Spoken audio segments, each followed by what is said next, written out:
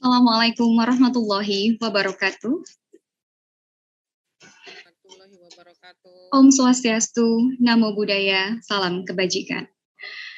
Kepada Bapak dan Ibu, para hadirin sekalian yang senantiasa semoga dalam keadaan sehat walafiat, saya Nurul Dina Rahmawati selaku pemandu acara mengucapkan selamat datang the International Workshop of Micronutrient as a strategic tandem of COVID-19 vaccinations and acceleration of stunting reduction, the role of multi-micronutrient supplementation and food fortification. Workshop yang akan dilaksanakan selama 2 hari ini, bertepatan pada hari ini Sabtu 20 Maret 2020 dan Senin 22 Maret 2021, diselenggarakan oleh Institut Gizi Indonesia atau PIGI dan Yayasan Kegizian Pengembangan Fortifikasi Pangan atau KFI, didukung oleh Vitamin Angel dan Global Alliance for Improved Nutrition atau GAIN. Sebagai informasi, acara ini juga ditampilkan secara langsung di YouTube channel IGI Indonesia. Sebuah kehormatan bagi kami atas hadirnya para pembicara yang luar biasa yang bersedia bergabung bersama kami dari seluruh belahan dunia, dan juga para pemangku kepentingan tertinggi di Indonesia untuk berdiskusi dalam workshop yang merupakan tindak lanjut atas pelaksanaan pra-workshop pada bulan Desember tahun 2024. Terima kasih dan selamat datang kami ucapkan kepada Bapak Insinyur Budi Gunadi Sadikin, CHSPCLU, Menteri Kesehatan Republik Indonesia, yang diwakili oleh Ibu Dr. Gigi Kartini Rustandi MPes, selaku Pelaksana Tugas Direktur Jenderal Kementerian Kesehatan. Bapak Profesor Satrio Sumantri Brojonegoro, PhD, Ketua Akademi Ilmu Pengetahuan Indonesia atau IP, Profesor Dr. Abdul Razak SH, MSc, selaku Ketua IGI. Dan seluruh pembicara, moderator, para undangan yang terhormat, dan para peserta yang kami hormati yang bersedia bergabung bersama kami baik melalui aplikasi Zoom maupun YouTube channel IGI Indonesia. Kami informasikan kepada Bapak Ibu para hadirin yang ingin mengajukan pertanyaan atau berinteraksi dengan para panelis, dipersilakan untuk dapat mengetikkan pertanyaan di kolom Q&A dengan menyebutkan nama, institusi, dan kepada siapa pertanyaan diajukan. Bagi para hadirin yang ingin mendengarkan diskusi itu dalam bahasa Inggris atau Mandarin, silakan aktifkan fitur interpretation pada aplikasi Zoom Anda. Ladies and gentlemen, feel free to interact with the prominent speakers by typing any question in Q&A chat box by mentioning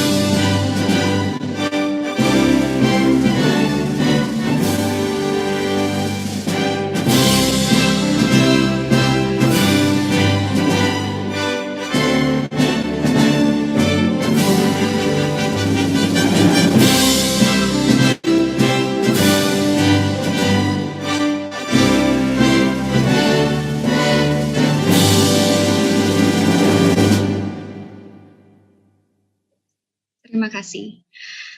Bapak dan Ibu hadirin sekalian, izinkan saya untuk saat ini mengundang Profesor Dr.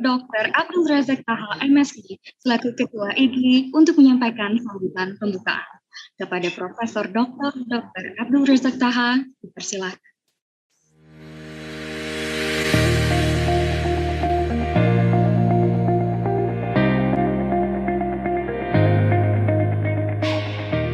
Bismillahirrahmanirrahim. Yang terhormat Menteri Kesehatan Republik Indonesia, Dr. Budi Gunadi Sadikin. Yang terhormat Ketua Akademi Ilmu Pengetahuan Indonesia, Profesor Dr. Satrio Sumantri Bojonegoro. Yang terhormat Dr. David Nabarro, Special Envoy, WHO Director General on COVID-19 and Advisory Committee of UN Food Systems Summit. Yang terhormat Dr. Lawrence Haddad, Executive Director of GAIN. Yang terhormat Dr. Ferkantes Manar, the Toronto University. Yang terhormat Profesor Dr. Kate West, the Johns Hopkins University. Yang terhormat Dr. Howard Boyce, Harvard Plus, Washington. Yang terhormat Dr. Andreas Blutner, Director of Nutrition, Bill and Melinda Gates Foundation. Yang terhormat Profesor Dr. Sangkot Matsuki, Ketua IP 2008-2018 dan Ketua Dewan Pakar Institut Gizi Indonesia. Yang terhormat Profesor Dr. Sukirman, Ketua Pembina IGI dan KFI sekaligus pendiri KFI dan IGI. Yang terhormat Profesor Dr. Fasli Jalal, Rektor Universitas Yasri, Dewan Pakar dan pendiri IGI. Yang terhormat Dr. Anda Nina Sarjunani, MA, Ketua KFI serta Wakil Ketua Pembina dan pendiri IGI. Yang terhormat para pembicara luar negeri dan dalam negeri, serta para moderator baik pada workshop hari pertama 20 Maret 2021 hari ini maupun pada workshop hari kedua 22 Maret 2021 yang mohon maaf tidak sempat saya sebutkan satu persatu. Yang terhormat para partisipan workshop dari luar negeri dan dalam negeri baik pada hari pertama maupun pada hari kedua nanti. Hadirin dan hadirat yang dimuliakan. Assalamualaikum warahmatullahi wabarakatuh. Salam sejahtera bagi kita semua. Shalom, Om Swastiastu, Namo Buddhaya, salam kebajikan. Syukur alhamdulillah dipanjatkan kehadirat Allah Subhanahu wa taala atas rahmat dan perlindungannya, mauna dan pertolongan sehingga acara pembukaan workshop saat ini dapat berlangsung sesuai rencana. Hari ini adalah hari pertama International Workshop on Micronutrient as a strategic tandem of COVID-19 vaccination and acceleration of stunting reduction. Subtopik hari pertama adalah the role of multi-micronutrient supplementation. Insya Allah, workshop hari kedua akan dilaksanakan pada Senin 22 Maret 2021 dengan subtopik the role of food fortification and biofortification. Bapak, Ibu, para hadirin, hadirat sekalian. International workshop yang dilaksanakan 20 dan 20 Maret 2021 ini ada salah satu dari tahapan dari rangkaian temu ilmiah yang berkaitan dengan kebijakan mikronutrien di Indonesia yang dimulai sejak pertemuan pertama pada event Asian Congress of Nutrition di Bali 6 Agustus 2019 sebagai kerjasama Universitas Hasanuddin dan Universitas Airlangga dan Johns Hopkins University dan Vitamin Angel. Kemudian diikuti dengan diskusi peneliti dan expert pada tanggal 13 Januari 2020 di Jakarta dan pre-workshop dengan tema perkembangan kebijakan mikronutrien di Indonesia pada 29 Desember 2020 di Jakarta. Dua event terakhir merupakan kerjasama IGI dan KFI dengan Johns Hopkins University dan Vitamin Angel. Salah satu produk penting dari diskusi peneliti dan expert pada 13 Januari 2020 adalah terbentuknya MMS Task Force Indonesia yang menjadi bagian dari jejaring MMS Task Force Global. MMS Task Force Indonesia didukung oleh IGI dan KFI melalui jejaring perguruan tinggi dan pemerintah daerah secara teratur melaksanakan berbagai kegiatan lapangan, diskusi, pertemuan-pertemuan ilmiah dalam mendukung kebijakan mikronutrien di Indonesia.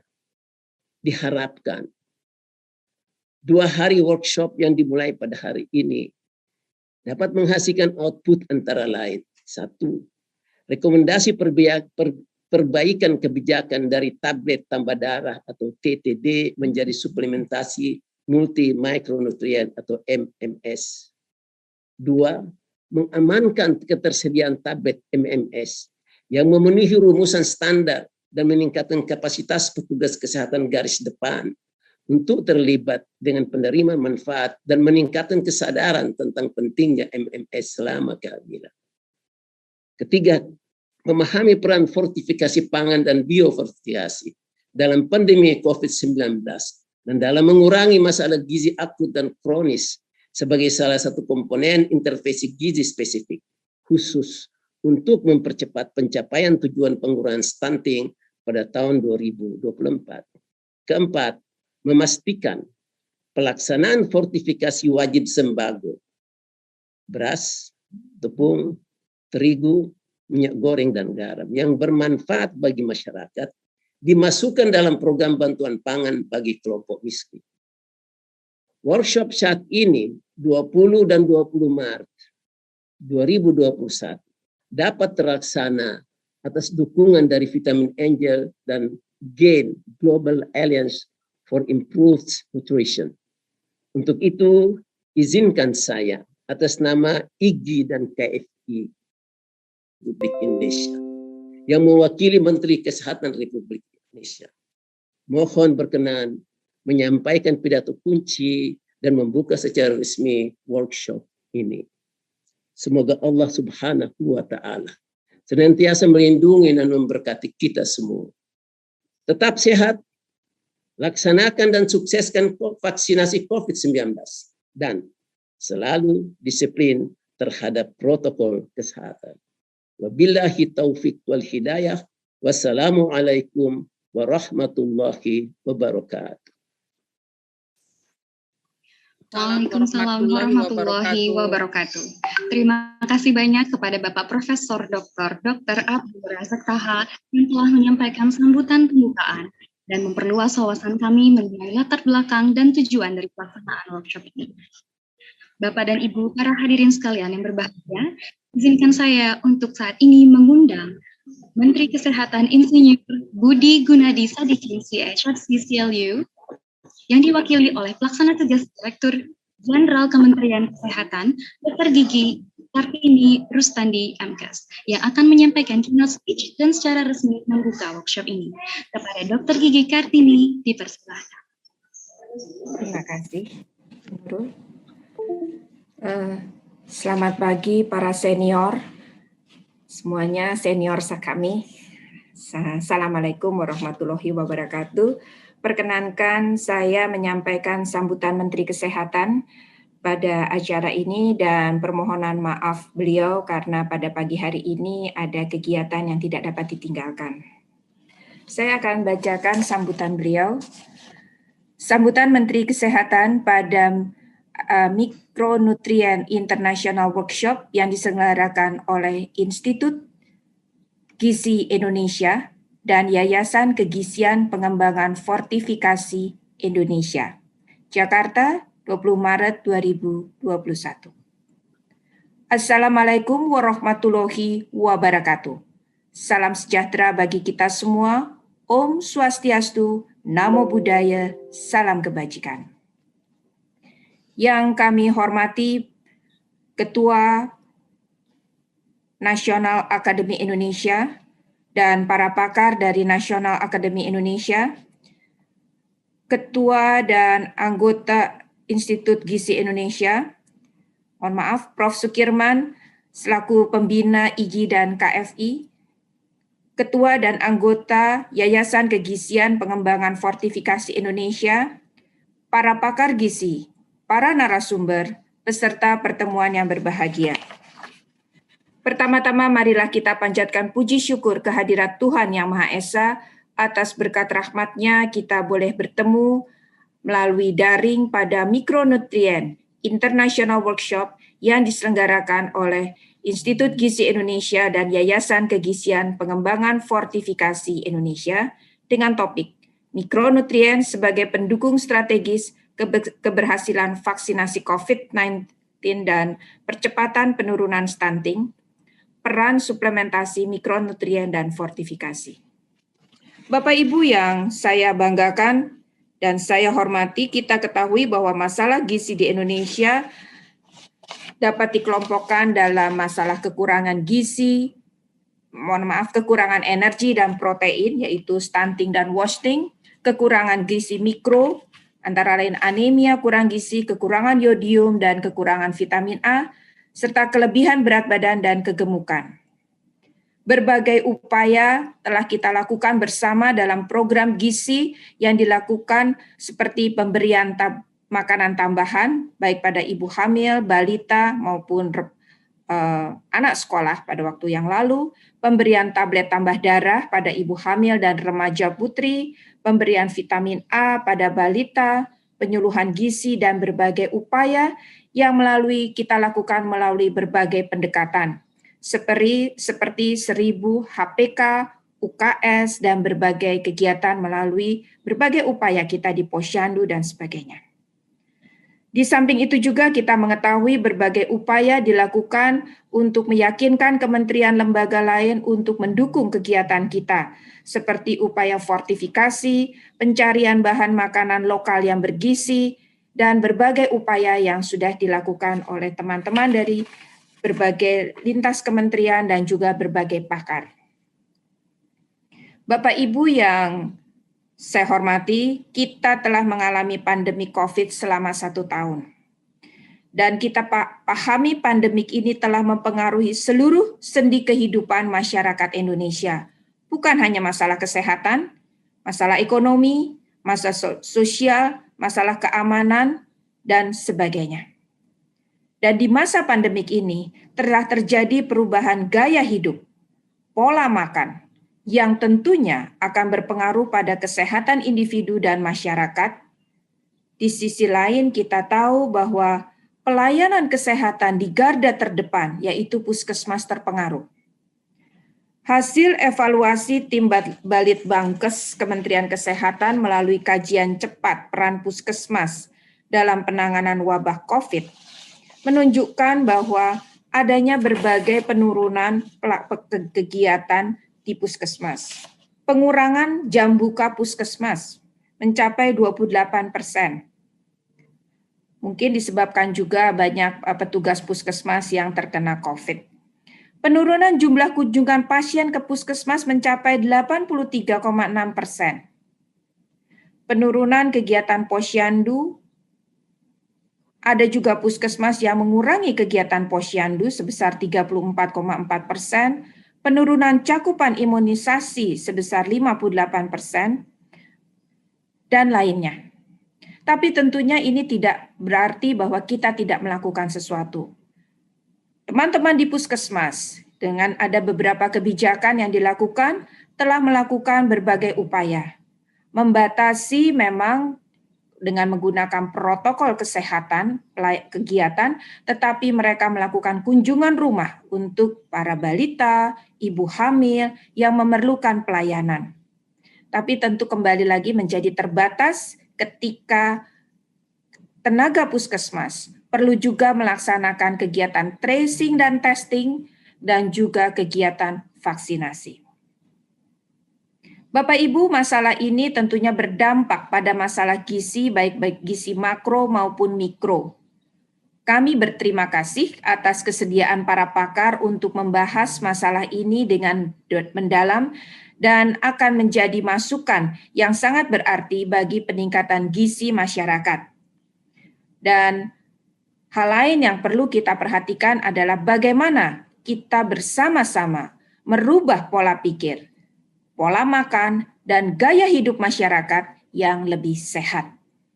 Bapak Ibu, demikian yang bisa saya sampaikan. Selamat melaksanakan workshop. Semoga memberi manfaat dan dalam upaya mendukung penanggulangan COVID-19. Terima kasih. Wassalamualaikum warahmatullahi wabarakatuh. Om Santi Santi Santi Om. Namo Buddhaya. Salam kebajikan. Salam sehat. Menteri Kesehatan Budi G. Sadikin. Demikian Bapak Ibu yang bisa saya sampaikan sambutan dari Bapak Menteri, dan semoga acara ini dapat berlangsung dengan Baik, dan dengan demikian acara ini bisa dapat dimulai. Terima kasih. Kembali lagi saya sampaikan salam hormat saya pribadi kepada para senior yang ada pada pertemuan ini. Terima kasih. Wassalamualaikum warahmatullahi wabarakatuh. Waalaikumsalam warahmatullahi wabarakatuh. Waalaikumsalam.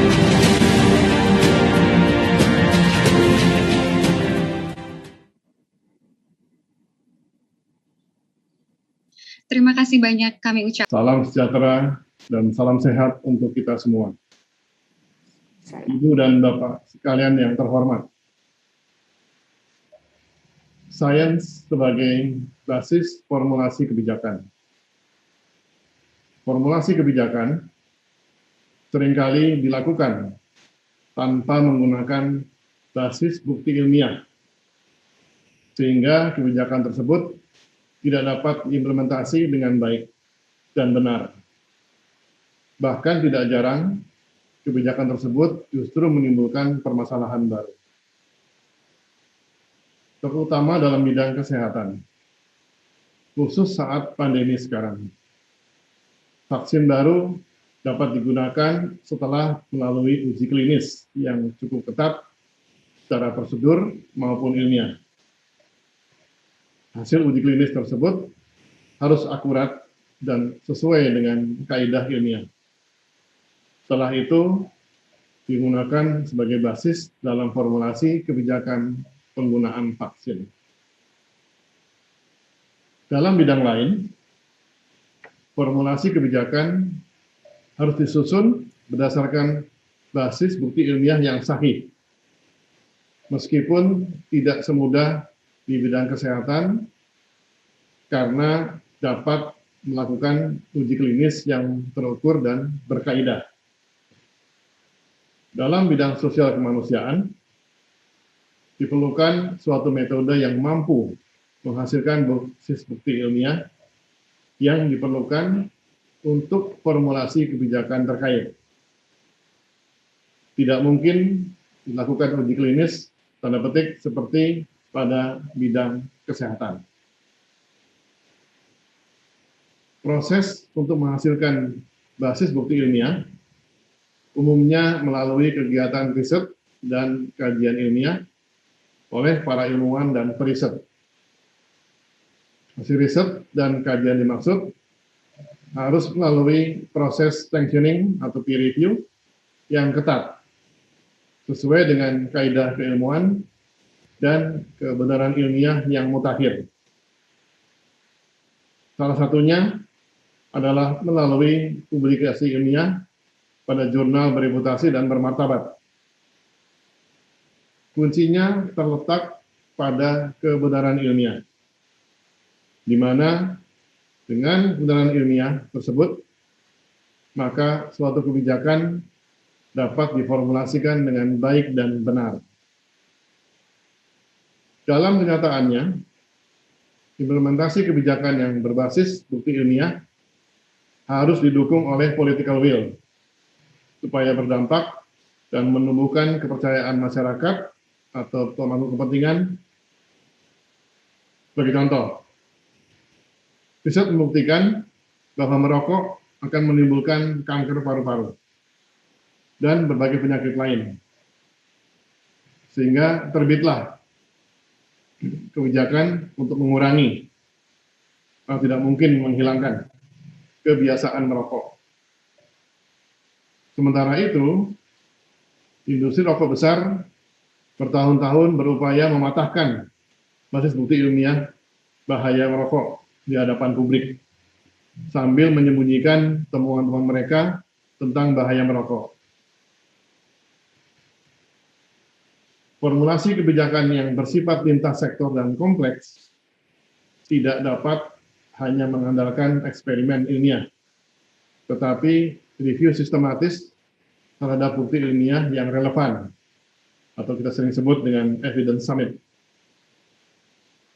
Review sistematis tidak sekedar review riset sederhana terhadap topik yang dipilih, kan tetapi review terhadap sejumlah bukti ilmiah yang relevan dengan persoalan yang spesifik yang akan diselesaikan. Dalam beberapa kasus, beberapa eksperimen yang bermutu tinggi dapat dilengkapi oleh lebih banyak kumpulan data bermutu yang memberikan bukti ilmiah tambahan yang berharga terhadap aplikasi yang lebih luas dari suatu kegiatan. Dalam hal terjadi hasil review yang bertentangan, kualitas bukti ilmiah akan sangat menentukan interpretasi dan kesimpulan yang dihasilkan. Bapak Ibu yang saya hormati, riset ilmiah sangat penting sebagai informasi yang dibutuhkan dalam formulasi kebijakan, khususnya di bidang kesehatan. Karena dapat mengidentifikasi persoalan yang akan mengemuka, memberikan solusi untuk mengatasi persoalan tersebut, dapat memprediksi dampak yang mungkin terjadi dari pilihan kebijakan yang diambil. Potensi informasi riset ilmiah tersebut tidak berarti pertimbangan demokratis dan hak asasi manusia dapat atau bahkan harus dikesampingkan. Oleh karena itu, pendekatannya tidak semata-mata formulasi kebijakan berbasis bukti ilmiah, tetapi lebih kepada formulasi kebijakan berinformasi bukti ilmiah. Formulasi kebijakan kesehatan harus mempertimbangkan pengaruh faktor kekuatan lain selain sains. Hal ini untuk memastikan akuntabilitas para politisi dan para ilmuwan, dan untuk menjustifikasi kebijakan yang melanggar prinsip dasar masyarakat demokratis. Akhirnya kami sampaikan bahwa sekalian kita tidak perlu mempertentangkan antara sains dan politik, karena kami, para ilmuwan, mempunyai komitmen politik dan norma tersendiri, dan dalam hal ini kami berdiri sama tinggi dengan masyarakat, tidak lebih tinggi. Sekian dan terima kasih. Assalamualaikum warahmatullahi wabarakatuh.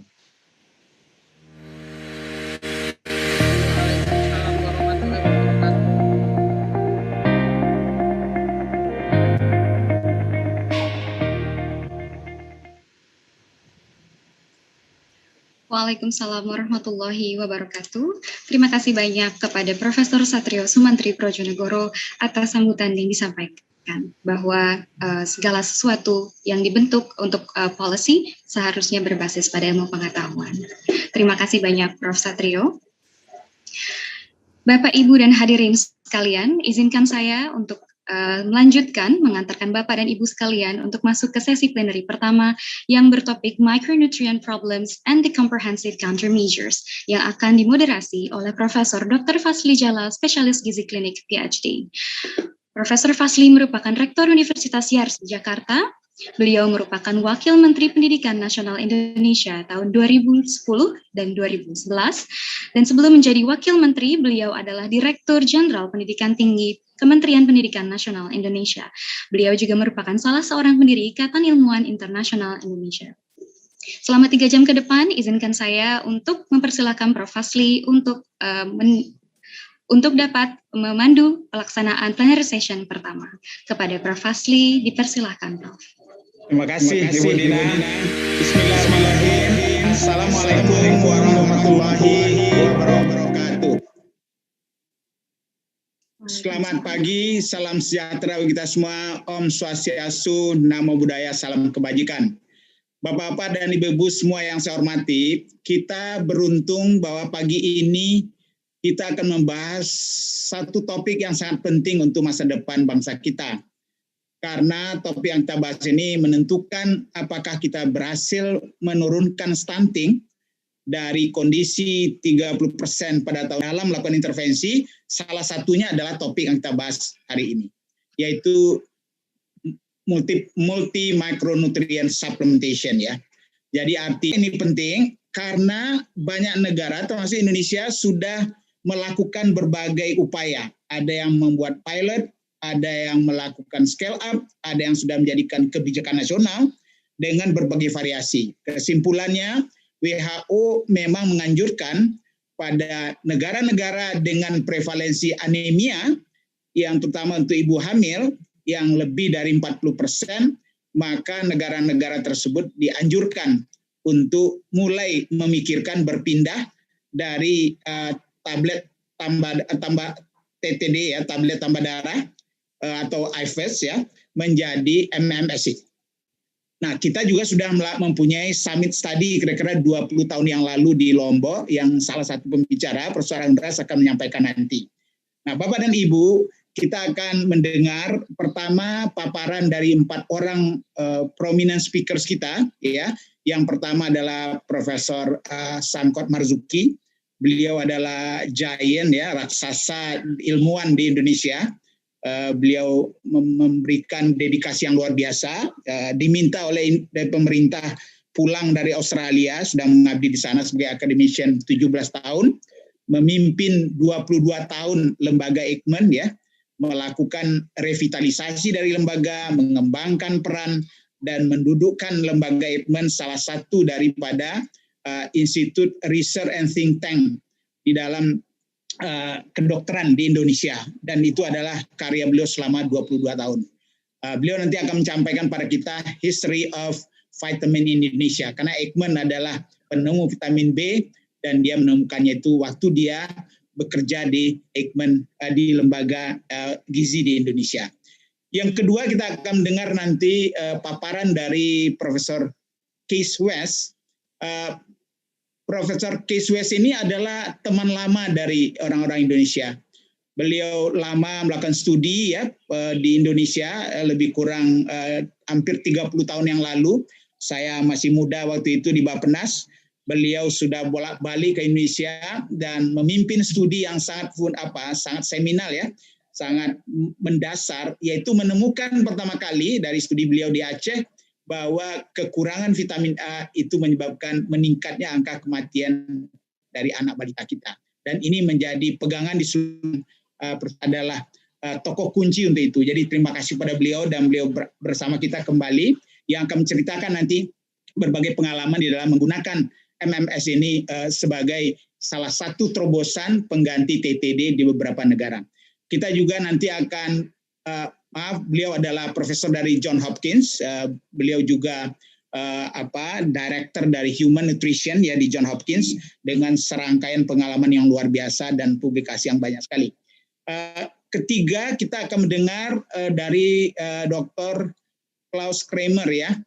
Beliau ini adalah Managing Director dari Sight and Life ya, sebuah NGO yang bermarkas di Swiss yang mendedikasikan segala effortnya untuk bidang gizi, terutama untuk anak-anak dan wanita usia reproduktif. Ya, mereka melakukan research yang advance, mereka melihat dan mengembangkan best practice dan mendiseminasikannya, dan selalu mengomunikasikan semua informasi terbaru di dalam bidang ilmu pengetahuan kepada dunia dengan berbagai instrumen termasuk majalah yang sangat disegani ya.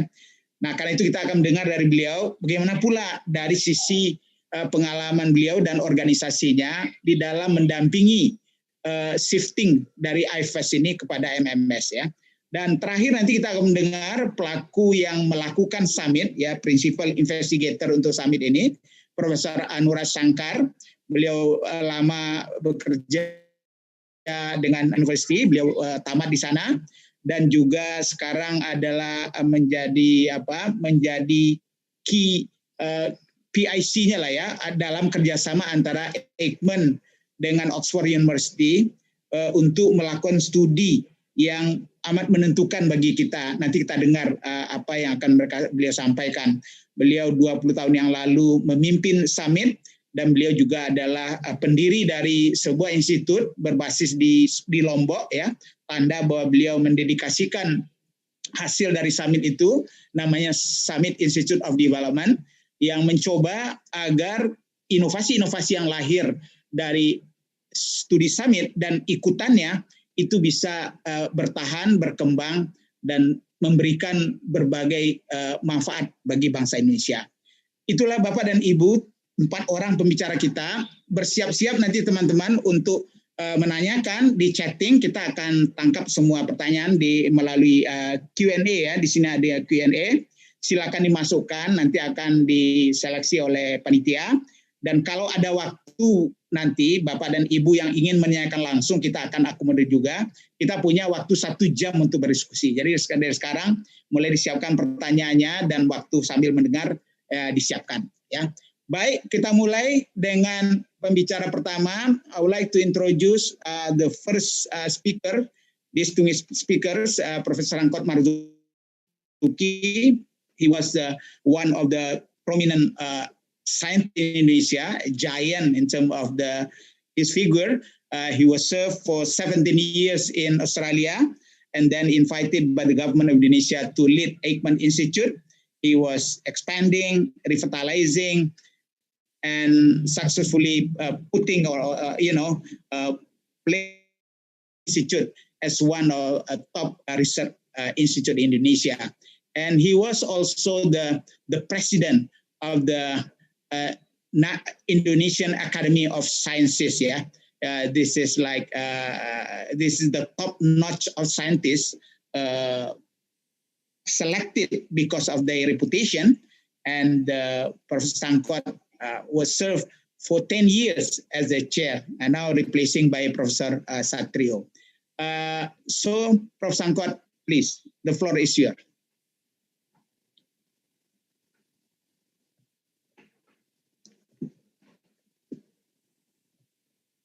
Thank you, Prof. Asli. Thank you for the introduction. Good morning, selamat pagi pada semua peserta dari workshop yang sangat penting ini. Pertama-tama saya ingin mengucapkan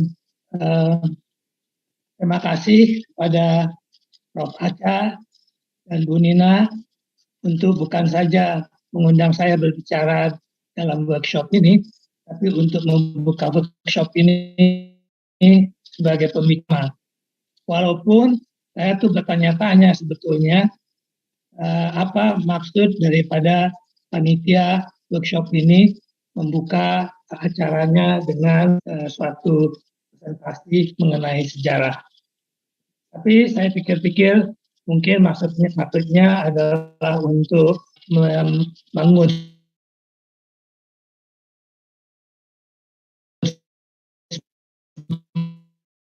semangat.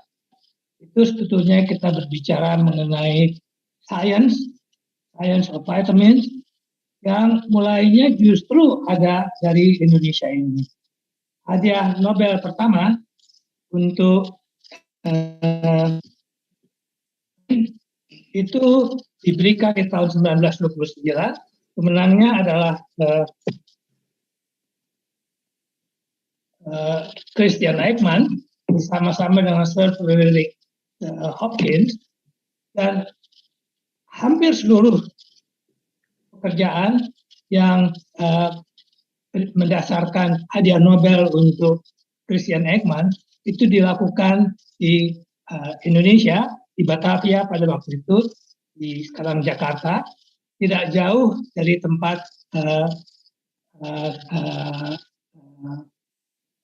kita biasanya berkumpul di UI atau di Pernas dan sebagainya. Ada dua tempat, pertama itu di sekarang menjadi rumah sakit militer, dan kemudian di tahun 1916 pindah dibangun bangunan baru di Jalan Diponegoro sekarang. Inti daripada yang saya ingin bicarakan itu sebetulnya ada di sini. Jadi kalau kita intinya sebetulnya adalah this is a story about how serendipity, observation of very like science in chicken, in experiments to find disease-causing bacteria, and the sharp science detective mind of Christian Aikman and his colleagues, of course, in deducing the association of pathology with the use of polished rice in feeding has led to the foundation of the modern science of vitamin. It is also a story that brings us to the colonial settings of Jakarta at the turn of the 19th century, as a backdrop to the cynical response of its scientific community to what claims, as Aikman's successor called partial hunger, as the cause of the disease.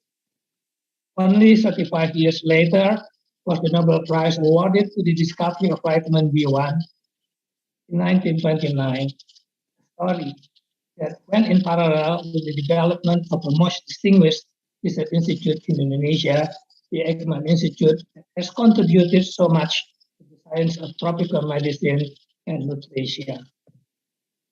Istilah ini sendiri dimulai dengan suatu kebetulan, suatu fate. Eijkman di tahun 1883 itu pergi ke Berlin untuk belajar bacteriological techniques, untuk mempelajari beri-beri yang sudah menjadi minatnya selama dia bekerja dari tahun 1883 di Indonesia sebagai military doctor. Dan kebetulan pada saat itu juga Haring dan Winkler, dua profesor, dua staff akademik dari Utrecht University ada di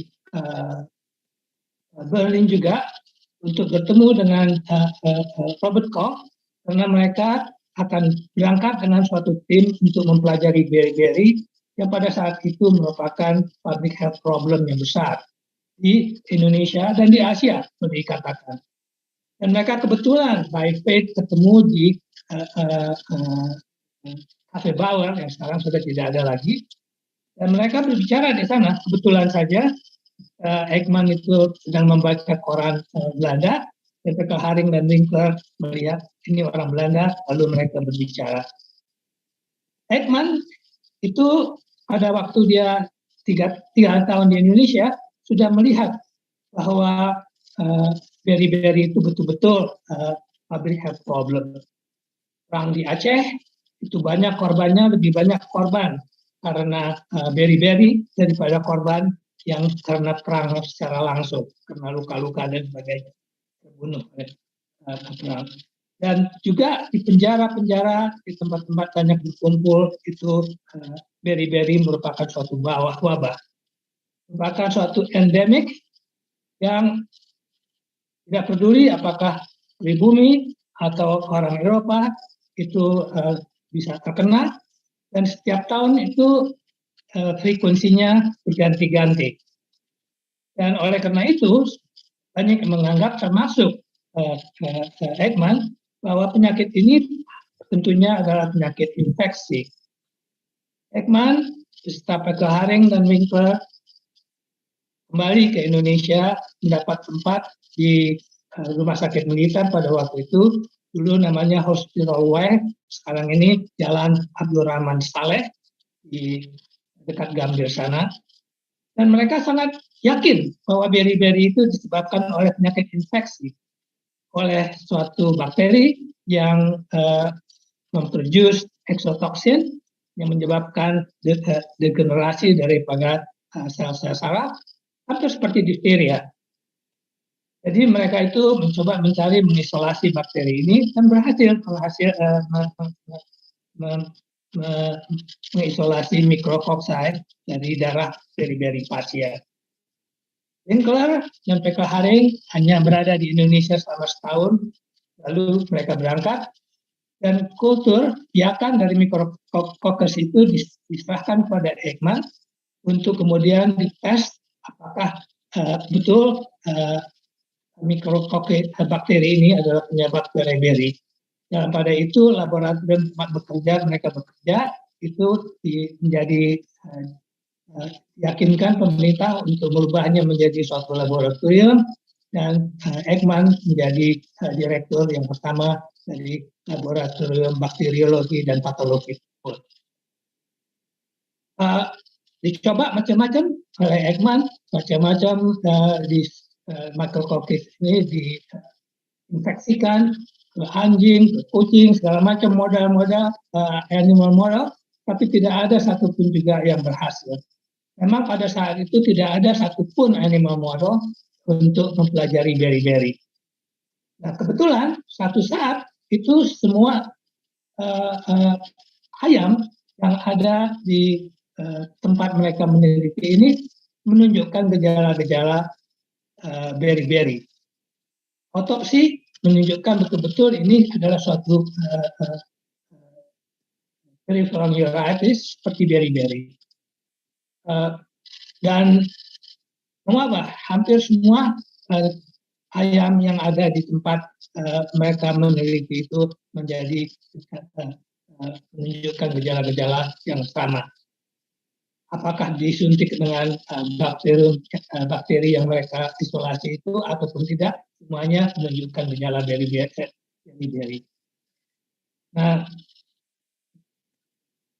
di scientific detective mind daripada Ekman itu dapat merecognize bahwa ada diet daripada ayam ini berubah 5 bulan yang lalu karena kehabisan uang untuk membeli pakan dari pasar.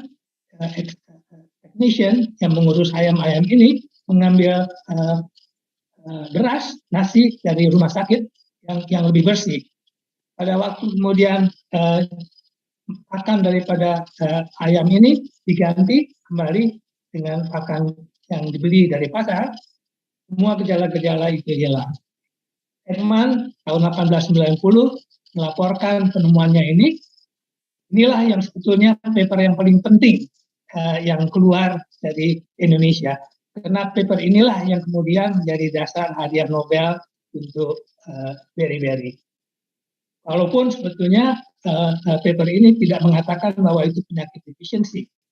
Malahan Ekman pada waktu itu masih tidak yakin bahwa ini adalah suatu penyakit, masih yakin bahwa ini adalah suatu penyakit infeksi.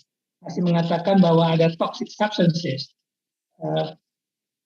Malahan Ekman tidak yakin bahwa polyneuritis gardinarum itu identik dengan human beri-beri. Tapi lepas dari itu, Inspektur Kesehatan Hindia Belanda di Indonesia pada waktu itu, di Hindia Belanda pada waktu itu, melihat hasil daripada eksperimen Ekman tersebut, melakukan penelitian, mengumpulkan data dari penjara-penjara di seluruh Jawa. Dan dia catat apakah di penjara tersebut makanan daripada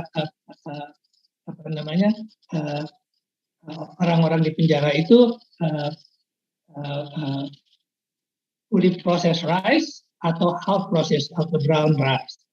Dan sangat nyata bahwa ada kaitan yang sangat erat antara processed rice, white rice dengan beri-beri. Dan Godenman langsung menginstruksikan bahwa makanan di penjara itu sekarang diganti dengan brown rice, dan masalah beri-beri hilang total dari penjara-penjara di Jawa pada saat itu. Tetapi banyak sekali pada waktu Ekman meninggalkan Indonesia di tahun 1897, dia meninggalkan suatu kontroversi, suatu perdebatan yang sangat besar antara mereka yang percaya bahwa ini adalah penyakit infeksi, baik atau penyakit yang disebabkan keracunan beras, walaupun eksperimen daripada Ekman tersebut sudah sangat-sangat clear-cut. Adalah tugas daripada Heinz yang ditugaskan untuk mencari jawaban terhadap apa sebetulnya dasar daripada observasi Ekman di laboratoriumnya. Heinz melakukan banyak eksperimen, banyak sekali, tapi ini yang kunci adalah bahwa yang menyebabkan beri-beri itu bukan protein, bukan fat, dan bukan karbohidrat.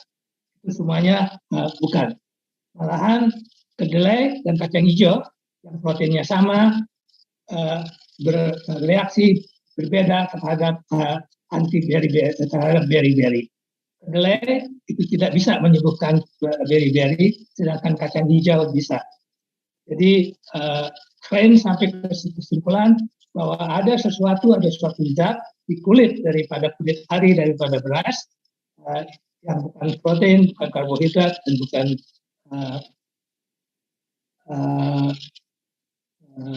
fat, dan Crane mengatakan bahwa ada defisit partial hunger is the cause of beriberi. Ini adalah pertama kali dilontarkan konsep suatu penyakit defisiensi. Funk di London itu melakukan eksperimen yang sama. Tahun 1911 dia mulai melakukan vaksinasi daripada padi beras untuk mencari identitas daripada apa tadi yang dikatakan oleh Crane sebagai partial hunger. Dia tidak sampai kepada zat aktifnya, tapi sampai kepada suatu active fraction yang dia namakan vitamin. Vita itu life, dan amin itu nitrogen containing compound. Dan dia sebenarnya yang memberikan nama vitamin B1 terhadap antidiuretik vitamin yang ditemukan di Batavia. Crane jasanya jauh lebih besar daripada hanya yang pertama kali mengatakan ini penyakit defisiensi. Crane adalah yang merancang dan kemudian memindahkan laboratorium yang dimulai oleh Ekman itu ke tempatnya yang sekarang di Jalan Diponegoro. Pada waktu itu laboratorium ini adalah laboratorium yang sangat modern. Malahan banyak orang-orang Belanda yang kemudian pulang ke Amsterdam, ke Belanda, mengatakan bahwa apa yang mereka temukan di Amsterdam itu jauh lebih kecil, sedikit lebih rendah daripada mereka apa yang ada di lembaga ini. Izin Prof. Sangkot, excuse me, apakah Prof ada share screen untuk PPT, PowerPoint presentation? Dari tadi saya share screen. Belum ada. Dari tadi kita tidak lihat from the beginning. We haven't seen anything yet. I'm so sorry. Sayang sekali. Iya, I know your slide is very, very, very good. That's why. I'm sorry. Maaf, Prof. Asli, saya menyelah. Tidak apa-apa. Saya tidak sadar bahwa Profesor Sangkot dengan PowerPoint. Silakan, Prof. Masih bisa direkam. Share screen, Prof. Ada klik share screen. Soalnya saya tahu slide Prof bagus sekali. Dan kita sudah sayang sekali ya. Amazed dengan capture dengan your storytelling. Share screen itu di mana ya? Ada di bagian bawah, Prof. Share screen di panel yang partisipan, Q&A, chat, share screen yang hijau, panah ke atas. Warna hijau. Screen. Warna hijau, share screen di bawah, bawah. Share screen, and then you. Ya, kemudian Prof, you choose your yes. Ya, ini udah. Makasih, Prof. Very good. It starts ya. Udah jauh sekali. You can Prof, you can put it in itu slideshow. Ya. Barangkali tanpa berbicara saya kasih lihat slide aja ya. Boleh Prof dari depan. Tapi Prof sendiri tadi udah capturing the audience. That's why we did not realize it. Ya. Ini dia tadi yang saya katakan, Cafe Bauer di Berlin. Sudah tidak ada lagi sekarang. Disitulah mereka bertemu sebetulnya. By faith. Semuanya itu faith. Ini adalah insiden tadi yang di Aceh yang saya katakan, endemik dan sebagainya. Ini adalah Hospital Way di Batavia, Jalan Abdurrahman Saleh sekarang ini. Dan di bawah ada laboratoriumnya di Rumah Sakit Militer yang sekarang menjadi Rumah Sakit Dr. Subroto. Ini adalah tempat penelitiannya itu ada kandang ayam segala macam. Untuk standar pada waktu itu sangat very well kept. Itu tercatat bahwa ini adalah sangat kelas tinggi sekali laboratorium yang ada di Batavia itu. Ini adalah paper daripada Ekman yang saya katakan tadi, yang paling penting sebetulnya, inilah yang menghasilkan hadiah Nobel.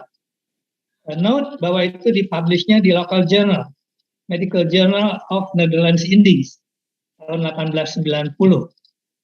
Ini yang tadi saya katakan, Hoderman, di penjara-penjara di Jawa, itu dia pisahkan berdasarkan beri-berinya berapa tinggi, dan kelihatan bahwa penjara yang memberikan processed rice, white rice, itu beri-berinya tinggi, yang memberikan brown rice, beri-berinya hampir tidak ada, dan dia perintahkan sebagai inspektur kesehatan semua penjara berasnya adalah beras merah, dan problemnya hilang. Tapi walaupun demikian masih banyak yang tidak percaya. Ini Gapke lawan Diren, yang satu berbicara mengenai rice poisoning, yang satu lagi berbicara mengenai infection, dan Gapke malahan mengatakan bahwa Ekman false experiments are based on this passionate desire to solve insoluble problems. Jadi mereka tuh di-attack di lembaga di laboratorium itu. Claims terutama menjadi sasaran daripada serangan-serangan yang luar biasa pada waktu itu. Nggak ada yang percaya terhadap mereka. Apalagi setelah claims kemudian melaporkan bahwa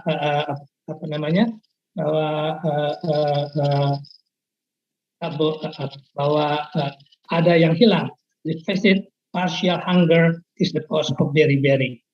Ini Funk lakukan eksperimen yang sama, belajar dari apa yang terjadi di Batavia. Dia pakai burung pigeon, burung merpati, dan dengan di sini dia mencoba untuk memfraksionasi zat yang bisa melindungi terhadap beriberi, tidak sampai kepada purifikasi, tapi sudah dapat satu fraction yang bisa melindungi terhadap beriberi, dan dia menamakan itu adalah vitamin. Jadi saya pasang karena nama vitamin itu datang dari Funk, tapi kita lihat bahwa Funk justru tidak share hadiah Nobelnya. Nah, ini tadi yang saya katakan bahwa claims itulah yang memindahkan laboratorium dari Gambir tadi dari rumah sakit militer dari jalan Abdurrahman Saleh sekarang ke jalan Diponegoro, gedung yang kita kenal sekarang. Laboratorium sangat modern pada saat itu, banyak yang mengatakan bahwa dibanding dengan apa yang ada di sini, laboratorium di Amsterdam itu laboratorium biokimia ya, itu terbelakang. Nah ini saya tadi hanya untuk kita yang orang Indonesia, ini jalan Diponegoro. Di sebelah kanan itu RSCM, masih seperti begini tahun 1916. Ini laboratoriumnya, ini adalah laboratorium bakteriologi di gedung tersebut. Bagian bakteriologinya ada 2 section, inilah bagian kimianya. Nah, tahap selanjutnya daripada perkembangan sejarah yang kita bicarakan justru terjadi di sini, di laboratorium ini. Di laboratorium inilah Janssen, disiplin Janssen, Baron Janssen, itu bersama dengan Donat dan Kaderun, ini orang Indonesia, itu mengisolasi vitamin B1. Janssen sampai kepada kesimpulan satu-satunya jalan untuk meyakinkan masyarakat ilmiah bahwa ada yang namanya vitamin itu adalah dengan mengisolasi vitaminnya sendiri. Ini adalah deskripsi yang mereka teknik, prosedur yang mereka pakai untuk mengisolasi dan mempurifikasi vitamin tersebut. Mereka kristelisasi. Kunci dari keberhasilan daripada purifikasi ini adalah bioassay. Bioassay itu berdasarkan burung bondol. Saya sampai sekarang sebenarnya masih nggak tahu tuh burung bondol, katanya burung sawah itu, Munia Maya. Dan ini burungnya dalam 10 hari dikasih beras putih itu sudah jadi polyneuritis. Sehingga untuk bioassay ini sangat-sangat bermanfaat. Kuncinya di situ. Keberhasilan mereka untuk mempurifikasi vitamin dari anti-neurin, anti-beriberi vitamin tadi, itu menyebabkan mereka bisa membuat pil neurin di jalan Diponegoro tadi, dan dengan adanya pil tersebut itu dimungkinkan adalah untuk dilakukan clinical trial. Ini salah satu contoh dari clinical trial tahun 1932, di mana diperlihatkan bahwa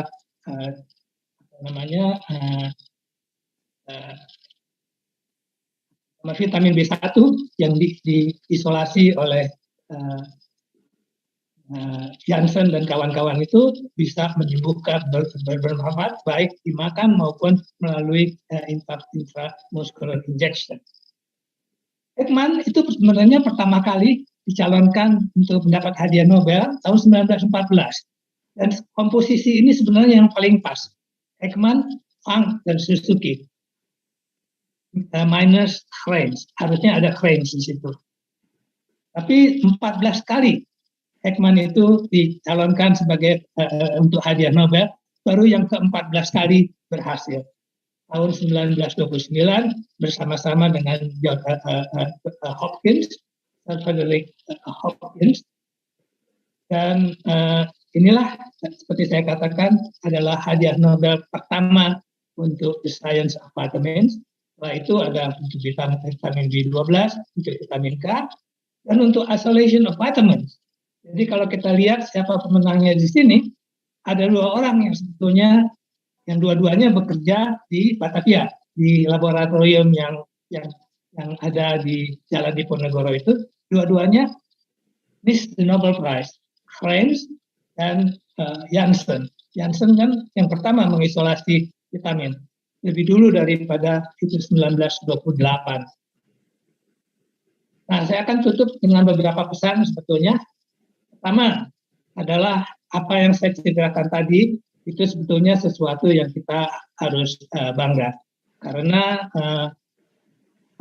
laboratorium baik yang ada di Rumah Sakit Militer maupun di Ekman Institute yang kemudian dinamakan Ekman Institute di Jalan Diponegoro, itu adalah cradle of science of vitamin. Itulah permulaan daripada experimental medicine di Indonesia. Struktur anti vitamin yang pertama diuraikan, pertama kali ada industrial production dari vitamin di dunia. Clinical trial pertama di Indonesia, mungkin di Asia, dan disitulah permulaan didirikannya Nutrition Institute IGP yang sangat terkenal, yang menjadi motor daripada perkembangan ilmu gizi di Indonesia yang kemudian diteruskan oleh Prof. Purwo Sudarmo dan kawan-kawan setelah kemerdekaan. Kedua, yang ingin saya angkat sebagai penutup adalah bahwa semua, dan ini diangkat oleh banyak orang yang mereview cerita yang tadi saya katakan, bahwa semua penelitian-penelitian Ekman dan kawan-kawan yang besar-besar ini terjadinya di Batavia, di Indonesia, bukan di negeri Belanda. Setelah Ekman kembali ke negeri Belanda, tidak ada lagi penelitian-penelitian seperti ini. Pertama. Kedua, hasil penelitiannya itu dipublikasikan di jurnal lokal, di jurnal kedokteran Hindia Belanda, dan ada beberapa jurnal lain lokal. Demikian kuatnya penelitian mereka sehingga ini terbaca di dunia internasional. Ini adalah Hispen, direktur lembaga Ekman yang Belanda, pada waktu penyerahan kedaulatan. Dia mengatakan bahwa apa yang ditinggalkan oleh mereka di Indonesia nanti setelah penyerahan kedaulatan itu adalah sesuatu yang bisa dibanggakan.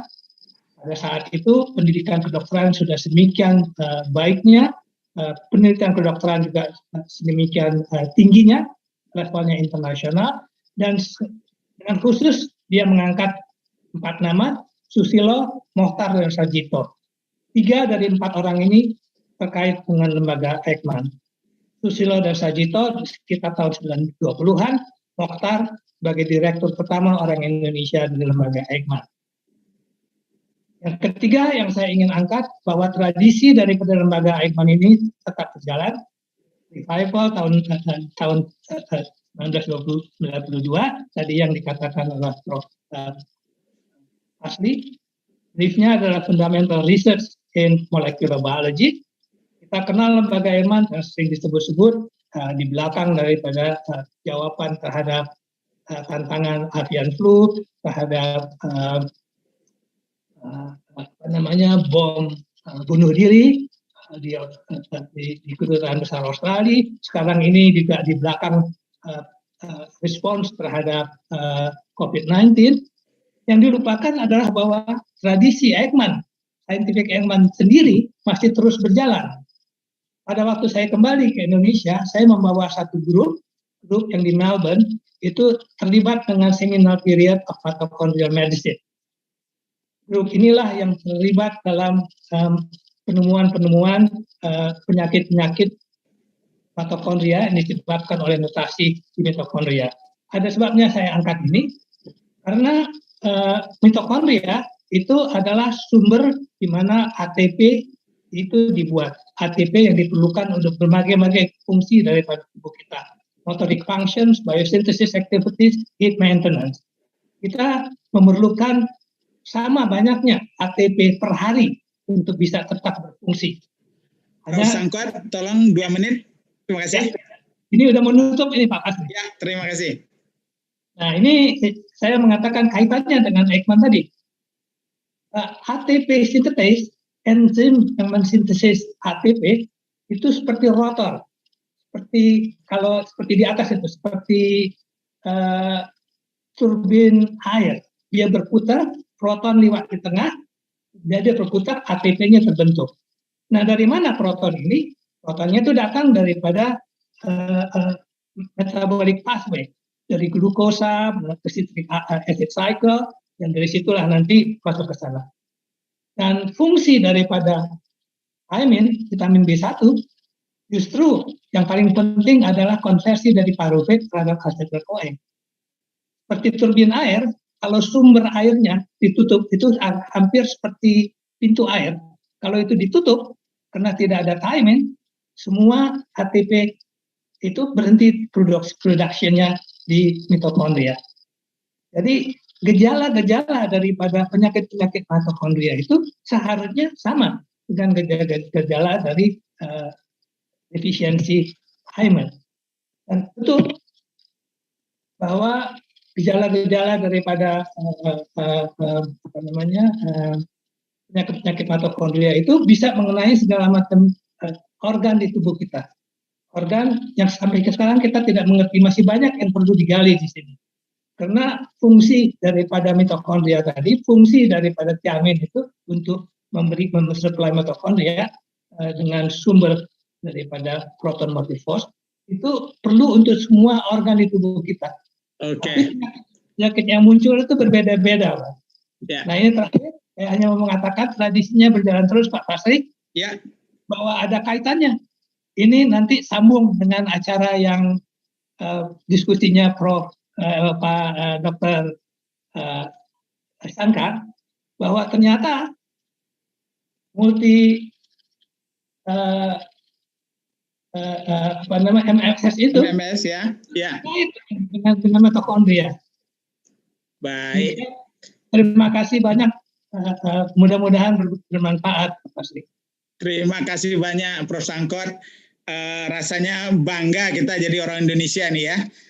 Pemenang hadiah Nobel menemukan sesuatu yang tidak ditemukan di dunia, sangat besar dampak public health-nya, dan juga yang pertama-tama punya labor yang sudah world class, pertama-tama punya tradisi untuk clinical trial, dan saya kira ini luar biasa. Jadi harusnya kita bangkit lagi ya, bahwa kalau kita kembali melihat sejarah, rasanya Indonesia bisa kembali menjadi negara terhormat di bidang sains ini, insya Allah. Baik, we would like to invite Professor Keith West. He is a Graham G. Professor of Johns Hopkins University. Professor Keith West is also Director of Human Nutrition at Johns Hopkins. And I think the most important thing, Professor West is one of the long-term friend of Indonesia. He was very instrumental and one of the leading principal investigators of the famous vitamin A study, and one of the publication from Aceh study for the first time found that the relationship at community level, the relationship between vitamin A and infant mortality and under 5 mortality, children mortality. Today, Professor Keith West will talk about the role of multi-micronutrient supplementation. Please, Prof. Keith. Terima kasih, Pak Basli. It's been a long time since I've seen you. It's wonderful to see you. 30 years, Prof. Gesia. And to see so many friends in one place, and without leaving my kitchen, it is really, and it gave me a chance to bring out my wayang golek puppets for the first time in a long time. So thank you very much for that introduction. Saya sangat senang berada di sini hari ini.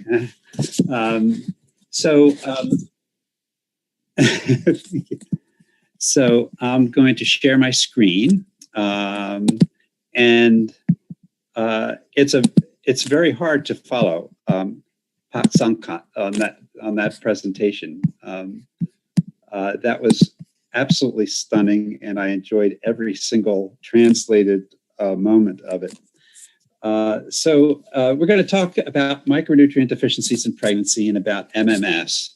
Let's see. I switched my outline just listening to Pak Sangkat. I wanted to thread through my presentation for the next 20 minutes or so, 25 minutes, the continued story of Indonesia's efforts locally that actually have been globally translated and disseminated on micronutrient deficiency research. And then we'll talk about pregnancy and the UNIMAP supplement and the evidence and that leads to policy and the efforts that continue right now. This map is not a map of the latest Airbnbs throughout Indonesia. I will get back to it in a moment in terms of what those teardrops are. But let me just continue for just a moment because I had this slide already prepared to share with you. And listening to Pak Sangkat was really amazing because Eichmann had another fan on the other side of the Atlantic, Elmer V. McCullum, who is with Osborne and others. He's credited with discovering vitamin A, and he wrote the first modern textbook called The Newer Knowledge of Nutrition over 100 years ago, and he dedicated that book to Christian Eichmann. And so McCollum discovered vitamin A at University of Wisconsin. We usually make that a footnote because he was our first professor of nutrition at what was then the Johns Hopkins School of Hygiene and Public Health. The school opened in 1916. McCollum arrived in 1917, having discovered vitamin A in 1913. And by 1918, he had a textbook. And he has many things that he says in this textbook, but I've got three phrases here just to pull out because they're relevant today as well. And this is a translation of his more vociferous paragraphs. But basically, paragraph 243 says that on any undernourished diet, a population would suffer from several nutrient deficiencies, not just one. So there was recognition in McCollum's and Eichmann's days that when a diet is deficient, you may have a limiting nutrient, you may have some nutrients that are that lead to specific clinical signs and diseases, but there are going to be many deficiencies that are probably present as a result of a poor diet. And that preventing only a deficiency disease, whether it's goiter or beriberi or xerophthalmia, is not sufficient, as mothers and their infants may still suffer, including infant mortality. And then a third paragraph, he mentioned that borderline or metabolic malnutrition resulting from a poor diet may be of far greater public health importance than the clinical disease. So, we've added a lot of data to this in the years that have passed, but these observations have continued to ring true. And in terms of the leadership, I have to have one or two slides on vitamin A because I cut my research teeth in Indonesia, in Aceh, as has been mentioned, from 1982 to 84. And I had the pleasure of working with, is this bar? Can you see a bar here, or am I just moving it around my screen? There. I had the pleasure of working with the giants of the day in Indonesia: Pak Tarwojo, Eddie Janetti, Pak Sukirman, Professor Luden, Pak Muhilal, Darwin Karyadi, just a whole range of people who I learned from. And in those days, in the early 80s, there were two trials that were carried out in Indonesia. At that time, there was a lot known about vitamin A, but it was not known that vitamin A could reduce child mortality.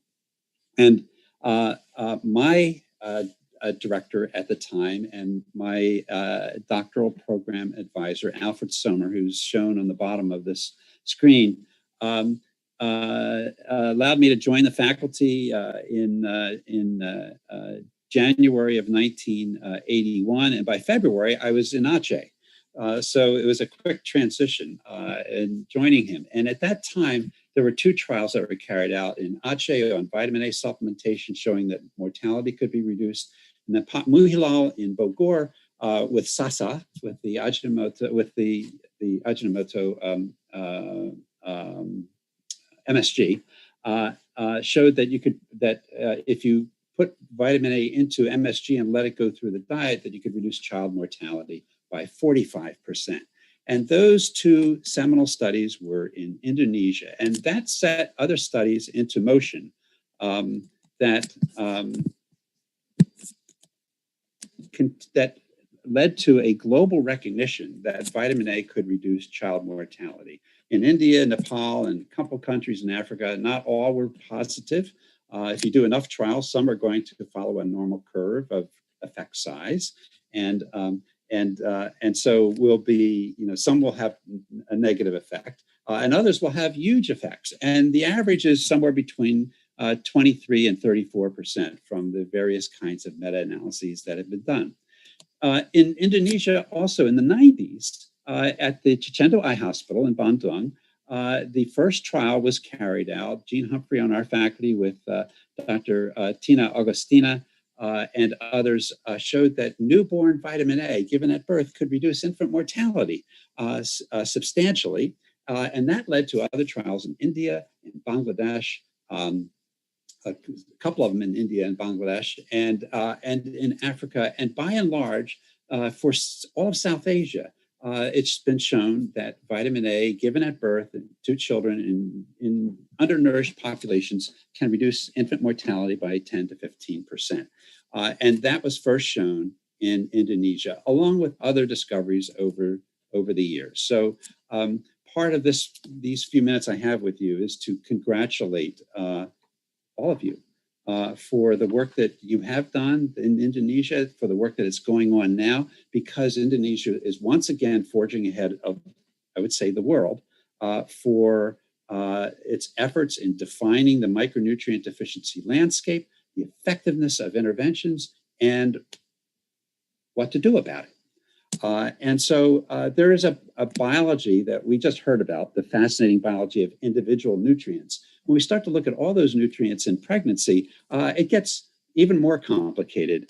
And just listening to our previous speaker, we should never take for granted a multiple nutrient supplement. The work that has gone into defining the essentiality of these nutrients over the past 125, 140 years is awesome. And so here is a diagram that we came up with in a paper several years ago, trying to link the nutrients to at the time in the mother and the father, the placenta, and related to the offspring or the gestational age of the infant. Nutrients, the vitamins are in blue and the minerals are in pink. They are not, boys or girls. And trying to link nutrients that seem to be important for the periconceptional period, for implantation, for vascularization, hormonal production, nutrient regulation, and so forth, from morphogenesis to the development of the fetus. And it is an incomplete picture, to be sure. But it illustrates that these nutrients are needed in varying amounts throughout the entire gestational process, and to create help to assure a healthy pregnancy. And when those nutrients are deficient, there are consequences that are paid at a public health level with respect to miscarriage, stillbirth, birth defects, being born small for gestational age, and all of the biology that is involved in that happening is slowly being picked apart, but we have a long way to go. A shorter gestation leads to preterm birth, and some of these have been clearly shown to now be prevented with a multiple micronutrient supplement. And then there are the longer term effects that we're catching up with in our research to show effects on child development, survival, cognition, and so forth. So it is a fascinating time for young scientists, especially, to be in this field. When there are deficiencies, when there's nutritional stress in the population, and these are ladies and their children from Northwest Bangladesh, where I've been working a lot over the past 45 years. And there are nutritional exposures that we know, the protein energy deficits, and now energy excess with the nutrition transition, and the deficiencies that come with an imbalanced and inadequate diet, and the various causes and the food systems that give rise to those poor diets, and the various causes that underlie them. And in epidemiology and intervention trials, then we look for the health problems that can be potentially prevented with nutrition interventions. That in the infant, in the child, in the adolescent, we're still learning a lot about the adolescent nutritional issues, and for the mom in the reproductive years, and the kinds of problems that can emerge are listed there. But we're also learning that there's a black box that we are starting to unfold, to reveal. There's genomic health. Pak Sangkat mentioned mitochondrial health, metabolic health. These are subclinical, if you will, consequences that still have. We're learning about what the health consequences are to these problems that aren't clinically specific. They can lead to chronic disease, disability, and mortality across the life stages. So the origin of life nutrition becomes critical to not only the current health of the population, but its future. And this is a paper that Barasta and all published in the New York Academy of Sciences in 2019. It's supposed to give a global view, and it does, by the regions of the world. And the various nutrients are down the different colors, and the prevalences are across the x-axis. And I want to just point out that the dots are based on less than 3 country studies per region. So you can just about count on your hands the number of studies that we're looking at here to come up with these estimates of prevalence of multiple nutrient deficiencies. And so it raises the issue that we have to constantly be asking ourselves, what isn't measured can't be prevented, generally speaking. And so with that, there's a tremendous amount of work going on looking at how to develop biomarkers that can be less expensive and more complete for revealing hidden hunger in populations. We have tried to do this in a couple of populations where I've been working over the decades and doing trials in Nepal and Bangladesh, for example. These are first trimester prevalences of micronutrient deficiencies that we found. And it's less important to know which ones are which there, but what we see is, the more you look, the more you find, and what you find is not the same. And there are likely to be more out there, more deficiencies than what you can measure or what we have been able to measure. And so it speaks to the need for a broad spectrum nutrient supplement as one way to try to solve, to address this problem, at least in the pregnant woman. And our goal with a nutrient supplement is to bring women, mothers, and their conceptives out of deficiency into a target range that we believe is normal and optimizes the phenotype under the conditions in which populations live. That target range can be reached with a single recommended dietary allowance. And we have to be careful of overage as well. I put a yellow bar there because it's not as clear of a distinct line, and we're not quite sure what many of those health consequences might be with excess because the data aren't as good. But this is a common exposure continuum that we're cognizant of when we approach deficiency prevention in populations. So the UNIMAP MMS that all of us are now knowledgeable of, is formulated to provide a recommended dietary allowance. And that was based on the US RDAs in the 80s and 90s from the National Academy of Sciences, National Research Council, because that's the data that was the best data that was available at the time. And the recommended nutrient intakes from WHO were considered in that process as well. I had the privilege of being in that meeting for a couple of days at UNICEF in New York, which is where that building that you see right now, where we tried to come up with a reasonable supplement that could be a multiple micronutrient supplement for low middle income countries. And the basis would be to use it and test its effectiveness in pregnant women in many countries. And in fact, that has been done. And so there is a UNIMAP supplement formulation that is standard. And it has been tested, and it's been tested right here in Indonesia. I feel like I'm in Indonesia right now. On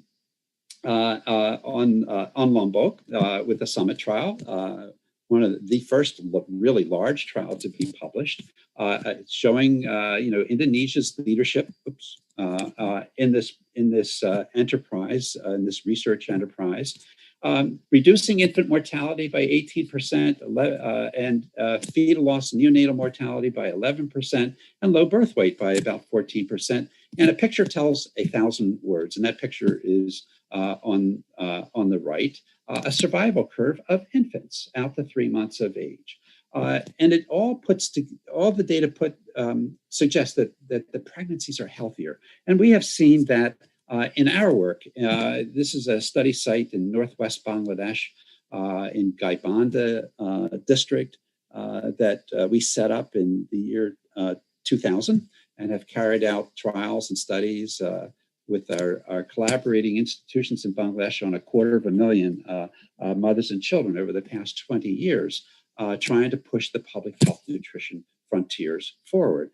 And one of those studies that we did was the JAVITA-3 trial, which was a multiple micronutrient supplement versus iron folic acid. And I say versus iron folic acid because in research, we do look at multiple micronutrient versus iron folic acid or a placebo, whatever the alternative is. In programs and policies, we should not be saying versus, we should be saying beyond. So it's multiple micronutrient supplementation beyond iron folic acid because it contains iron and folic acid. And in this trial of nearly 45,000 pregnant women that provided a supplement that is very close to the UNIMAP, we found that it extended gestational age, and in doing so, it reduced preterm birth because it shifted that distribution to the right. And because the baby stayed in the womb a little bit longer, they grew a little bit more, and low birth weight went down by 12%. It reduced stillbirth by 11%. And it did reduce mortality, but in girls, but not in boys. And that's a whole nother story that we can return to that we're still exploring. But the benefits were clearly there. Did it improve micronutrient status in this population? And the answer is no, not really for iron and folic acid indicators here, hemoglobin, ferritin, transferrin receptor, serum folic acid, because those nutrients were in both groups.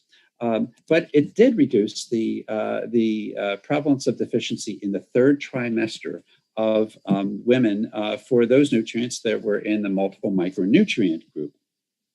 But you'll notice that it did not eliminate those deficiencies. And so we have some distance to go yet about whether a single RDA is sufficient for eliminating the nutrient deficiencies. Clearly, there was a public health effect.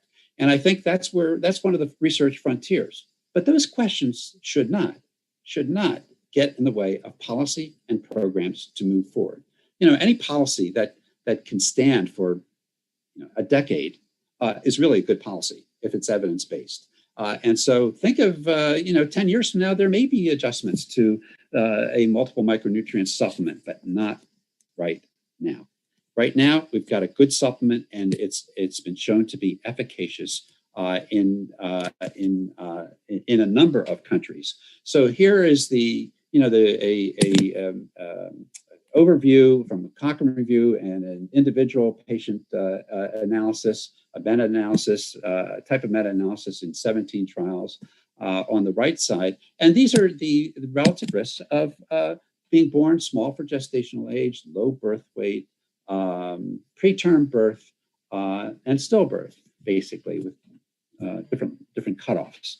And you can see that there is roughly an 8 to 15% reduction in these adverse outcomes. And that fits very much with our biology. If there was a huge impact with a nutrient supplement, we probably would not have evolved, right? Evolution would have stopped and been grounded.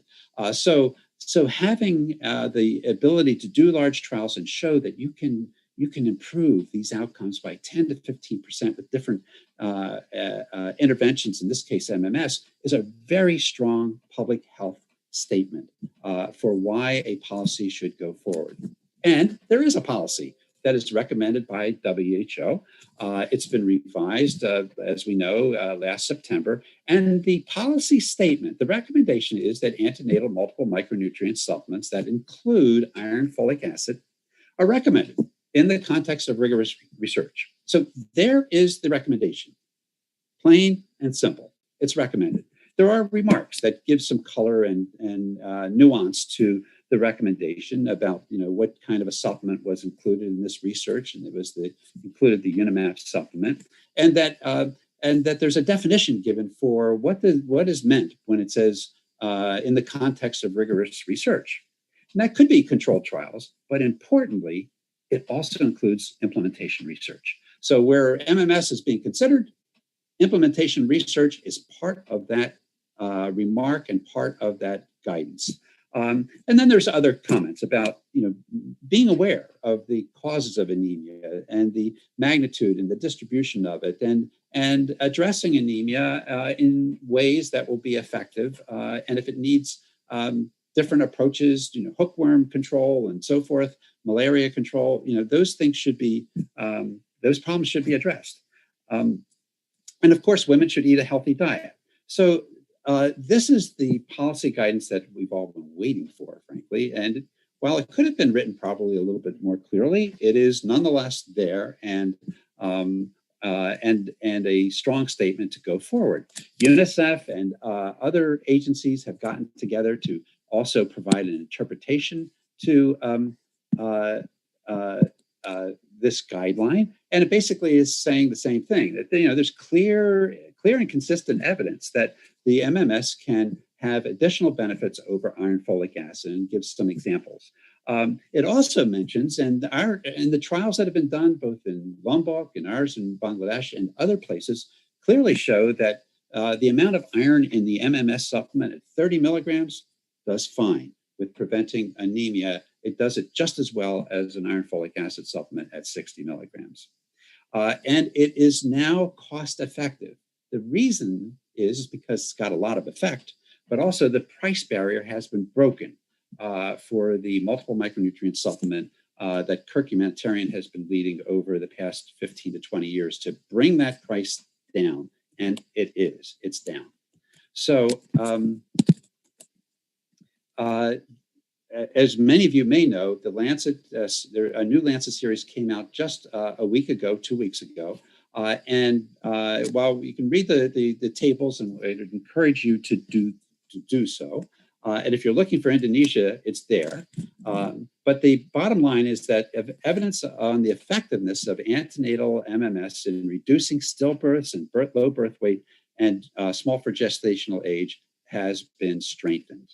And so amongst the different interventions, maternal MMS is part of the package of interventions that need to go into policy in countries where undernutrition, an imbalance in diet, and concern about pregnancy health are a public health concern. There is now global technical guidance on healthy mothers, healthy babies that will be talked about more. There's a lot of supplements on the market. And the question is which ones it can be confusing, quite frankly. And that's why it's so important to get behind the UNIMAP supplement, because it's been tested and it is efficacious, and now it is low cost and it can be produced. And there's a lot to be discussed at this workshop on that as well. So there are questions to pose in terms of what that implementation research agenda should be related to still looking at prevalence and getting at the assessment of the burdens in populations. And there's questions about dosage and formulation. All these are legitimate questions, but they should not get in the way of moving forward with a policy at this time. A expert group gathered more than a year ago in Washington, D.C., and was asked about questions. Where are the priorities? And it was a study that looked at where are the questions that need to be answered in terms of implementation research. And this is just a quick spattering of the kinds of things that are worth looking at. What strategies can best increase antenatal care attendance and adherence to MMS, recognizing that we are in a multiplicitous health system, and these supplements can be on the market. They can be in ANCs. They can be in private clinics. And so it's important to take advantage of all those avenues to reach those women and the population of women who are at risk.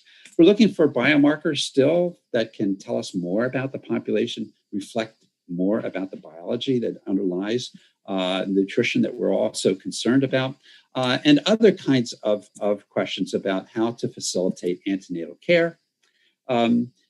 Field-friendly methods for assessment. Maybe there are sentinel nutrients that we should be following more thoroughly, more frequently in the population. How to have more effective counseling strategies and frameworks. Very practical questions that reflect the implementation part of all this. And one of my concerns that come up for me in my own thinking is packaging. How to have a more environmentally and planetary thoughtful packaging of not only micronutrient supplements but powders, and all of our nutrition products need to be paying attention to degradable packaging. And I am not the person to solve that, but one can see the Indian Ocean garbage patch and the Pacific Ocean garbage patch, and realize that we have to do something about those issues. And some other kinds of questions that are available in that publication. Indonesia is already working on these problems. There is clear, it's a lot of work going across the country to look at implementation research questions.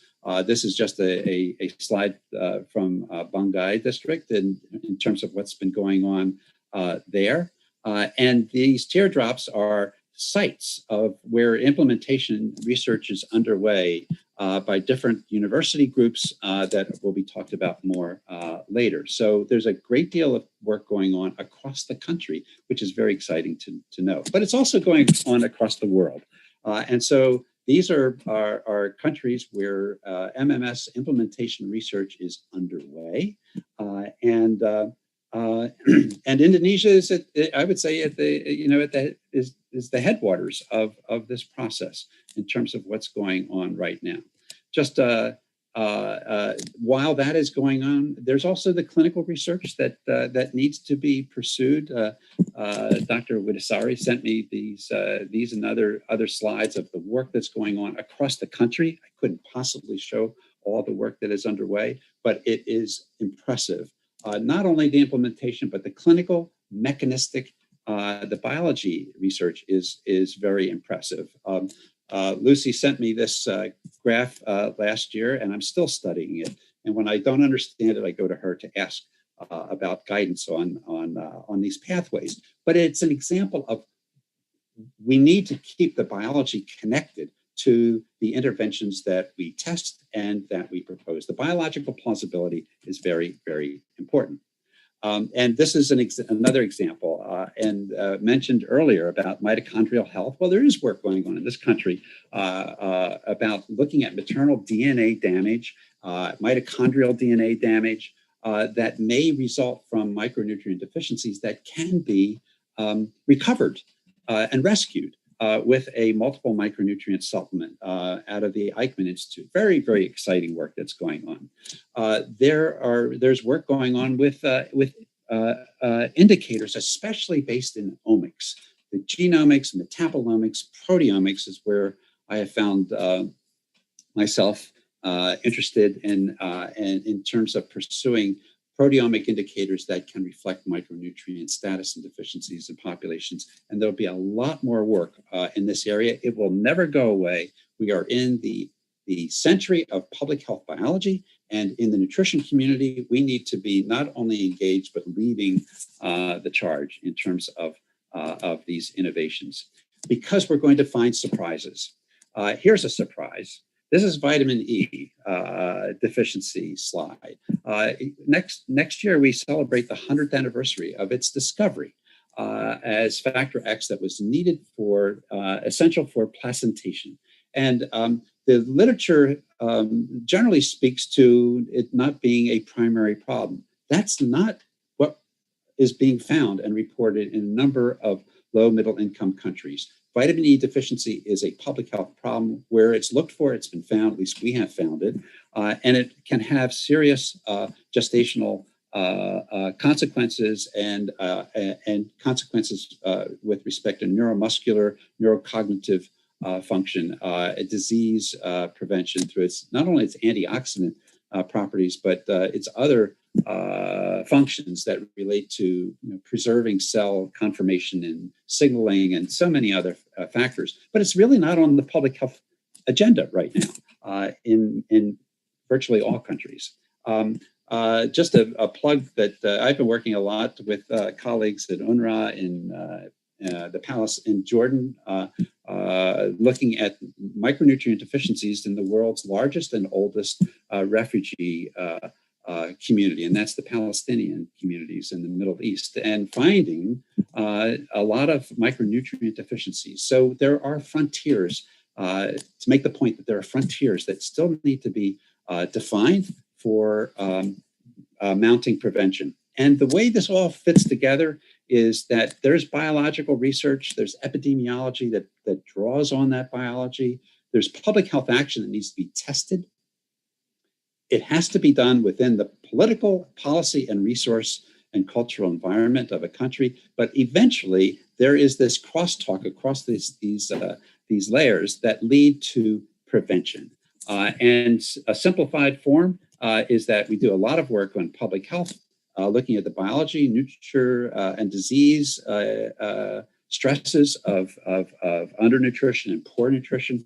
That leads to a public health concern. It gets tested. We find those interventions. Oops. We find those interventions and we go after prevention. So in conclusion, MMS is efficacious, it's safe, it's affordable, it's now affordable, and it's not only cost effective, but it has cost benefit, because there's not just one outcome, but we're discovering many outcomes related to gestation and to child development, and I'm sure will be covered by Dr. Shankar later on. Thank you very much. It's been a real pleasure to have these moments with you. Thank you so much, Professor West. I think this is a very inspiring and stimulating presentation. And let's continue with the presentation from Dr. Klaus Kramer. He is Managing Director of the Sight and Life, the one organization dedicated to, almost eradicating all form of malnutrition in children and women of childbearing age. He is also the adjunct associate professor in the Department of International Health of Johns Hopkins Bloomberg School of Public Health. And his presentation entitled Progress in Transitioning from Iron Folic Acid Supplementation to Multiple Micronutrient Supplementation. Dr. Kramer, floor is yours.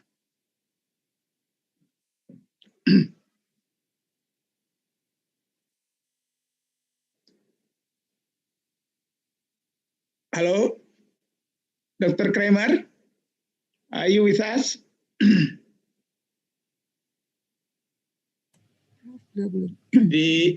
Tolong cek Bu Rina. Ya, Prof. Mungkin bisa. Ya, already check. Maybe Prof. Dr. Arnu first. Let me check again, Prof. Okay. If he's not available, maybe we can continue first with Anu and then back again to Dr. Klaus Kramer. Yeah, sure. Are you ready, Dr. Anuraj? Yeah, sure. Can you hear me all right? Yes, yeah, very clear, yeah. Okay, please explain to Dr. Klaus. We are going to wait for his presentation after the Dr. Anuraj Shankar. Yes, okay, Dr. Anuraj Shankar is one of the famous scientists in the world and Indonesia, and he has working a lot with Indonesia as the principal investigator for the summit study, one of the very big and long intervention, of the multiple micronutrient supplementation in Lombok, and is also the public health and lead scientist in cooperation with Oxford University and also working with Eijkman in Jakarta. Dr. Shankar is also the founders of the Summit Institute of Development, one of the NGO or foundation dedicated to sustain and scale up the innovation comes up from the summit study. Dr. Shankar, time is yours. Okay. Yeah, thank you so much, Pak Fasli, for that nice introduction. So yeah, very nice talks today so far from Dr. Sangat and Dr. Keith and others. And so looking forward to continuing to hear a lot of exciting stuff this morning. So I'll try to share some things that I think maybe are interesting as well.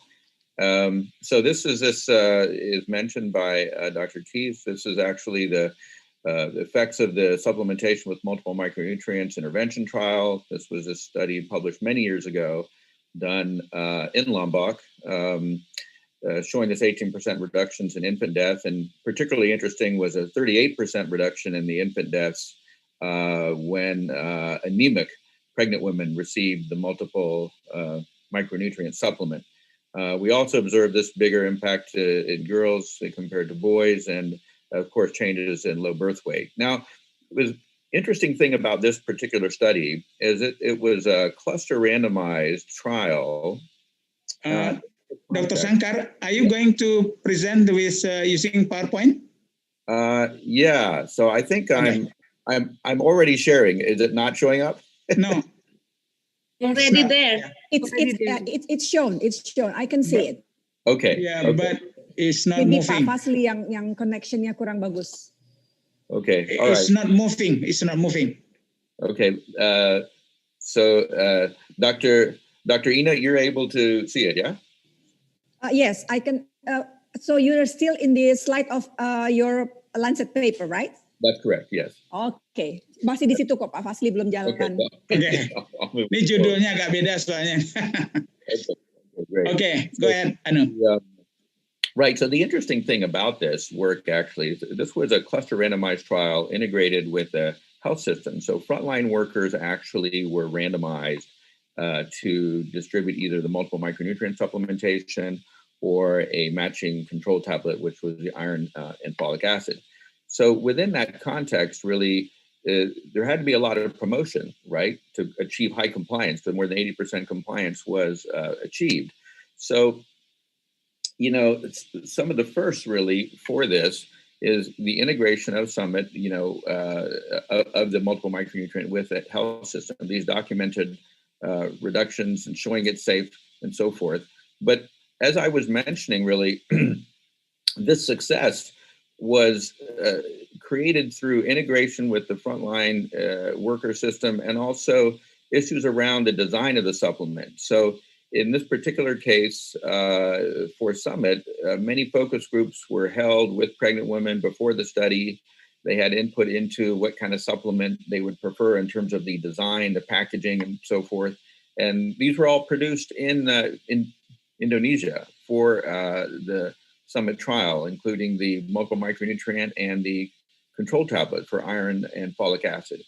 In addition to that, there was really quite strong engagement with community health promoters in the Summit trial, where they would do, you know, games at these outreach clinics. They're called the Posyandu, really creating a lot of interest around antenatal care, around nutrition and pregnancy.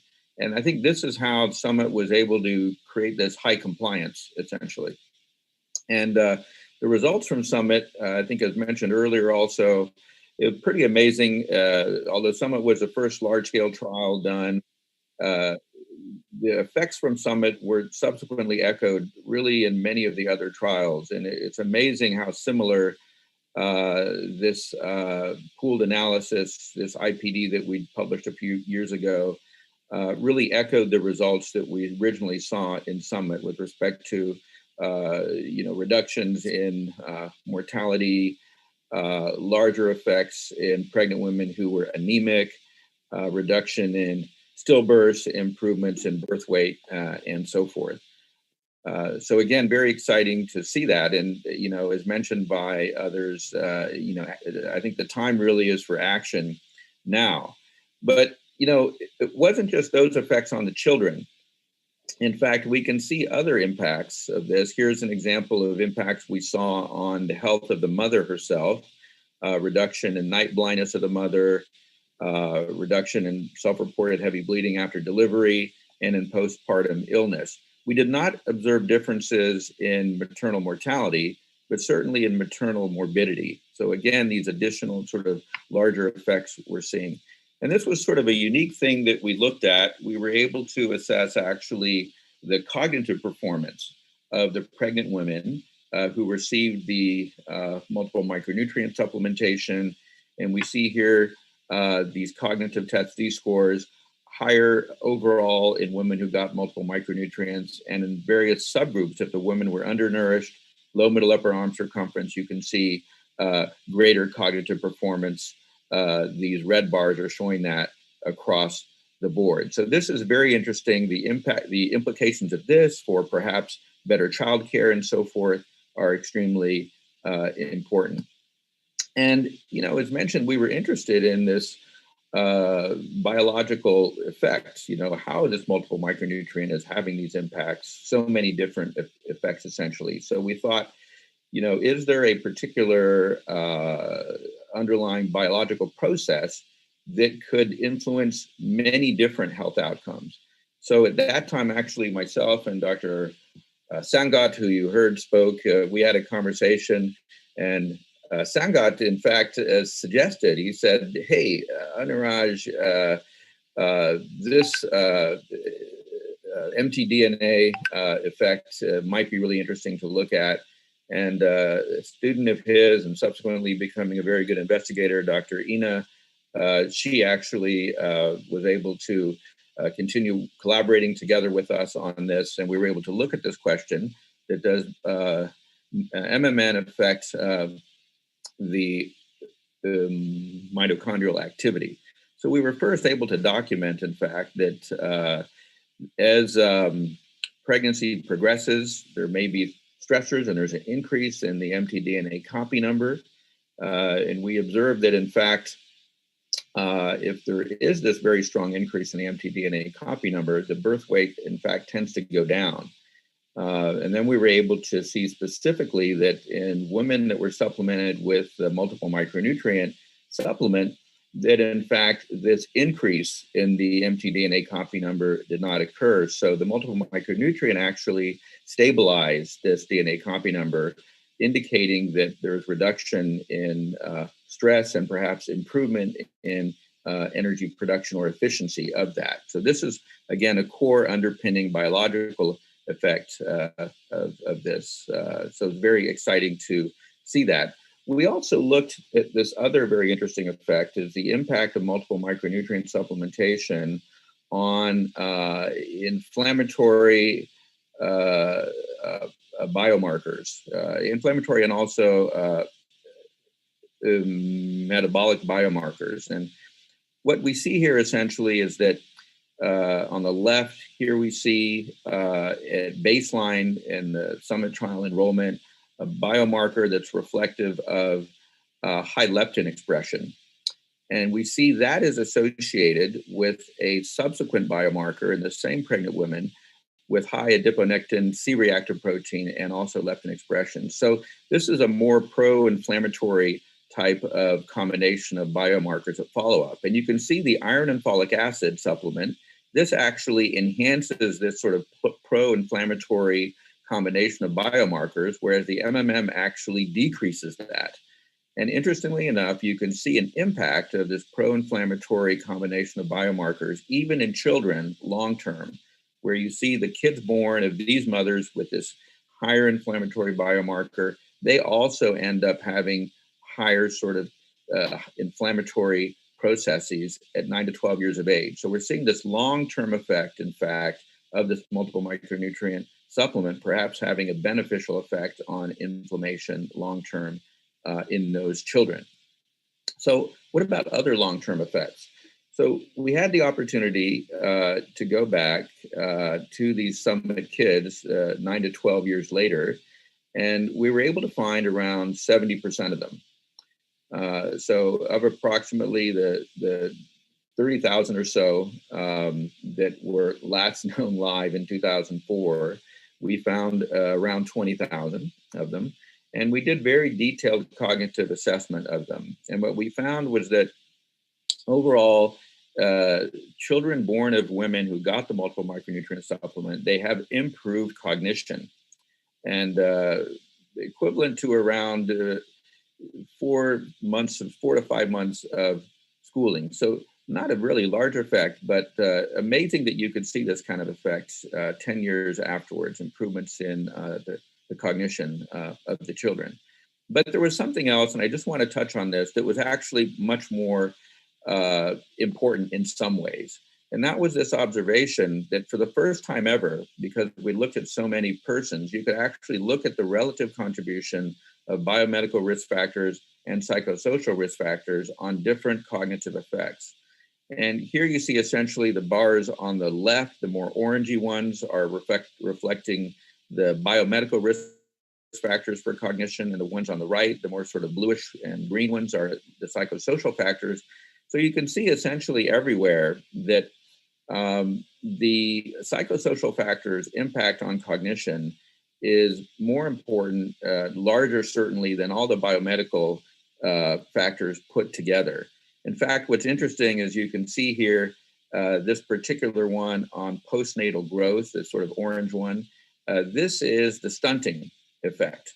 So you can see that this effect of stunting on cognition, actually in and of itself, stunting effect on cognition is not that strong. The big effects on cognition are in fact the nurturing and stimulation of the household on that child. And so I think this is an important lesson from Summit, not specifically about multiple micronutrient supplementation, but about general child care. And you can see what it takes to make a thriving human being is in part the biomedical, but probably equal, if not much more, the psychosocial aspects. So that's something I think important to keep in mind, that we can learn from these sorts of procedures. And just to look at that more carefully, we did examine, in fact, the impact of different nutritional indicators, nutritional interventions on growth versus cognition. And I just want to highlight briefly here that, in fact, generally, what we found in this systematic review was that responsive care and parenting are, in fact, 4 to 5-fold more important than any nutritional intervention for cognitive development. So I think with this big push we're having now for stunting reduction in the world, it is very important. But if we want to achieve thriving populations, smarter populations, we got to do something more. Stunting reduction plus interventions for nurturing and stimulation. So that's very important. Now, back to MMS. So what about scaling up, right? The motivations to scale up, what we learned from the Summit trial, what can be done. So certainly these short and long-term effects created impetus for different districts to start taking action, starting around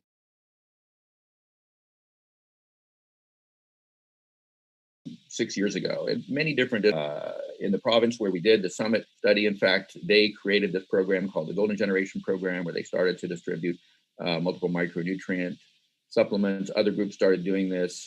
Most recently, the Summit Institute for Development has been distributing multiple micronutrient supplements in both West Nusa Tenggara and East Nusa Tenggara. So there's been quite a lot of interest in this going forward and to assess the impacts of this. But how do you really achieve this successfully? So remember, I want to come back to this issue of these frontline health workers, the keys to promoting maternal care and multiple micronutrient supplementation.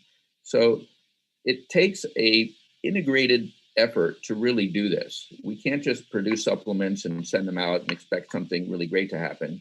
We have to really make a big effort to promote these well. So one of the things that we've explored is how to create an information system that integrates multiple frontline health workers to promote multiple micronutrient supplements and to distribute them. And this system is called Open Smart Register Platform.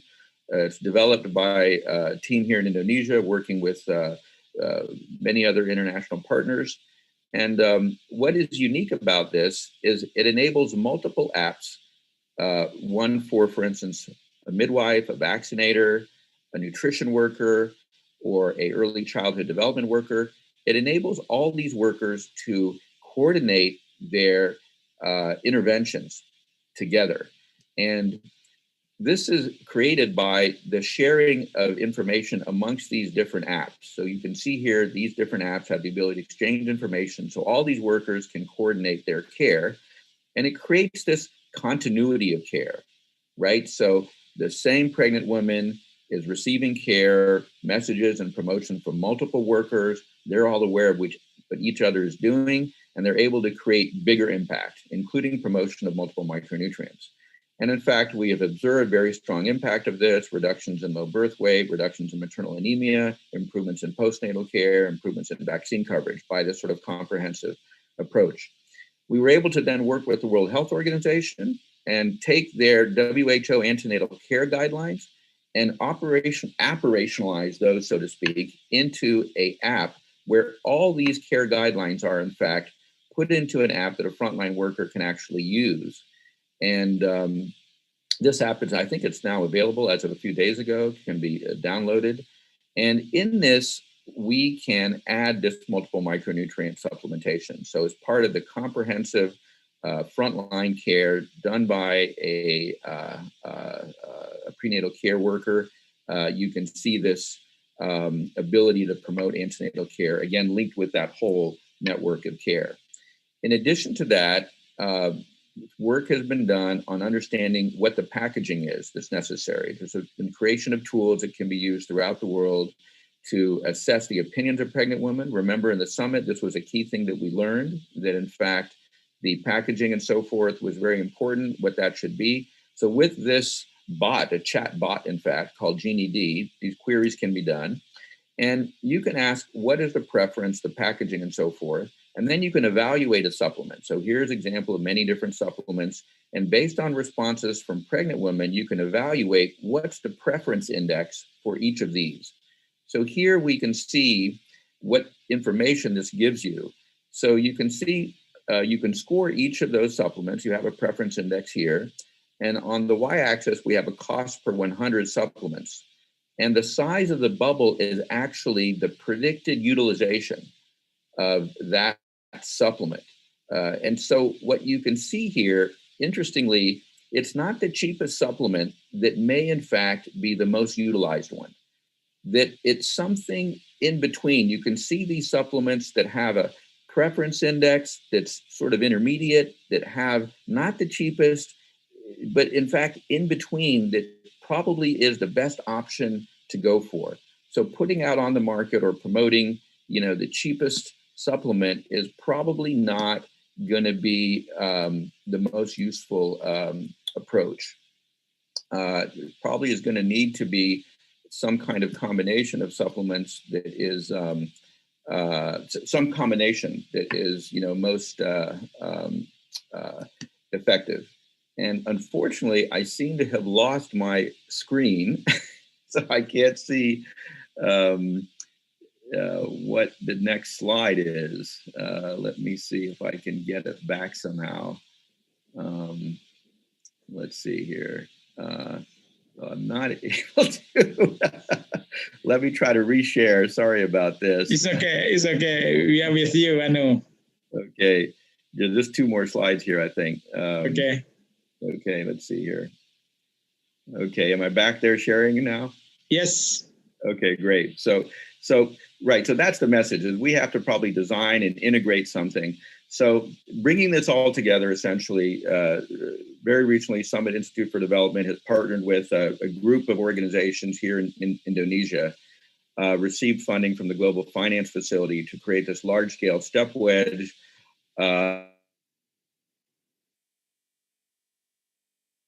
intervention for antenatal multiple micronutrient supplementation, and with that, across up to 20 districts, looking at maternal mortality, neonatal mortality, and stunting as the outcomes. And I think this is a great opportunity to look at impacts of MMS across the country and implementation research, operational issues there. And essentially, this is the intervention, integrating these multiple frontline health workers, integrating MMS in with that, along with the rest of their antenatal care and postnatal care, and being able to look at the impact of that. So the advantage of this approach for MMS, of course, you can integrate MMS into the system, you can link it with universal health coverage, you can have real-time assessment of uptake and compliance, and linking it with professional associations as well, the Doctors Association, Midwives Association, creating a scalable solution potentially for the whole country. So my last slide, I just want to highlight, there are huge short and long-term effects of MMS. Integration is the key with the frontline distribution system, working closely with districts, and rapid impact at scale, I think, is something that really is possible that we should aim for. And I want to end with this picture. This is actually the picture of the first summit baby born back in 2001. Can bring us back full circle. So I'm going to end there. Thank you so much. Thank you. Thank you, Anu. Let's move on to Dr. Klaus Kramer again. Dr. Klaus, are you with us? Yes, I'm with you. I hope you can hear me. Yes, so yes, very clear. Go ahead. I have introduced you already, yeah. Okay. Let me share my screen.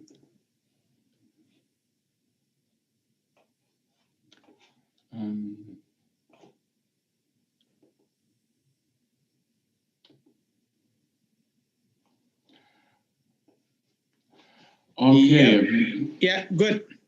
Good morning, everyone, and thank you so much for the kind invitation to be with you today and allowing me to share multi-country experiences in the field of the transition of iron and folic acid to multiple micronutrients. Just very briefly, that you know who you are talking with, I'm with CytaLife, a nutrition think tank in Switzerland. And we are involved in the support of the implementation and scale up of multiple micronutrient supplements in more than 10 middle and income countries. And here we provide technical expertise in the field of demand generation, supply readiness, and policy change. We are working as a technical and knowledge partner in shaping the global multiple micronutrient supplement guidance and policy agenda. We do this with a series of partners, including the Multiple Micronutrient or MMS Technical Advisory Group, UNICEF, Johns Hopkins School of Public Health. You have heard Dr. Keith West before. The Micronutrient Forum, Kirk Humanitarian, and Vitamin Angels. We also play an advisory role to national technical advisory groups like the ones in Bangladesh, Tanzania, and other countries. And in these partnerships, we have created and curated a number of useful tools and resources for large healthcare systems to facilitate the initial introduction of MMS.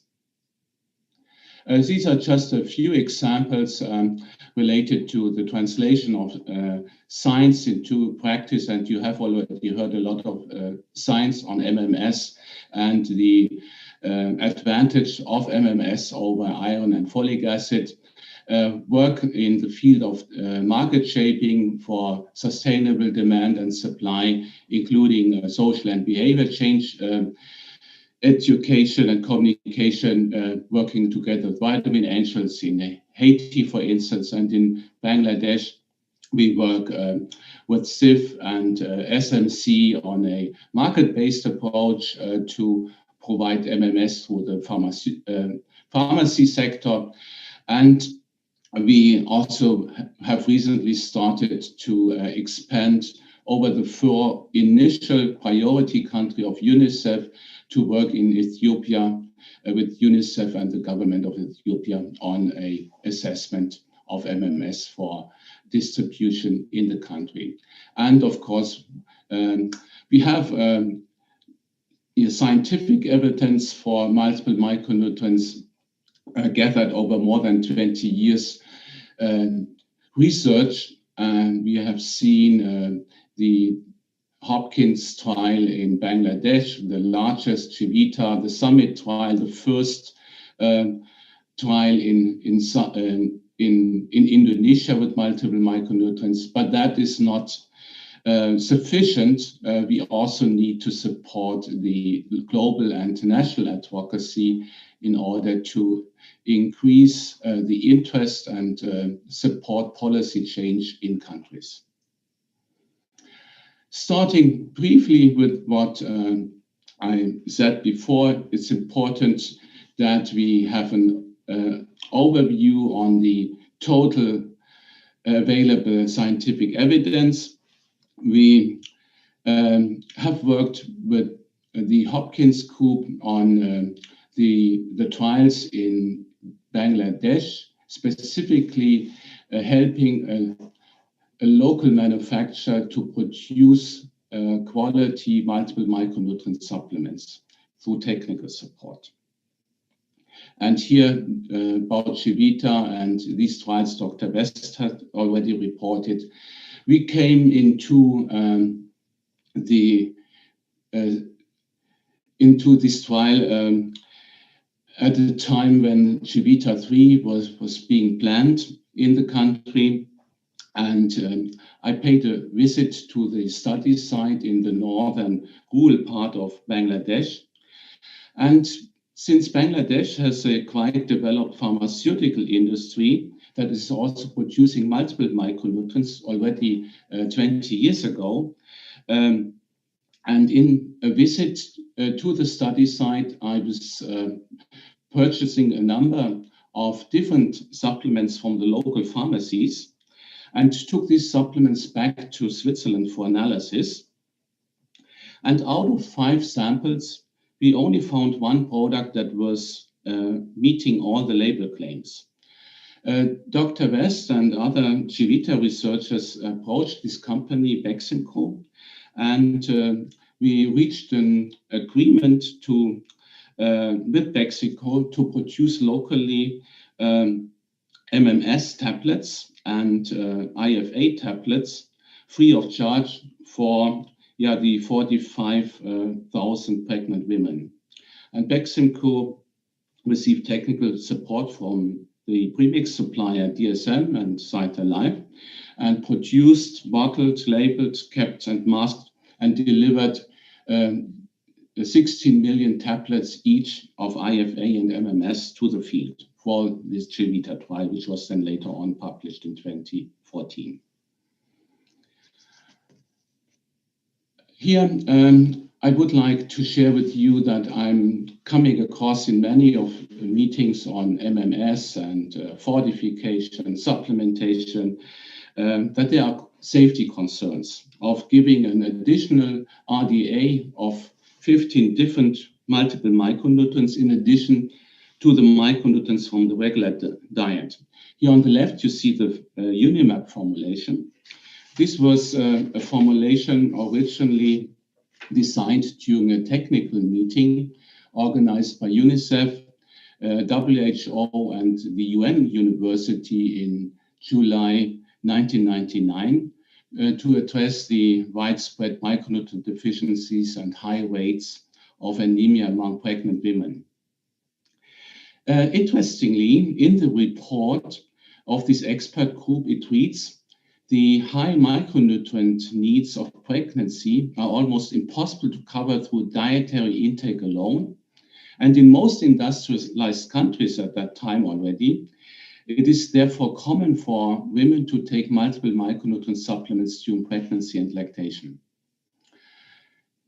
The expert group in 1999 also correctly predicted that 1 RDA underestimates the requirements for populations in the low and middle income countries, because these supplements were based on dietary reference intakes for populations in North America, in the US and Canada, where the nutrition status is significantly better than in low and middle income countries. And at the right side of this slide, I'm using the micronutrient status from the third trimester women in the Civita 3 trial in Bangladesh. And here we see that 1 daily RDA of micronutrients significantly decreased, but did not eliminate the micronutrient deficiencies. And the majority of the studies with MMS used this UNIMAP formulation, exactly or very similar product to this, including the Civita trial and the Summit trial.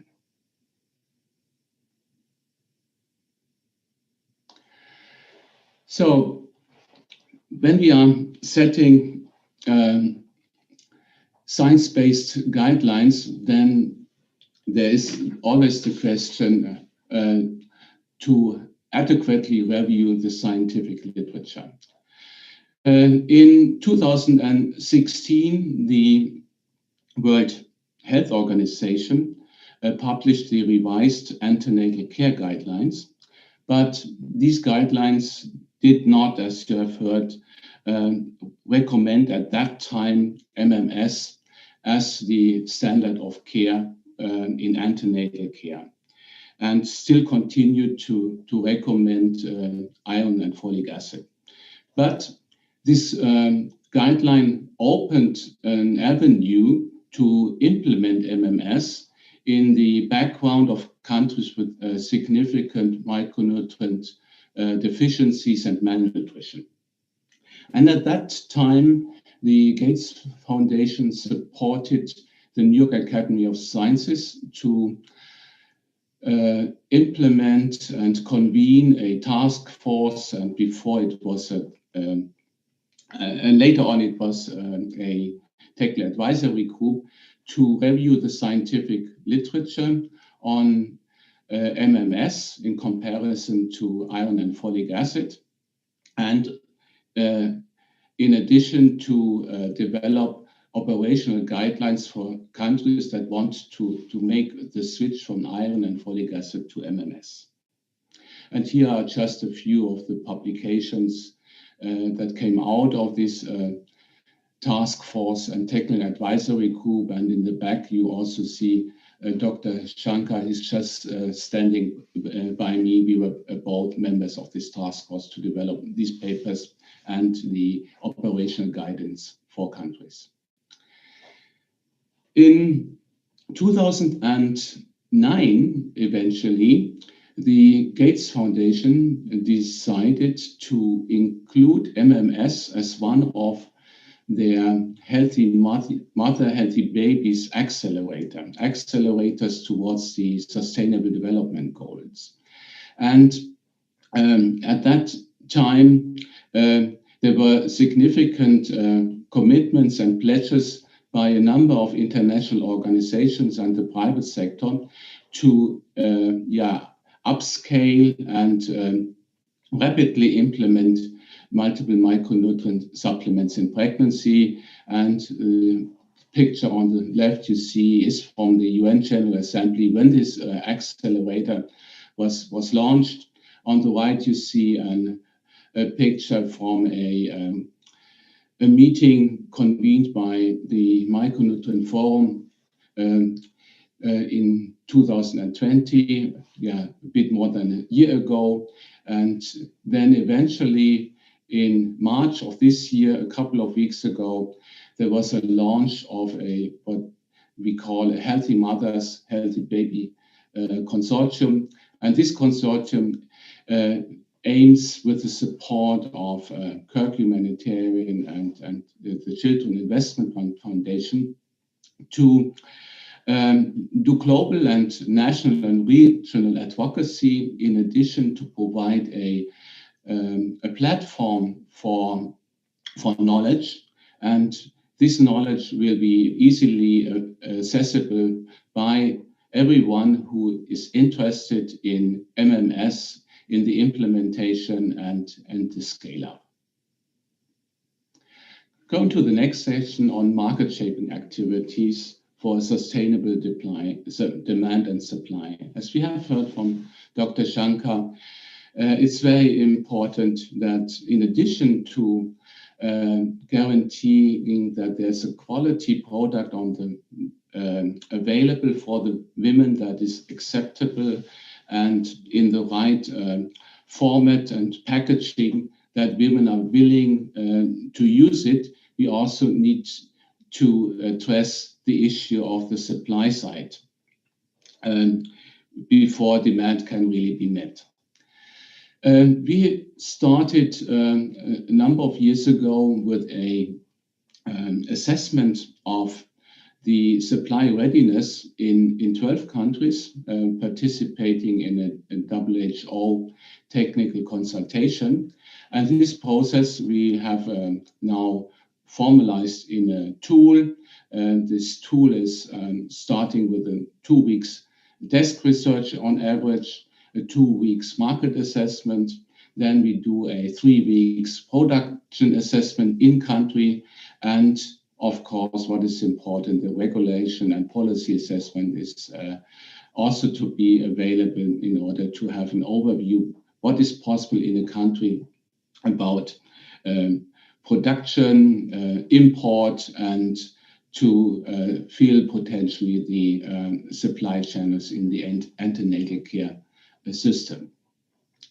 This is a structured approach, and it looks into the market availability and the production capacity in countries, the taxes and commercial policies, regulatory policies. We are having insights into the quality assurance and quality control process of local companies. And this information is then systemized and analyzed to different procurement and production scenarios. In addition to that, it's also an element here to assess the quality of locally produced products. As I mentioned before, in Bangladesh, already more than 15 years ago, we analyzed products from the local markets. And in our new endeavor, we also collect multiple micronutrients that do not necessarily have to be exactly the Unimog formulation, but we want to know in a quality assessment, analyzing the micronutrients in multiple micronutrients purchased from different countries, the contamination with microbiology and heavy metals to assess what is the capacity of local companies to make a multiple micronutrient. We work closely with UNICEF and with support of researchers from Penn State University on a study in 4 countries that is supported by the Gates Foundation and is informed by the MMS Technical Advisory Group convened by the New York Academy of Sciences. The countries are Bangladesh, Burkina Faso, Madagascar, and Tanzania.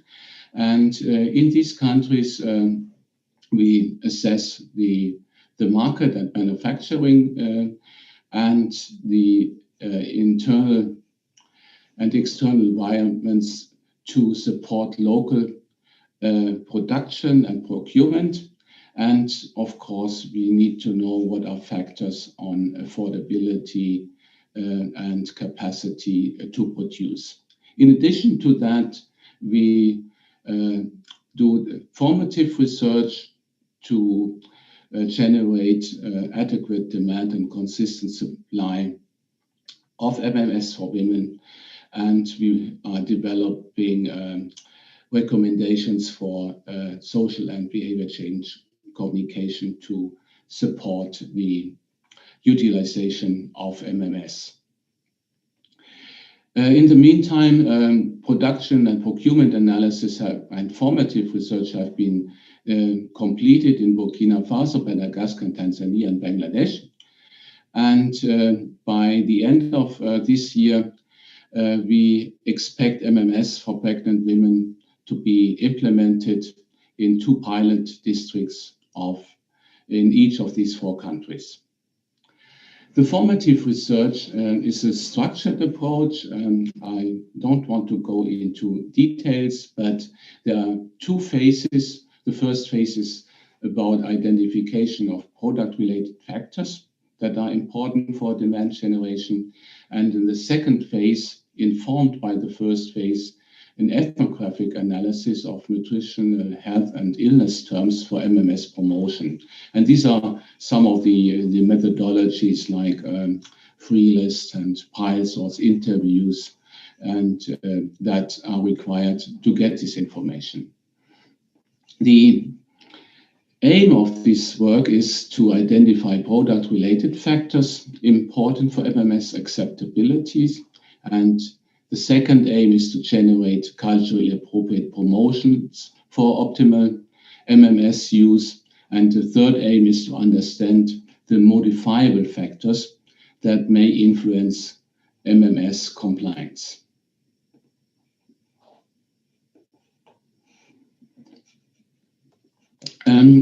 When we look at aim 1, we have been able in the meantime to design a universal box for these 4 countries. And in the work with the women in these countries, we came up with the different elements of this MMS box design, which is important because in the past and still happening in many countries, the health centers are supplied with a bulk of 1,000 tablets of iron and folic acid, and at the health center, these tablets are wrapped into old newspapers or brown paper bag and passed on to the women. And this is absolutely not aspirational for women to take these supplements because they doesn't meet any kind of standard. But in the future, going forward, replacing IFA by multiple micronutrients, we have to take really more consideration into the packaging and delivery and demand generation of these MMS tablets among these women. And we have heard about it from Dr. Shankar already. Important is the color scheme. Interestingly, there was a preference for white and pink in these 4 countries. White reminded the participants of paracetamol, and pink was described as soft and attractive. Important is also the logo. There should be a happy mom holding a baby in her arm. And we have different promotion slogans, and that tells us we have to contextualize our marketing for MMS, social marketing for MMS in the country. And in Tanzania, for instance, there was the promotional slogan suggestion of restore health and strength, or in Bangladesh, keep mothers and baby healthy. On the next slide, we will see what is important in communication, and these are some insights from Bangladesh, because this communication really needs to be culturally appropriate. And in Bangladesh specifically, there are different interpersonal channels that can and should be used, like the doctors in facility and community-based settings, but also the community clinic staff, the BRAC community health workers can organize gatherings among women. But of course, very important, the husbands who are typically providing permissions, but also having the money to buy medicines in the country. Then social mobilization approaches are important, where gatherings are organized in the presence of husbands and the mother-in-law, and elites like the chairman and members of the unions are also important to encourage women to use the supplements. And then there are many other channels that should be considered, like media, television, and radio for communication on the health benefits on MMS use in the pregnancy. But there are also quite a number of modifiable factors that we have investigated in Bangladesh, like the health facility access of women and other competing demands in the household chores, giving up the time for women to go to the health center. And there is a widespread notion that local food consumption is just adequate to meet nutrient needs even in pregnancy.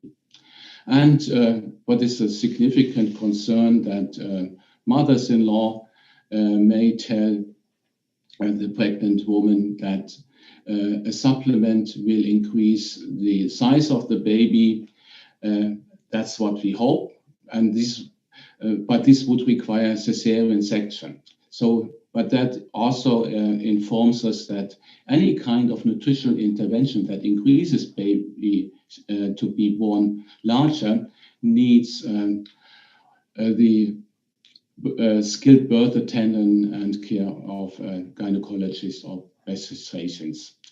And folic acid has in many countries a negative reputation.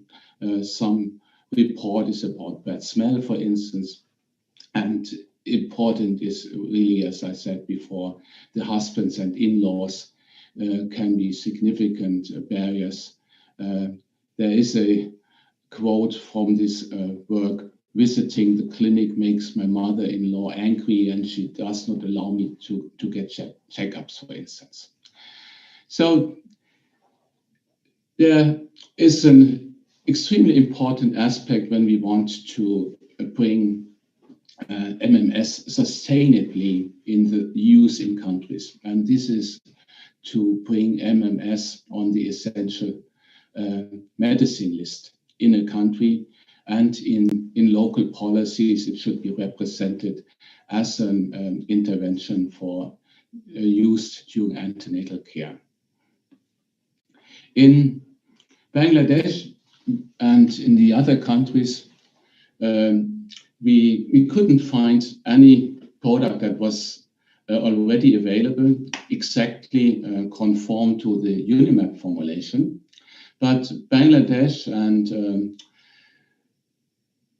Tanzania, for instance, they have the capacity for local production, and it is possible to also use some countries as regional powerhouses for production of MMS that can supply the adjacent countries. And it's important that the regulation and policy is important, is assessed in countries, because we want to have an enabling environment that supports local production. And in addition, we are also concerned about the policies that may not support the local production if the capacity exists, like import duties on vitamin and mineral premix, or import duties should be imposed when a country wants to have a local production on finished products. So this is at the discretion of local capacity, but in countries where there is no immediate capacity, there's also the encouragement to support the import of products that will be supplied into the antenatal care system. The quality of the product, that's what I mentioned before, is of extreme importance. And here we have the ability for Bangladesh, Tanzania, but the same holds true for Indonesia, to have the capacity to begin local production in a very short time.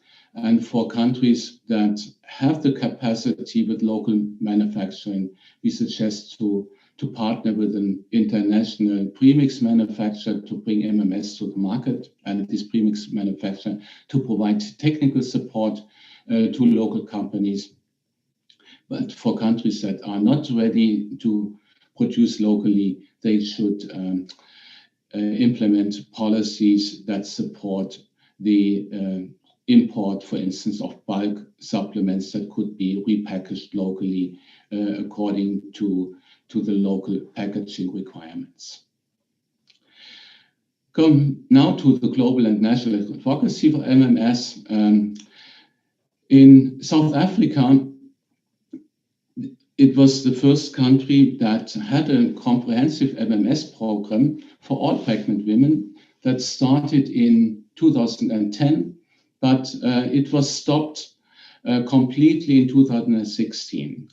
And we got interested in this topic in South Africa. We wanted to understand what happened in the country, why did they introduce MMS, and what were the reasons for stopping MMS in the country.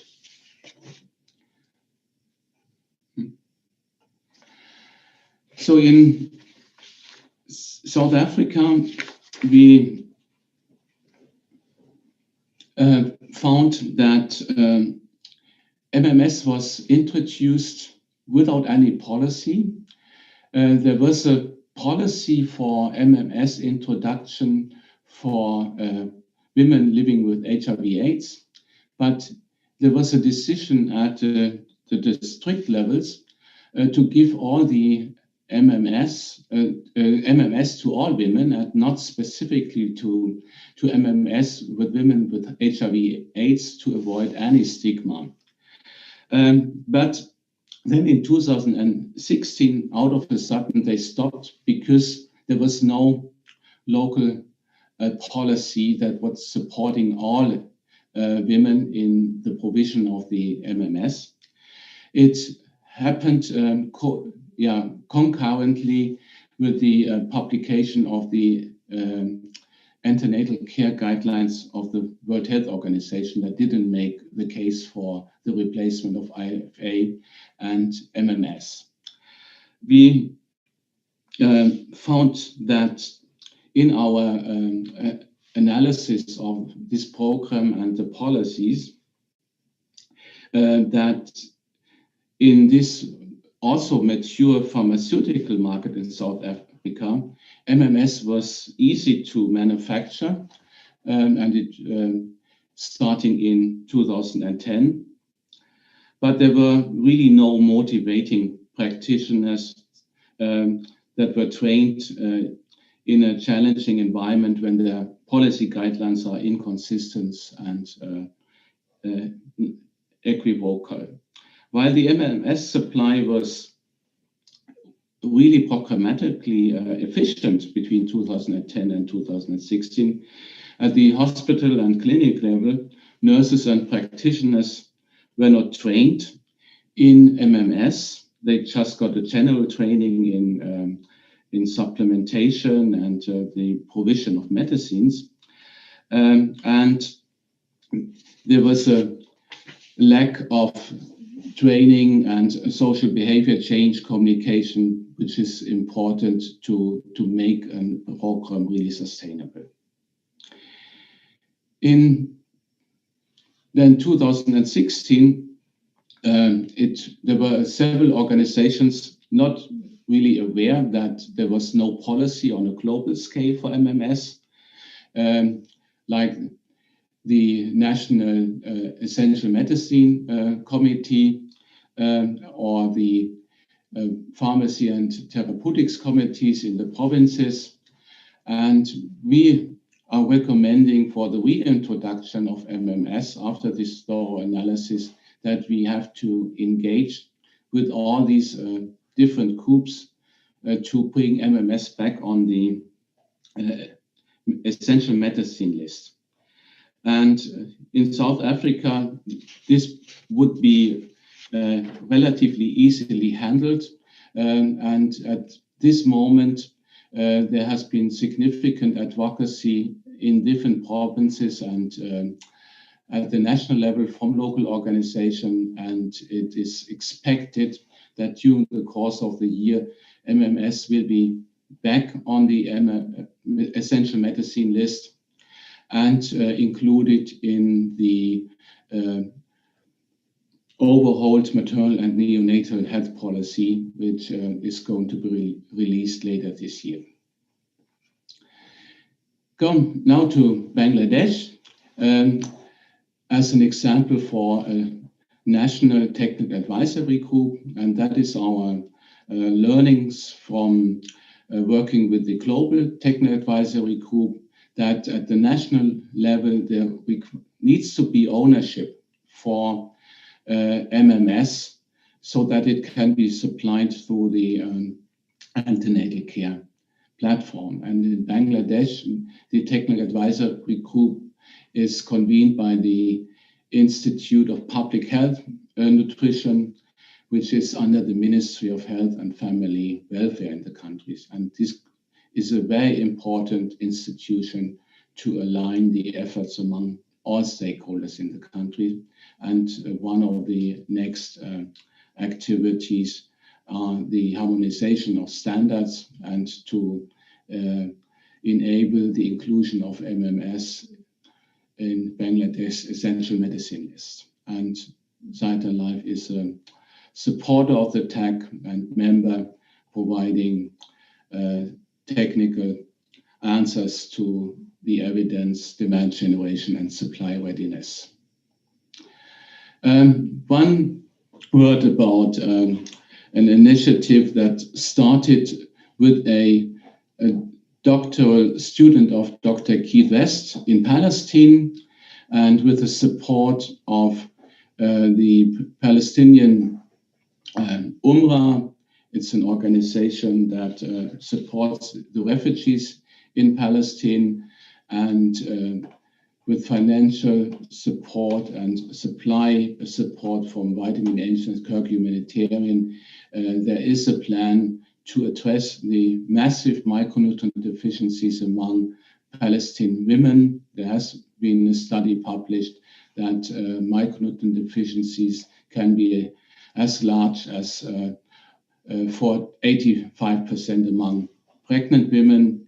And in that context, there is a plan to be implemented during the next years to replace IFA in Palestine by multiple micronutrients with the support of the different groups. And we are also providing technical advice here to the work of the health ministry in Palestine. Dr. Shankar and the Summit Institute provided an article to a special report we published last year on multiple micronutrients, which comprises a rich resource on the evidence and tools for scale-up of multiple micronutrients, which is freely available for download. And now coming to a conclusion, I think, and based on the activities already in different parts of the country in Indonesia, it's this time to change also in Indonesia from IFA to multiple micronutrients. We have the scientific evidence that MMS is superior to IFA. We have the cost effectiveness assessed by the Nutrition International tool. The WHO guidelines have been updated last year and now allow MMS in the context of rigorous implementation research. There have been a number of publications and recommendations from UNICEF, for instance, to use MMS rapidly during COVID-19. As we have also seen in the past, this crisis can be used to accelerate policy change, and that happened in the past, for instance, after the tsunami with micronutrient powders for in-home fortification of infant complementary foods that allowed a more rapid implementation and policy change. And we have developed guidance for the MMS tag that can be adopted by national tags for MMS introduction. And quite recently, there have been information shared by Harvard on the human capital building using MMS in 132 low and middle income countries. So MMS is really an investment into the future. So the guidance that the tech developed, it supports the MMS introduction in countries, specifically where the need is high, like poor quality diets, high anemia in women, and high low birth weight risk. These are all factors that are should be used to rapidly introduce MMS. When there's a commitment to replace IFA as part of comprehensive antenatal care, it makes perfectly sense to do this replacement. And where there is a capacity in a country, and Indonesia has the capacity and effective strategies for implementation. And most importantly is also that MMS can be monitored, and so that we can assess the impact of MMS implementation in a country like Indonesia. And just want to close, I firmly believe in the meantime, there's no reason not to switch from IFA to MMS anymore if the capacity exists. It is an equity issue for women, and women can be really empowered when MMS is put at the heart of antenatal care, which will really lead to healthier, stronger women, their children, and the world. Thank you for your attention. Thank you very much, Dr. Kramer, adjunct professor at Johns Hopkins University, is also managing director of Sight and Life, for your inspiring and very comprehensive presentation. Bapak-bapak dan Ibu, kita punya waktu untuk berdiskusi sekarang. Tapi saya mau mengantar sedikit ya, betapa tadi di awal Profesor Sangkut mengatakan bahwa Indonesia ini pernah jadi pioneer dunia ya. World class, pemenang hadiah Nobel lahir di Indonesia dengan kualitas lembaga riset yang sangat canggih waktu itu dan juga dengan metodologi yang kuat sehingga bergeraknya dari tingkat seluler, kemudian informasi naik ke tingkat epidemiologi, dari epidemiologi makin terbukti datang politikal ekonominya, menjadi kebijakan dan mulai digunakan untuk prevention ya, yang dikatakan oleh Profesor West tadi. Nah, Indonesia sudah melakukan itu untuk pertama adalah vitamin B tadi ya. Yang kedua, kita juga pionir dalam vitamin A ya. Orang dunia melihat kalau untuk vitamin A Indonesia selalu dirujuk ya. Dan sampai sekarang, dan itu juga karena Profesor West ada bersama kita ya. Di samping Dr. Profesor Alfred Sommer, Pak Muhilal, ya, Pak Tarwoco, Pak Kirman, dan lain-lain. Jadi kita world class untuk itu. Nah sekarang kita juga sudah banyak memberikan kontribusi untuk iodine. Iodine Indonesia juga salah satu yang top di dunia ya. Banyak studi-studi kita memberikan kebijakan baru bagi iodine defisiensi di dunia. Nah kemudian kita pernah juga cukup banyak memberikan kontribusi dengan riset-riset kita yang sangat fundamental tentang iron deficiency anemia ya dan betapa akhirnya secara masif kita memberikan iron folic acid supplementation untuk semua ibu hamil ya tanpa melihat latar belakangnya semua disediakan dan juga mulai kita berikan kepada anak-anak perempuan ya remaja pada usia di mana mereka berada di sekolah. Nah, sekarang untuk berpindah atau masuknya pemikiran bahwa hanya dengan iron dan folic acid saja mungkin tidak cukup, diperlukan berbagai makronutrien yang lain. Nah, ini sudah 20 tahun yang lalu pertanyaan itu.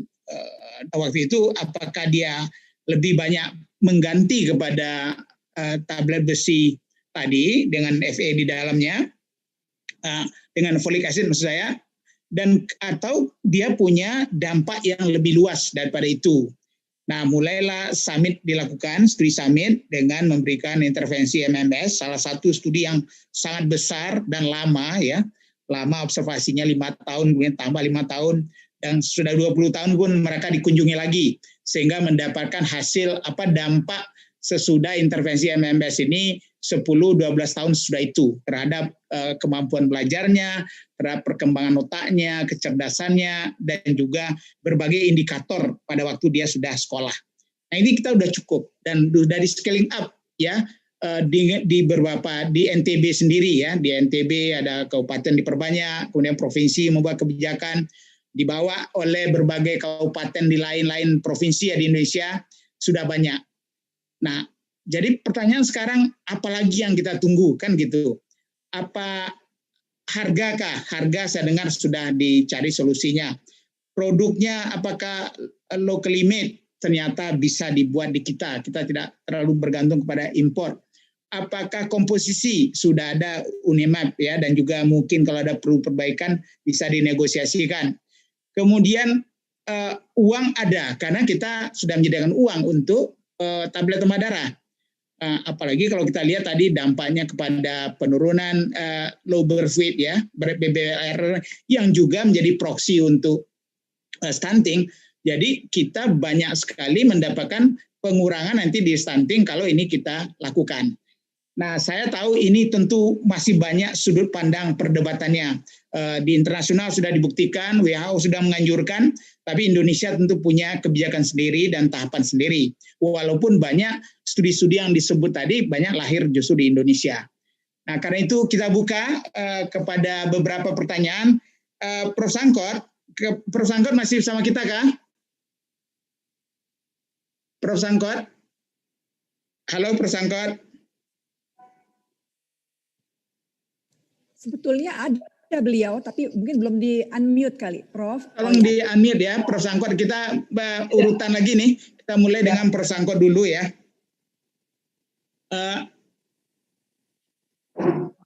Halo, Prof. Sangkot. Ya. Ya, Jadi ini ada beberapa pertanyaan untuk Prof. Nibal. Pertama adalah yang berhubungan dengan tadi. Apakah betul-betul penemuan vitamin B tadi oleh Ekman tadi itu memang diikuti dengan kebijakan besar-besaran dalam public health sehingga prevensinya menjadi sangat menonjol. Nah, ini pertanyaan dari beberapa teman-teman kita, ada yang dari UI ya, dan juga yang tidak kalah penting juga beberapa yang menanyakan begini juga, Prof. Itu pertanyaan pertama ya, itu dari Pak Unun ya. Itu kira-kira apakah betul-betul contoh dari tadi, dari klinikal atau seluler ke klinik, kemudian ke epidemiologi, kemudian menjadi kebijakan, itu bisa juga kita lakukan untuk COVID ini. Apakah ada penyebab dari mikronutrien defisiensi yang mempengaruhi kepada COVID, Prof? Dan apakah studi-studi yang ada di sana, ini juga dari Bapak Sirajuddin dari Poltekkes Makassar, dan juga ada Ibu Hapsah ya, berkaitan dengan apakah ada kemungkinan ya kembali kekurangan salah satu zat gizi mikro ini bisa menyebabkankah atau memperberatkah terjadinya COVID ya. Dan terakhir dari Ibu Rina Agustina ya dari UI, beliau menanyakan kan cukup banyak nih studi-studi yang dilahirkan yang sangat-sangat groundbreaking gitu ya oleh orang Indonesia, oleh Institut Indonesia, tapi kenapa rasanya gemanya nggak terlalu kedengaran di kebijakan? Justru orang lain di luar, di negara-negara lain yang melihat dengan serius hasil-hasil studi kita dan menggunakannya. Sementara bagaimana cara kita mengoptimalkan peran dari Indonesian scientist sehingga evidence-based decision making itu betul-betul bisa diterapkan. Profesor Sangkot, silakan.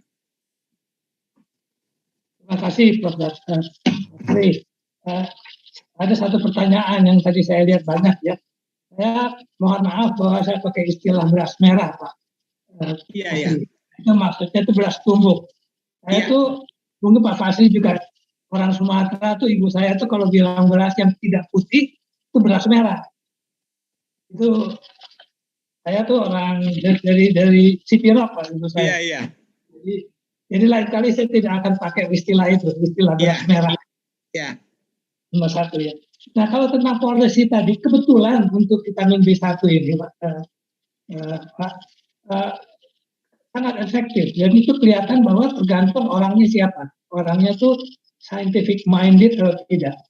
Itu kan yang namanya Oderman, itu kan dia inspektur kesehatan sebetulnya. Dia sebenarnya birokrat, in charge daripada penjara-penjara di seluruh Indonesia sebetulnya. Tapi dia bisa melihat apa yang dihasilkan oleh Ekman dan dia terapkan ke penjara-penjara itu.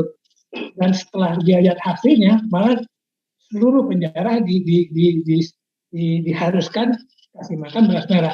Jadi itu contoh di mana sains itu menjadi policy dengan cepat. Malahan sebetulnya bukan sains, itu sebenarnya penemuan sains belum waktu itu. Itu mendahului sainsnya malahan. Sebelum sainsnya detail, itu sudah dipakai, digunakan dan bermanfaat. Itu yang nomor satu. Kalau tentang COVID, ini juga saya sudah lihat tadi pertanyaan-pertanyaannya.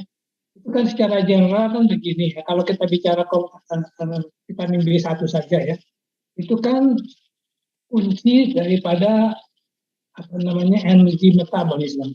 Defisiensi daripada vitamin B1 menyebabkan kita tidak bisa bekerja maksimum di tubuh kita, termasuk imun sel-sel kita yang terlibat dalam immune response. Jadi saya kira jawabannya ya kalau terhadap COVID-19 seperti penyakit-penyakit yang lain, ya kalau ada masalah dengan makronutrien ini spesifik, pastilah itu akan mempengaruhi kemampuan imun sistem kita untuk merespons terhadap infeksi tadi. Yang pertanyaan terakhir tadi tentang evidence based, nah itu Pak Fasli malahan yang lebih banyak sebagai mantan ketua Akademi Ilmu Pengetahuan Indonesia, sudah cukupkah evidence bahwa MMS ini harusnya sudah bisa menjadi kebijakan nasional kita, Prof? Oh ya, jawabnya ya. Karena kita di dalam hal ini MMS dari awal sampai sekarang tuh kuat sekali evidence-nya, sainsnya tuh kuat. Ya. Baik, terima kasih. Case, do you skim the question, or do I need to read the question to you, Professor? Okay, let me start with the question from Dr. Davina from University of Indonesia.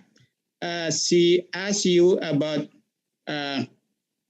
would you recommend a more extensive and regular assessment of various micronutrients in population level, i.e. pregnant mothers and also attending antenatal care in a public center, not only undergoing hemoglobin measurement, but also ferritin, vitamin D, zinc, and other micronutrients? That's one question. The second question, this is Dr. Davina has been established a local startup, namely smart laboratory, to promote evidence-based decision making. And she asks you, how do we promote more grassroots organization like Summit, from West Nusa Tenggara, so then they can be more engagement in the delivery of the intervention, including the assessment of the condition of the nutritional status in the population. Professor West, for two questions. Thank you for these questions. They're excellent ones. In terms of the knee-jerk response to do we need to address and assess more micronutrients in antenatal care would be yes. However, it's an expensive proposition to currently assess a panel of micronutrients. It's expensive, it's time-consuming, and it's technically very challenging to measure many micronutrients. That is one hurdle that we need to get over with. We need to overcome, and I think that is on the horizon. Over the next 5 to 10 years, we will see more portable, more complete assays, approaches being done through proteomics or other means. Is it the most necessary thing? I think you could argue that these nutrients are so clinically inapparent that at a personal clinical level, it's less important than it is to routinely assess a population, so that food-based strategies, supplemental strategies, fortification, biofortification can address a broader a swath of the population in at-risk groups. So it really gets down to point of population assessment versus point of care assessment. And right now, for the micronutrients, as we learn more about what their burden is, what their prevalence is, and what their potential, not only individual but joint health consequences are in the near and as importantly the longer term, the answer, I think, is given the resources that it takes right now, that the emphasis needs to be on more frequent population assessment. And that could be through clinic attending populations, but to make decisions at a community, a demographic level, I think is probably where the emphasis needs to be right now. There is probably differences of opinion on that, but I think under low resource settings, we're not quite to the point where a lot of micronutrients can be measured for clinical care. In terms of ramping up local laboratory and local organizational capabilities to tackle the problems in a particular country or region of a country, that is both aspirational and more possible today than ever before. The Summit Institute is an example. Frequently, I think you'll see the pattern is that there's extensive funding opportunities from within and outside of a country to establish an organization, training at the PhD level, training at schools of public health, whether it's a Hopkins or Fakultas Kesehatan at the Universitas Indonesia, or the other many schools are developing programs in public health training, and so that is creating a stratum of young scientists who are capable and technically capable. The next capability that is needed is to figure out how to earn funding, how to write grants, and how to compete. And that is happening as well. I think we're seeing the funders do that as well. I mean, the Gates Foundation and other foundations are increasingly wanting their funds to go directly to institutions within countries with North-South collaboration, as it makes sense. But every country that I work in still today, the level of professional public health nutrition competence that exists is just enormous. Enormous changes over the past 20 to 30 years, which sounds like a long time to young people, but it's actually a very short time. Okay. This is one more question, Prof. West, from Elza Elmira. What is the explanatory that MMS have lesser impact on hemoglobin and folic acid? And then is it because of the concentration is lower than the IFAD? And if we are to expand the program, the MMS program to adolescents, female, what are the factors of implementation that we need to take into account? Good questions. So I'm not familiar with the MMS being less effective in controlling hemoglobin and anemia. That the data that I see from trials is that it's comparable, that there's equivalency between MMS and the levels of hemoglobin and the risk of anemia. Anemia goes up late in pregnancy, but it goes up equally in both groups, and hopefully less than if there was no treatment whatsoever. For adolescents? Adolescents. There's a lot of interest in adolescents, and I always ask the question first, what is the problem? We know so little about adolescents, and we're learning a lot more, but there has to be assessment of the adolescent nutritional landscape, both in terms of status, diet, and other stressors. But if we're thinking about MMS, the evidence is the trials need to be done to show what the impact is. We're just completing a trial in Bangladesh amongst nulligravid, newlywed women, a placebo-controlled multiple micronutrient supplement trial to look at the impact on early to late pregnancy outcomes, and those findings should be coming forth very soon. But that's the kind of research that needs to be done in order to establish the public health potential public health benefit. What we have found in Bangladesh is that the mentality, for taking a supplement is not as established in nulligravid adolescent women. In pregnancy, women go, there's training, I suppose, of a population to seek care to get iron, folic acid, and hopefully MMS. But for preventive purposes in nulligravid young women who have not had a pregnancy, there is an issue there in terms of the need and how to develop an appreciation for what a micronutrient supplement could do under dietary conditions that are imbalanced and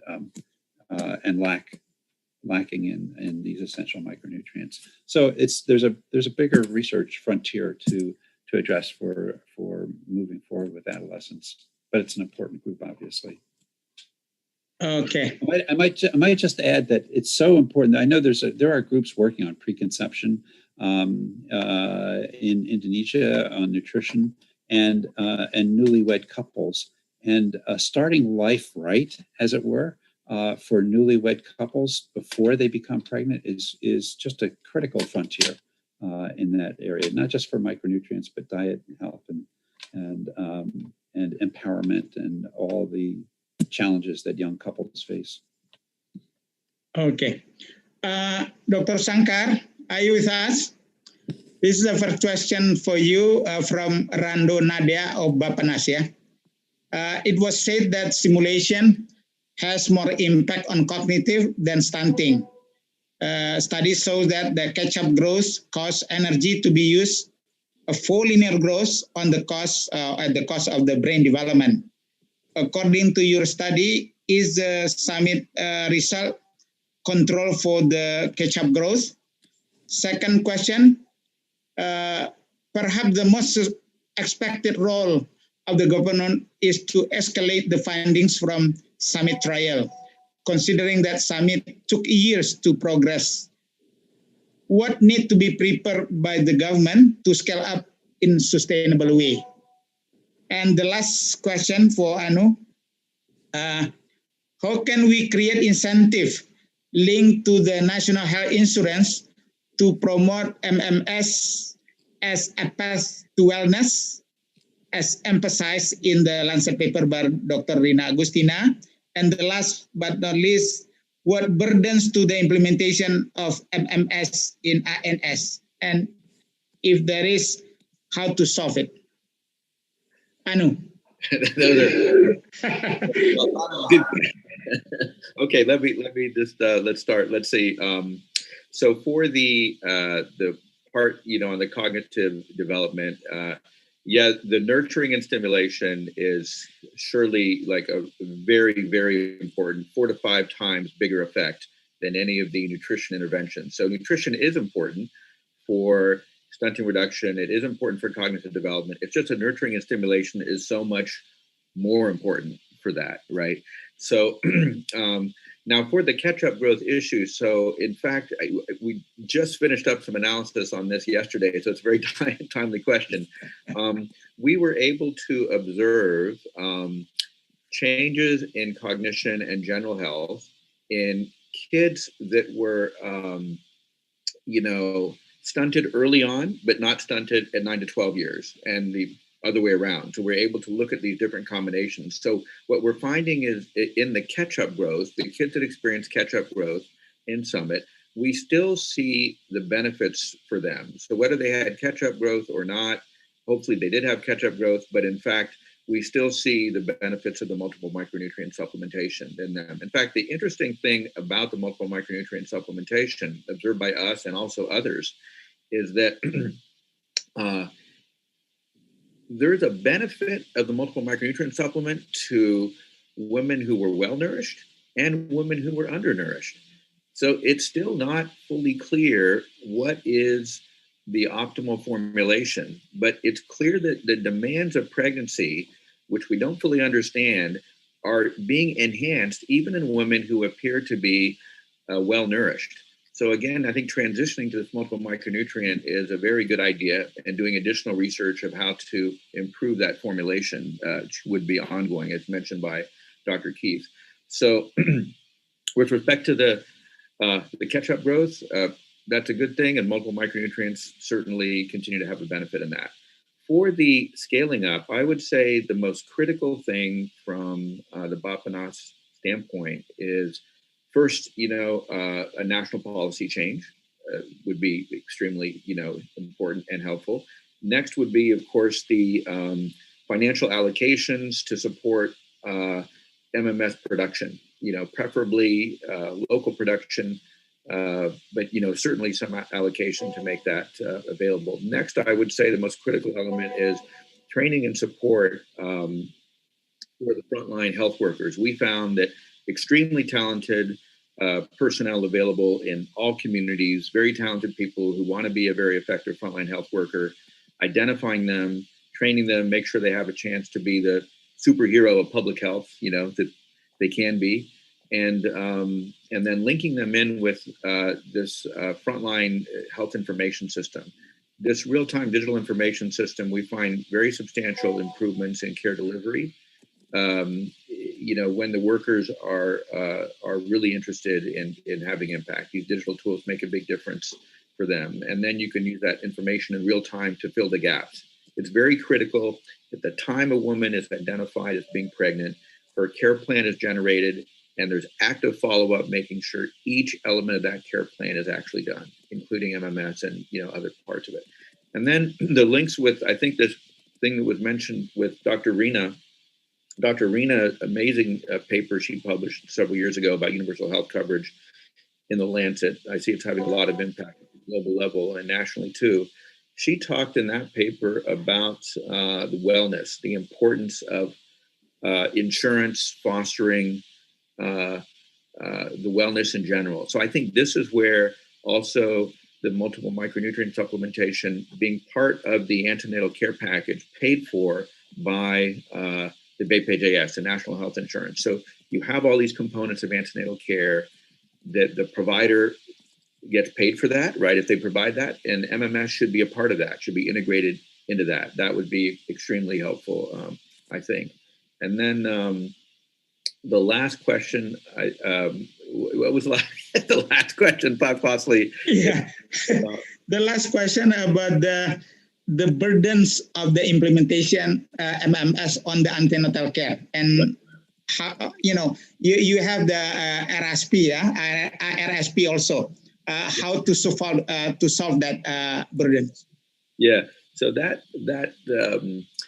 burden, I think, again, the key is there are multiple, in Indonesia and other countries, there are multiple frontline health workers, right? You have, Kader, you have the bidan or the midwife, you have the vaccinator, the nutrition person. So many countries also have this multiple workers. I think the key is this, burden, I guess, or, the task of multiple micronutrient supplementation, promotion, education, and so forth, really needs to be distributed amongst them as a team. And I think that makes it, a fun and enriching activity. You have to create a change in the belief around nutrition and what the family can actually do to improve a birth outcome. And that needs to be catalyzed by a group of frontline workers who are communicating well the same idea, the message in a friendly way, not just the technical information, but having personal interest in the workers. So that the training of frontline workers, not just in technical expertise, but in bedside manner and interaction, is really really critical, I think. And I believe that they can definitely achieve impact very, very, very quickly. So I think it's fully doable. Yeah. Okay. For Professor Klaus, Klaus Kramer, from Ibu Brigita from Office of Vice President. What are factors that really contribute to the successful of transitioning from IFS to the MMS? Is there any best practice on this? What can we learn from if there is a best practice? And then from Ibu Primasti Nuriandari, why Indonesia not being included in the 4-country study by Sight and Life? If we are ready according to the criteria on embarking on transition, what is the position of the Sight and Life? And then from our experience in Indonesia, especially from Summit and other related study, is from science, from evidence, is really long way to go to the policy and implementation. What do you think? How can Indonesia be be smart enough to improve the speed and also the comprehension, as well as the total support for evidence that has been generated by the science, ready to be embarked, but still being discussed at policy and implementation level. Thank you. Thank you very much. Very relevant questions. So the first question on how to find a path from IFA to MMS implementation, what are the prerequisites? The first prerequisite is really to have the political will in the country.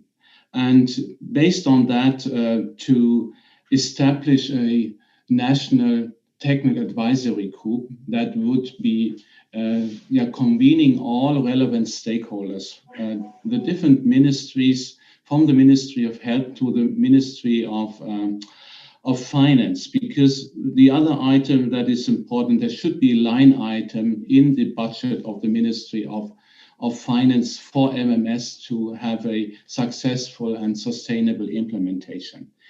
Then this task force will also work on the revision of the national guidelines for nutrition and micronutrients to replace in these guidelines IFA by MMS.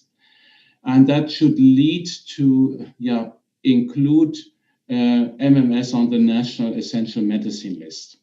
And I think that is very important because this will also specify the formulation of the product, and this will help the local pharmaceutical industry to produce a quality product that can be supplied to the antenatal care channels. So I think it's very important to have this technical advisory group, and this will be the major doer and shaker to implement MMS in the country. But for and foremost, it has to start with a strong political will. Why was Indonesia not included in the 4-country study? This was originally planned as a pilot in 4 countries across Asia and sub-Saharan Africa.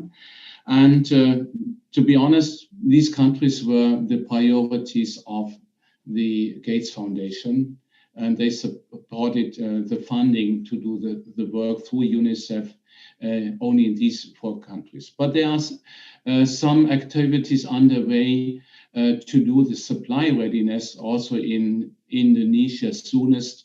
And I'm pretty sure this supply readiness will come to the conclusion Indonesia should and must procure the product locally and supply the antenatal care system. What is the shortcut? I think this is the third question. It goes really back to what I said answering the first question. We need to have the national ownership and the National Tech Advisory Group to take action and to make it happen.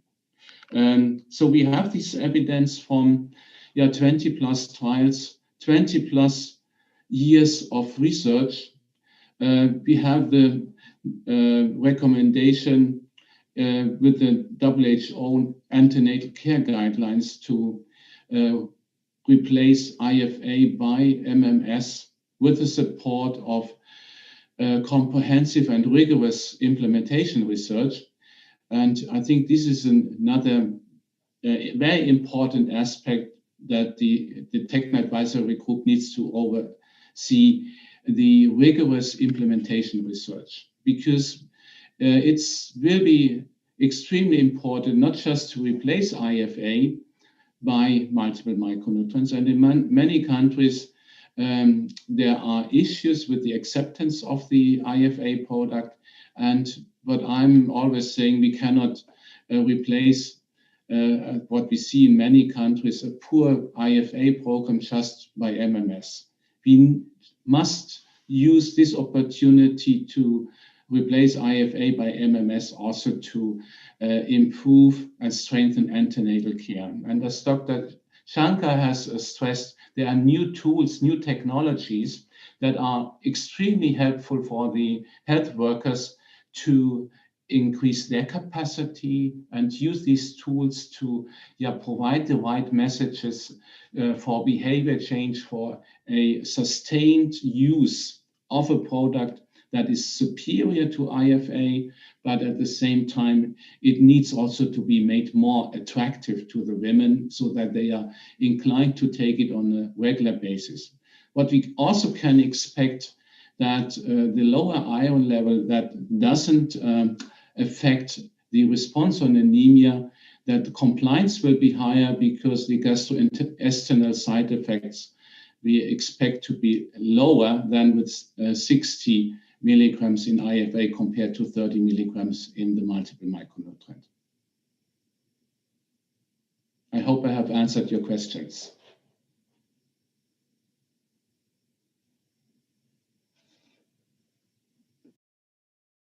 Supplementation is only 60, while in Unimap it has 65. How much that difference matter? Sorry, I couldn't get the first part of your question. You were muted. Yeah. In Indonesian regulation, the selenium supplementation can be only given 60 microgram, while in Unimap, it has 65. So this creates some problem in adjusting to Indonesian standard. What do you suggest? So it would be feasible to reduce the selenium level if that would be the only issue in the Unimap formulation without major impact. And to be honest, the difference between 60 and 65 is almost not measurable in the analysis of a supplement. So there won't be any major change. If that's a deal breaker, then the local producer should reduce the selenium level. Okay. Last question to Professor West. Professor West, if we were to do research on the impact of MMS, what is biomarker needed to be collected? And then how important to combine the MMS with the psychosocial stimulation? Is it needed to be in combination, or can each one go by themselves? Those are great questions. In terms of the biomarkers, we are in an explosive period in our profession where biomarkers are becoming available by the thousands in a single assay. And whether it's metabolomics or proteomics or the microbiome, which is presenting lots of facets of health that we still need to understand their function, the consequence of their distributional changes, and which ones are going to arise as sentinel indicators. But for micronutrients, certainly one area that we have neglected in nutrition is inflammation. So there's going to be a need for nutrient biomarkers. I mentioned proteomics as one approach. I think it has promise because you can measure any proteins on one assay in the future, not multiple assays that are required for nutrients. So once validated, there's the possibility of having a proteomics a platform for assessing many nutrients that can be modeled through those proteins.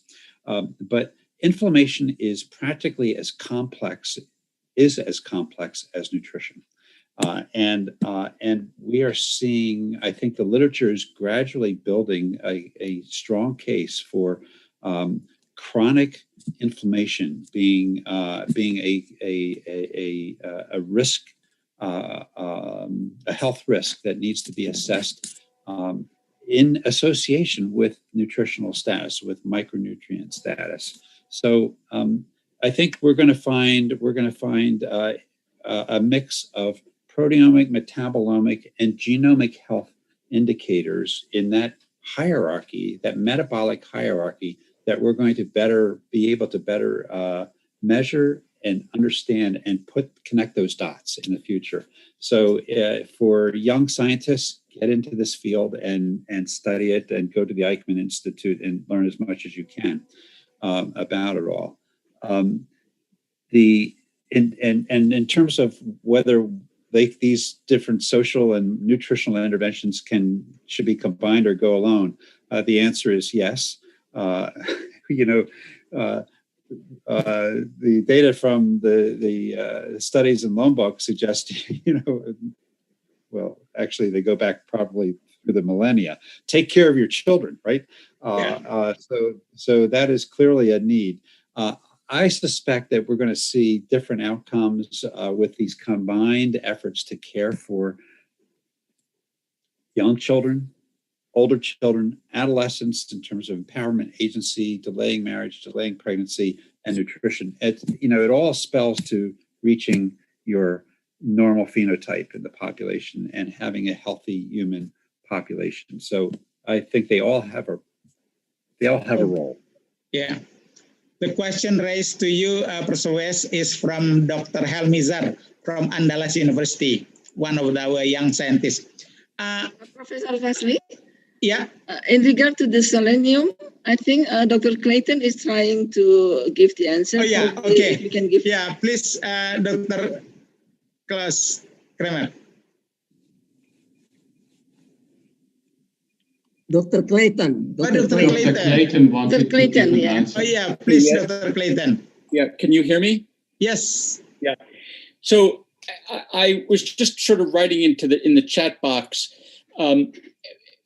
While I think Dr. Kramer is exactly right that the variance in the level of selenium between what the government recommends in Indonesia and what's in the UNIMAP formula is probably negligible and doesn't make a meaningful difference. I would like to add that the upper tolerable limit for selenium, just to put in context what Dr. Kramer said, is 400 micrograms. So we're very far distance away from the upper tolerable limit. I think the other consideration, though, that one needs to take into account is while it may only be a 5 milligram difference, simply saying, to manufacturers, go ahead and reduce the amount, sort of belies the work that needs to go into change the formulation. Right now, this product is simply not available in most parts of the world. And if one is looking to a local manufacturer to manufacture this product, whatever you decide today to do isn't going to be available for at least 2 to 3 years based on the regulatory requirements that the Indonesian FDA currently requires. You need at least 24 months of stability data, real-time stability data, before you can put a product on the market. So it's at least 2 years, and that's assumed that everything goes right in the production. So at this point, unfortunately, Indonesia has to depend upon external product that needs to be brought into the country, and the only product that is available is a product that has 65 micrograms of selenium. So there's really not much of a choice right now. And if you decided today, it would be 2 years, at least 2 years before you were able to have a product that met that 60 micrograms. So it's not a very feasible thing, I think, right now to say, just go ahead and change it from 65 to 60. Also to Dr. Sankar, Dr. Elmizar actually asked you, based on your latest analysis on the impact of the care and stimulation to the child outcome, you will repeat again some study. How do you combine, given the structure of the frontline work? That's a fantastic question. Yeah, so I think, look, today, working hand in hand, with the MOH, the BKKBN, they're transitioning to this family-centered approach, the Geramas program. I think it's a very exciting time right now. I think these two sets of frontline workers, engaging them on, parenting classes, nurturing and stimulation, linking that with the early childhood stimulation work, Dr. Fossley, that you had promoted so well, the POUD system. And so I think this group of workers, bringing them together, coordinating them, I think you would have a very, very big impact, and likely even synergize with the multiple micronutrient, have an even larger impact. So now is the time, really, and really being able to knit this together with the universal health coverage care. So that's what, if I were to do it again now, that's what I would do. Yeah. Okay. Thank you, Dr. Sankar. We are so blessed to have Alan Burr. He is the guru of nutrition in Asia. And I would like to invite Alan to share some of his insight regarding our topic.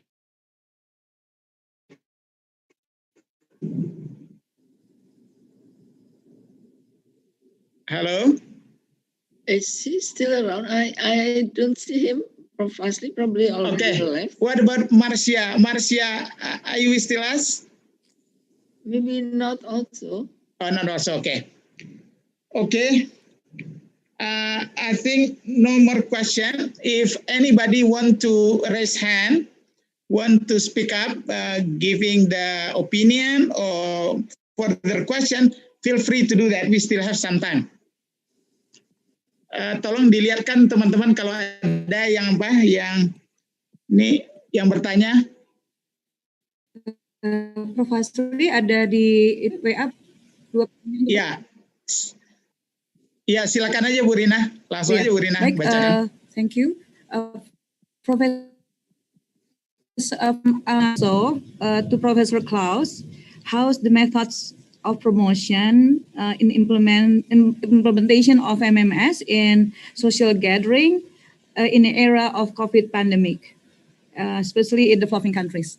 Yeah, thank you. This is a very important and relevant question, and we have been facing certainly the impact of the COVID-19 pandemic.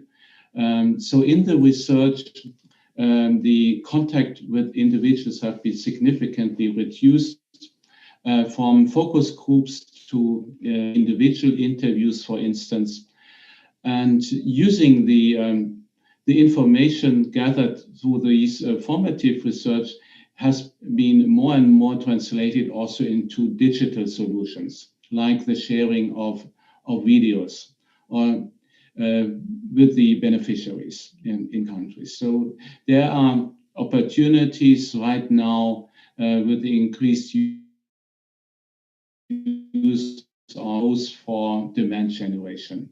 But you can also deploy technology in research, and so it's an leapfrogging our implementation research using digital solutions and seeking information from groups and individuals, but also in the demand generation. Oke. Baik, Prof. Acha dan Dr. Rina, nampaknya kita udah sampai di penghujung acara kita. Kalau boleh saya menyimpulkan sedikit ya. Bapak-bapak dan Ibu yang saya hormati, ini kita masih ada 371 orang yang hadir bersama ya, mendengar sebuah paparan yang luar biasa dari 4 narasumber kita. Saya mau mulai sedikit bahwa tadi Profesor Satrio mengingatkan bahwa betapa masih terbatasnya kebijakan-kebijakan yang diambil berdasarkan evidence ya. Evidence itu didapat dari penelitian yang peer reviewed, yang robust, yang sudah terbukti memang itu adalah fakta dan kenyataan, Nah, berdasarkan itu direview pula oleh badan-badan, maka dia sudah pantas untuk menjadi kebijakan. Nah, kebijakan itu tentu harus diambil masuk ke lembaga-lembaga yang menentukan dan menjadi program, dibiayai dan dilaksanakan dengan harapan compliance-nya bisa mendekati 100% ya, bukan hanya dari supply-nya saja. Nah, jadi pertanyaan Prof. Satrio dari awal, sudahkah kita betul-betul menjadikan kebijakan-kebijakan kita itu berdasarkan evidence? Nah, hari ini betapa sudah banyaknya evidence tentang kecanggihan atau manfaat dari MMS ini. Dan ini bukan sekali studi, bukan di lokasi satu saja, tapi di berbagai belahan dunia, dan Indonesia pun sudah lama melakukan dengan summit tadi di Lombok itu. Yang karena diikuti terus kohornya, jadi anak-anak ikuti sejak dari hamilnya ibunya dulu, sampai sekarang SD bisa diikuti, nanti SMP bisa diikuti, malah SMA-nya bisa kita ikuti ya. Dan sampai saat ini terkin besar kelihatan betapa dampak daripada MMS ini kepada berbagai indikator tumbuh kembang anak, termasuk kecerdasan dia dalam pengertian luas ya, dan juga terhadap dampak-dampak di bidang kesehatan dan gizi. Nah, tadi Profesor kan secara dalam studi-studi yang beliau lakukan dan juga beliau review di belahan dunia, dan makin meyakinkan kita bahwa rasanya nggak ada keraguan harusnya untuk MMS ini. Kemudian ini juga didahului oleh Profesor Sangkot bahwa betapa beliau menjelaskan pada kita Indonesia bukan negara baru untuk menjadikan evidence sebagai dasar dari kebijakan. Bukan hanya untuk nasional kita saja, tapi sudah ke dunia, ke tingkat dunia, mempengaruhi kebijakan tingkat dunia. Nah, dari Dr. Klaus Kramer, kita belajar banyak contoh di 4 negara, itu dengan jelas bisa direncanakan, bisa dimonitor, bisa dari pilot berpindah kepada scale up ya, yang dalam pengertian lebih luas, dan akhirnya menjadi national policy. Dan hal ini menurut beliau adalah sebuah potensi yang akan diteruskan di 4 negara tersebut. Dan Indonesia sebetulnya karena sudah punya bahan dan kita memenuhi kriteria, kemudian Bill and Melinda Gates Foundation mau berdampingan dengan kita nanti agar implementasi MMS ini bisa masif. Di sini ada Bappenas, di sini ada Ibu Kartini ya, Dirjen Pelayanan Kesehatan kita. Keputusan itu akan menyampaikan perspektif dari perencanaan nasional, perspektif dari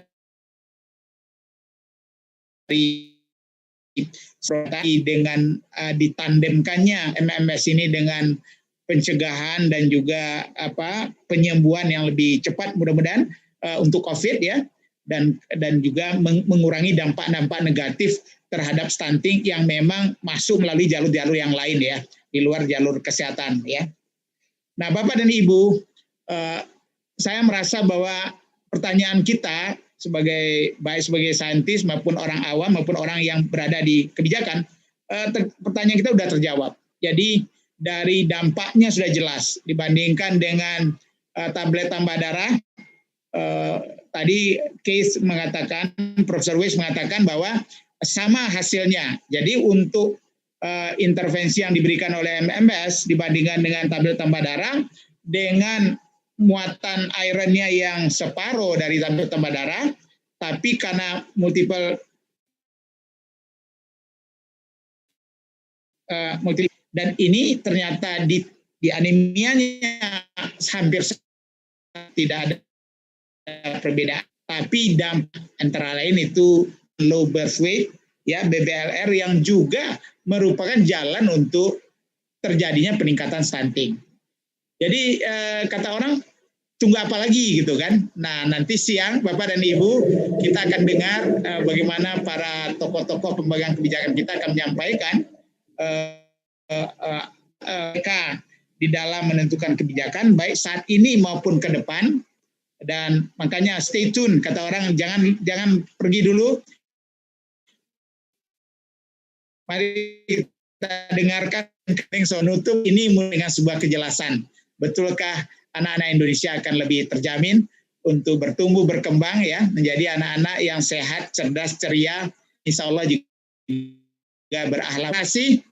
Mohon maaf kalau ada kesalahan dalam memoderator ini.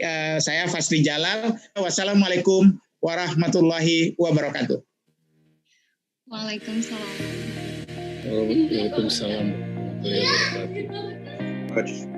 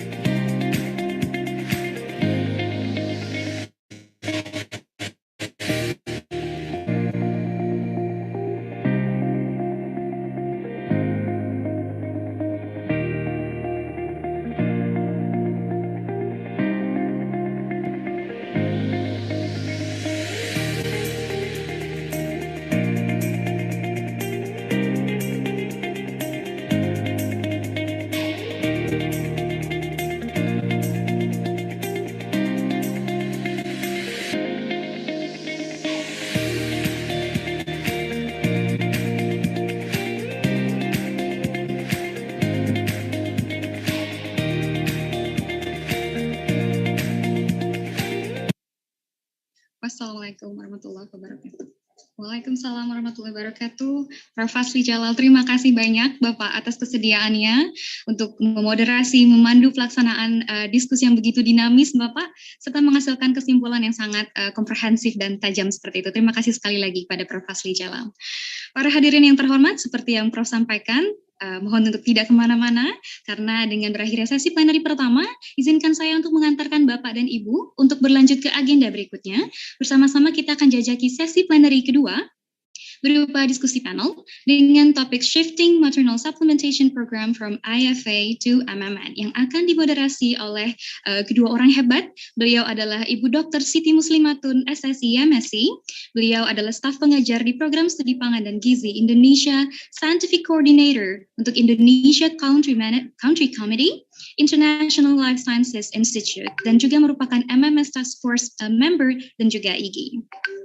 Tidak sendirian, Dr. Siti juga akan didampingi oleh Profesor Dr. Abdul Razak Taha, MSc. Beliau merupakan Yayasan IGI, Ketua Dewan Pakar PBID, Ketua MPPKID Wilayah Sulawesi Selatan, dan beliau juga merupakan perwakilan wilayah Sulawesi Selatan untuk Asosiasi Profesor Indonesia. Dengan demikian, untuk 2 jam ke depan, saya akan mempersilahkan Ibu Siti dan Prof. Razak Taha untuk memandu berjalannya diskusi sesi kedua kali ini. Dipersilahkan kepada Ibu Siti dan Prof. Abdul Razak Taha.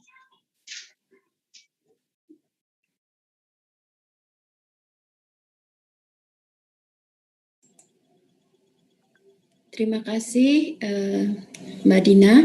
Assalamualaikum warahmatullahi wabarakatuh. Selamat siang kepada Bapak Ibu sekalian yang masih kami berharap Bapak Ibu sekalian masih tetap semangat dan bertahan di dalam webinar kita hari ini. Kita memasuki plenary sesi kedua, yaitu panel discussion Shifting Maternal Supplementation Program from IFA to MMS. Saya akan mengenalkan dahulu para panelis kita hari ini. Kita sudah hadir, yaitu Bapak Pungkas Bajuri Ali. Beliau adalah Direktur Kesehatan dan Gizi Masyarakat dari Kementerian Perencanaan Pembangunan Nasional atau Bappenas. Kemudian beliau hadir untuk mewakili Bapak Dr. Insinyur Subandiso, Deputi Bidang Pembangunan Manusia, Masyarakat, dan Kebudayaan yang kebetulan ada tugas lain yang. Kemudian juga hadir Ibu Dr. Gigi Kartini Rustandi MKes. Beliau adalah pelaksana tugas Dirjen Kesehatan Masyarakat Kementerian Kesehatan Indonesia. Yang ketiga adalah kita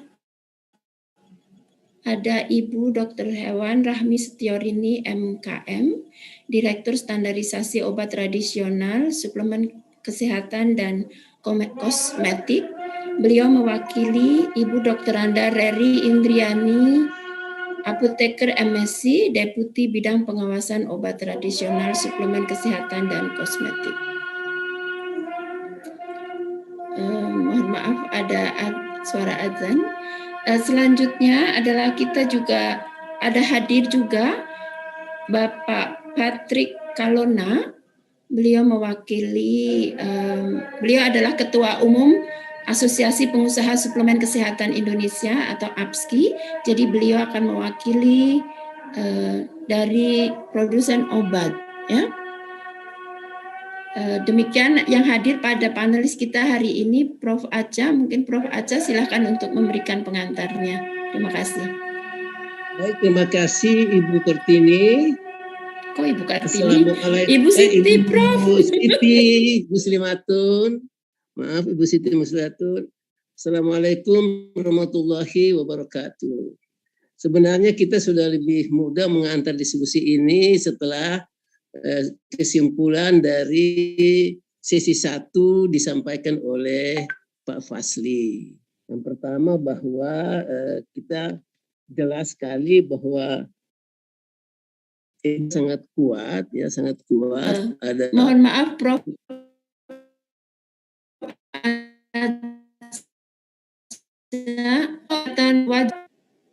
Iya, kita tanya ke host kenapa begitu. Oh, begitu. Atau backgroundnya dihilangkan dulu aja, Prof.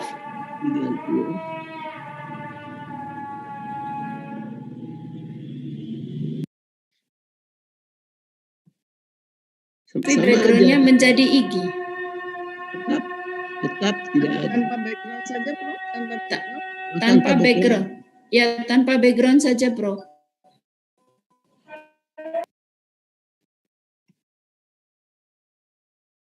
Dan juga.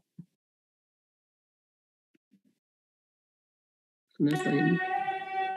Tadi sebentar Prof. Aca, mohon izin Bu Siti. Ya, silakan Mbak Dina. Penutup kamera, Prof. Ada penutup kamera di dekat webcamnya, Prof. Kadang itu membuat kita nggak ada, tapi backgroundnya muncul. Di mana kameranya bisa dilihat? Penutup kamera biasanya ada di dekat kamera di atas laptop, Prof. Apakah komputer Prof ada fitur tersebut, Prof? Halo. Ditutupnya laptopnya, Prof. Mungkin ada tertutup ditutupnya laptopnya. Di mana kameranya? Di atas, paling atas tengah. Dekat kamera sekali, Prof.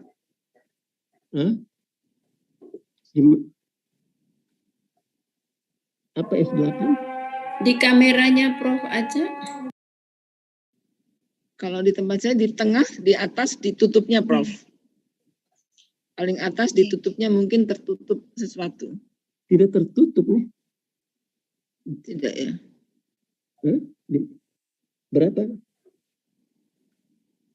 Iya, terus dengan oke. Nah, udah.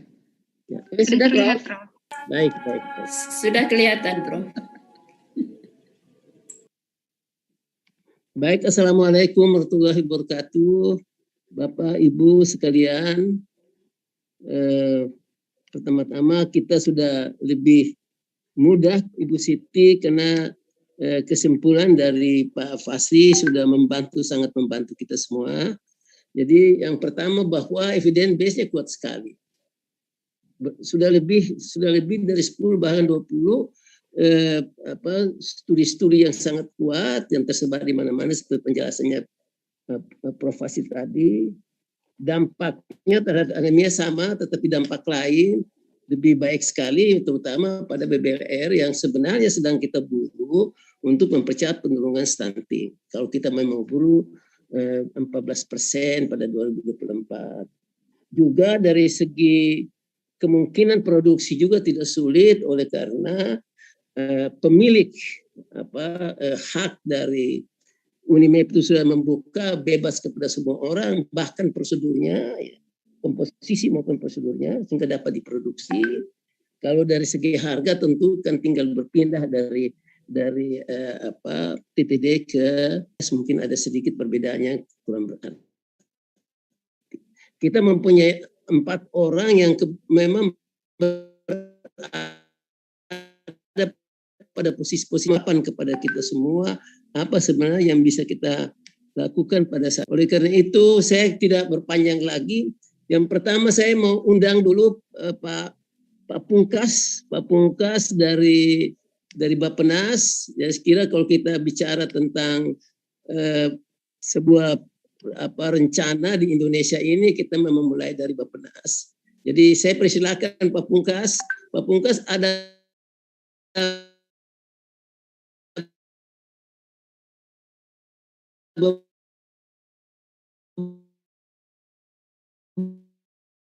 beberapa pertanyaannya Pak Pungkas.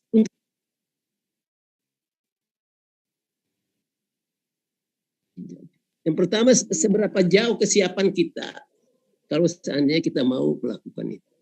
Dan kalau kita ingin sampai ke situ, ini pertanyaan kepada keempat panelis, apa sih tantangannya dan apa peluangnya?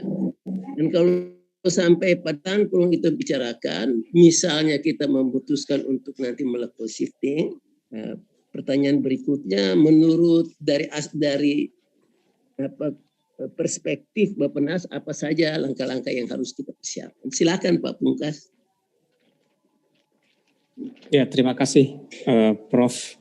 Aca, Bapak sekalian, selamat siang. Assalamualaikum warahmatullahi wabarakatuh. Mungkin langsung saja ya Prof. Pertama-tama salam hormat kami kepada para senior kami, terutama Prof. Dirman, Prof. Asli, Bu Nina. Saya nggak tahu Pak Arum ada di sini atau tidak, yang merupakan guru-guru kami, dan tentu Pak Prof dan teman-teman dari IGI dan seluruh peserta. Prof, tadi pertanyaannya saya pikir satu-satu, ternyata 3 langsung ya. Boleh satu-satu aja dulu. Oke, jadi lebih banyak. Satu aja. Oke, nggak apa. Oke, baik. Jadi pertanyaan pertama, kesiapan kita untuk shifting.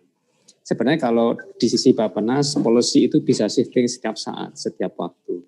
Kenapa itu muncul RKP, itu muncul ubah gitu ya. Dan kenapa muncul RKP? Karena yaitu salah untuk mengantisipasi. Memang kebijakan besarnya di RPJM, tetapi RKP itu setiap tahun adalah meneruskan atau memodifikasi RPJM jika diperlukan. Jadi kalau pertanyaan itu kita siap, tentu kita siap ya. Tidak melihat polisinya apa. Nah, terkait dengan masalah MMN dan IFA ini, kalau kita lihat tadi di dalam Bappenas itu kan prinsipnya sebenarnya seperti yang juga dulu ditanamkan oleh pendahulu kita, terutama Prof. Asli, Prof. Kirman yang akademisi juga. Memang kita harus berdasar kepada evidence ya. Tidak hanya evidence sebenarnya, kalau evidence tidak ada mungkin data, kalau data tidak ada ya science inform, walaupun belum dilakukan tetapi itu menjadi bagian. Nah, dalam konteks ini saya kira sudah memenuhi kaidah itu ya. Kalau kita lihat studinya ini kan pertama dari konteks apakah studi ini kuat atau tidak, saya kira sangat kuat ya. Satu, karena ini juga studi yang dilakukan secara di beberapa negara. Satu. Yang kedua, juga konteks Indonesia dilakukan. Ya. Jadi relatif external validity-nya sudah cukup baik. Kemudian yang ketiga, dari sisi kualitas data ini kan randomized control trial. Dan kemudian tadi yang saya mendukung yang dari presentasi Pak Anuras tadi, ini juga ternyata studi longitudinal juga akan diikuti setelah berapa tahun. Jadi dari konteks kualitas studinya saya kira sudah sudah sangat baik dan sangat kuat gitu dalam konteks studi MMN dibanding dengan IVA atau MMN dibanding dengan non intervensi. Dari situnya saya kira sudah sangat kuat. Nah, lalu bagaimana kita shifting tadi? Nah, shifting itu memang bisa dari dua sisi, Prof. Dari Ibu Kartini kalau mengusulkan kita bisa shifting, tapi kalau dari Bappenas merasa itu sangat penting, kita masukkan dalam kebijakan. Jadi bisa di dalam perencanaan dari istilah bottom up dan top down. Top down kalau kita merasa penting, kita impus kepada kebijakan nasional. Tapi bisa jadi ada usulan-usulan di perjalanan atau dari awal dari kesehatan yang bisa di-approve. Nah itu saya kira dua-duanya bisa masuk atas bawah tadi. Itu yang diperlukan untuk shifting. Nah tentu ini dari sisi kebijakan harus diikuti dengan regulasi, ya, kemudian juga penganggaran dan kelembagaan. Saya kira itu untuk jawaban nomor 1. Saya kira yang akan menarik nanti Prof, pertanyaan nomor 2, nomor 3. Tapi saya kira di situ dulu karena ini bentuknya panel.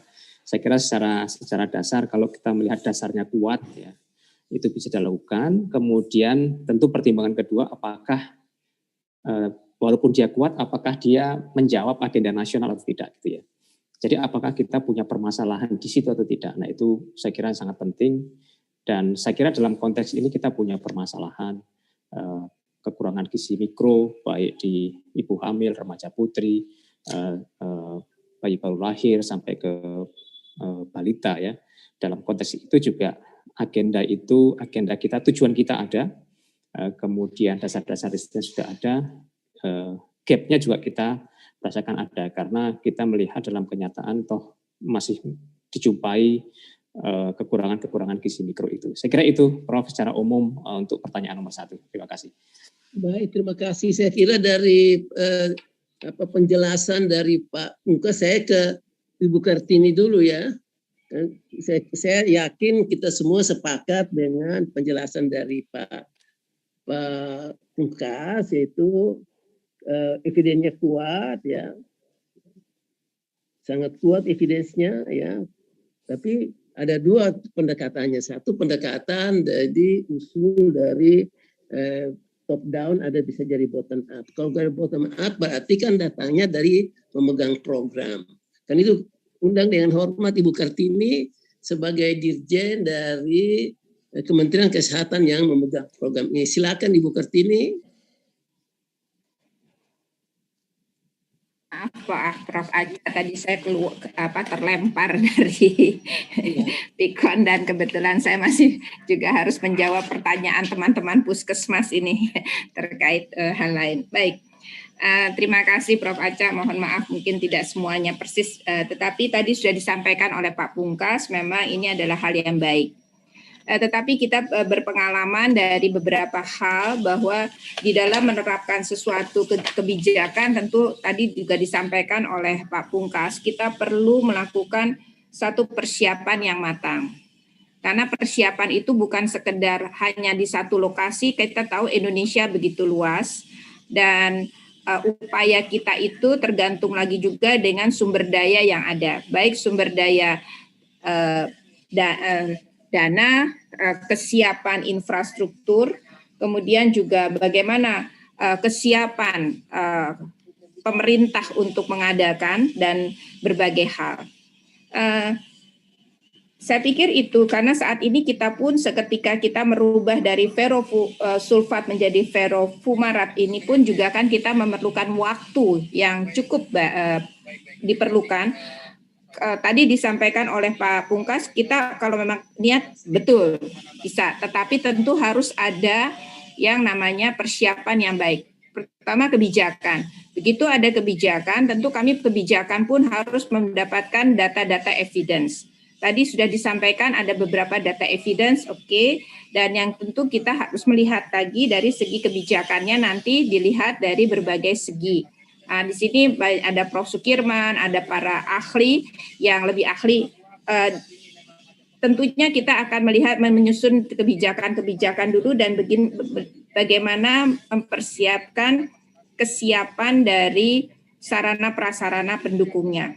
Misalnya, apakah sudah disiapkan kesiapan Indonesia untuk memproduksi hal itu? Karena Pak Presiden mengharapkan kita menghargai produksi Indonesia misalnya ya. Kemudian bagaimana nanti distribusinya dan sebagainya. Tentu ini menjadi hal yang menarik. Dan saat ini ketika kita menggunakan saat ini pun sebetulnya Pak Menteri ingin seperti ferrofumarat aja kalau bisa berwarna lain.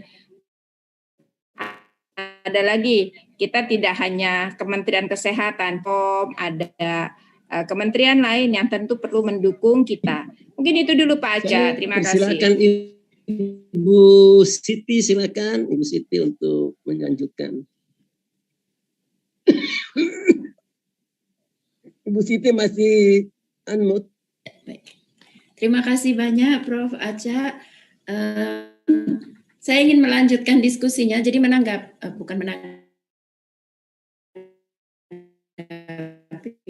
kita sudah mendengarkan tanggapan dari Bappenas dan juga dari Kementerian Kesehatan. Nah, saya ingin mendengarkan dari Ibu Ibu Rahmi Setiorini dari Bapom. Silakan Ibu. Ya, terima kasih Bu Siti. Selamat siang Bapak Ibu semua. Assalamualaikum warahmatullahi wabarakatuh. Baik, terkait tadi pertanyaan yang pertama yang disampaikan, apakah sejauh mana kesiapan Indonesia? Kalau dari sisi kami di Badan POM, kami melihat dari segi khasiat, manfaat dan mutunya dari produk ini ya, begitu ya Bapak Ibu ya. Jadi kalau di Badan POM ini segala sesuatunya memang berdasarkan evidence Pak, berdasarkan bukti. Jadi apapun itu pasti kita melihat dari evidence yang dijadikan data dukung pada saat mendaftarkan suatu produk. Jadi itu bukan menjadi sesuatu yang aneh ya, maksudnya memang kita selalu seperti itu. Jadi untuk uji klinik yang dilakukan seperti Unimap ini sudah melakukan uji klinik sekian tahun, 10 tahun apa 20 tahun yang lalu, dan sekarang kohortnya masih diamati.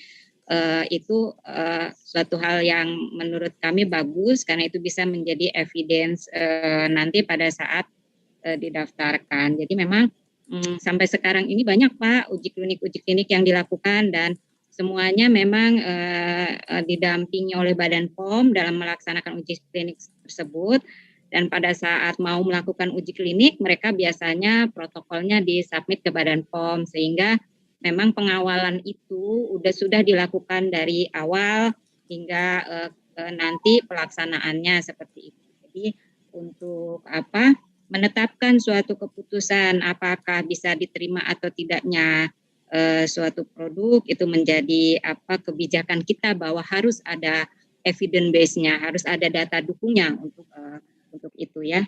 Kalau terkait tadi produk Unimap ini melihat beberapa penelitian yang sudah dilakukan, begitu banyak penelitian yang sudah dikerjakan di berbagai negara.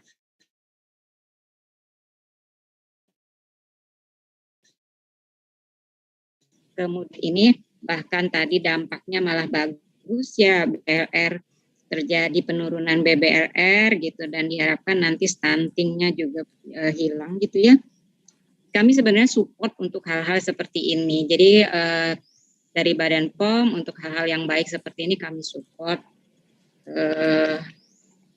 Namun demikian terkait nantinya untuk pendaftaran memang harus sesuai dengan regulasi yang ada di Badan POM tadi, karena kami harus melihat tadi ya Pak, safety, efficacy, dan quality dari produk tersebut.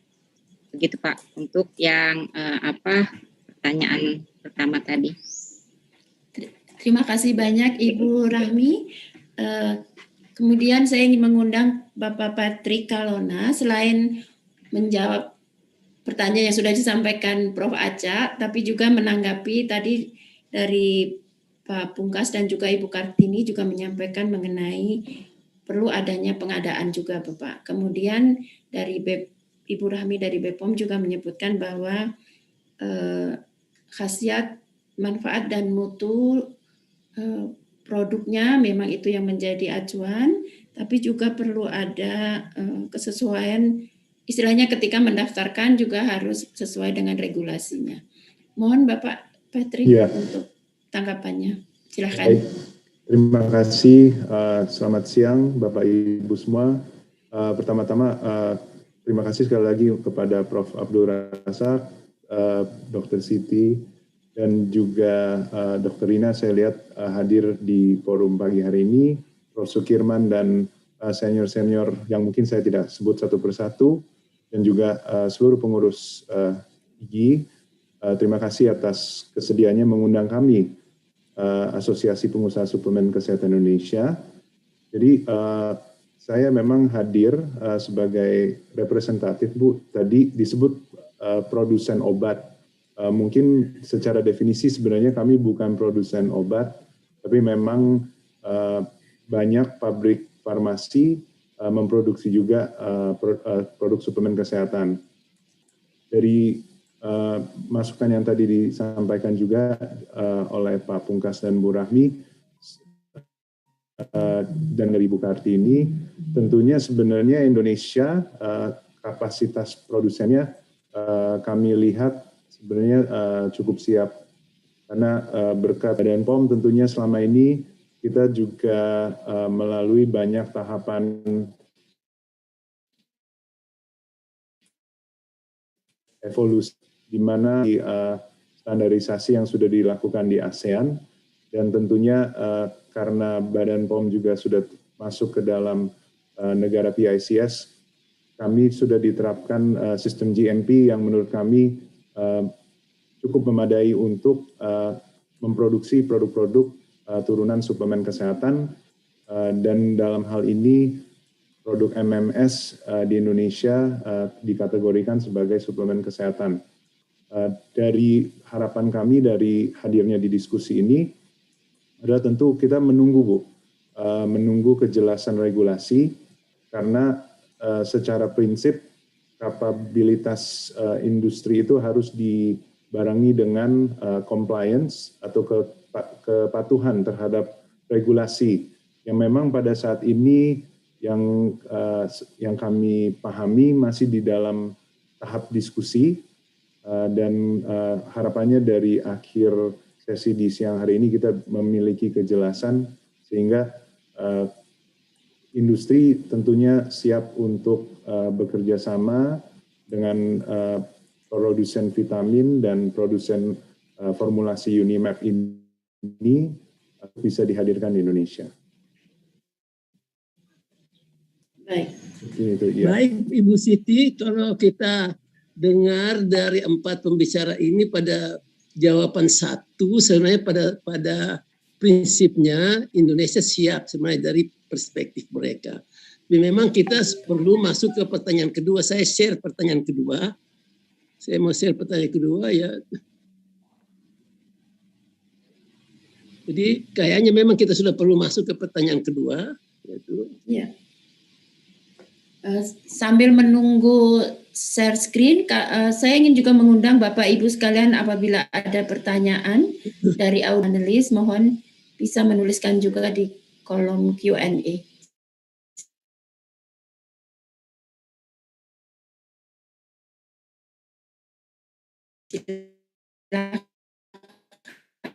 Supaya nanti sebentar bisa enggak kita masuk pada pertanyaan ketiga, bagaimana menyikapi itu. Jadi perlu memang kalau kan kita punya banyak tantangan, tapi pada saat yang sama kita juga punya perlu cara bisa membantu. Salah satu yang tadi disampaikan oleh Bapak Pungkas adalah berkaitan dengan agenda nasional. Saya kira satu agenda nasional yang sedang ramai sekarang ini adalah misalnya stunting sebagai satu contoh, dan kita lihat pada Riskesdas kontributor salah satu kontributor paling besar dari stunting di Indonesia itu adalah BBLR. Jadi mungkin kita perlu bicara pada tahapan kedua, pertanyaan kedua, kira-kira apa tantangan dan peluang yang memungkinkan kita untuk bisa maju pada tahap berikutnya. Mungkin saya mulai dengan Pak Pungkas, saya mulai dengan Ibu Kartini dulu ya, karena kan mereka ada pemegang program ya. Silakan Ibu Kartini. Ya, silakan.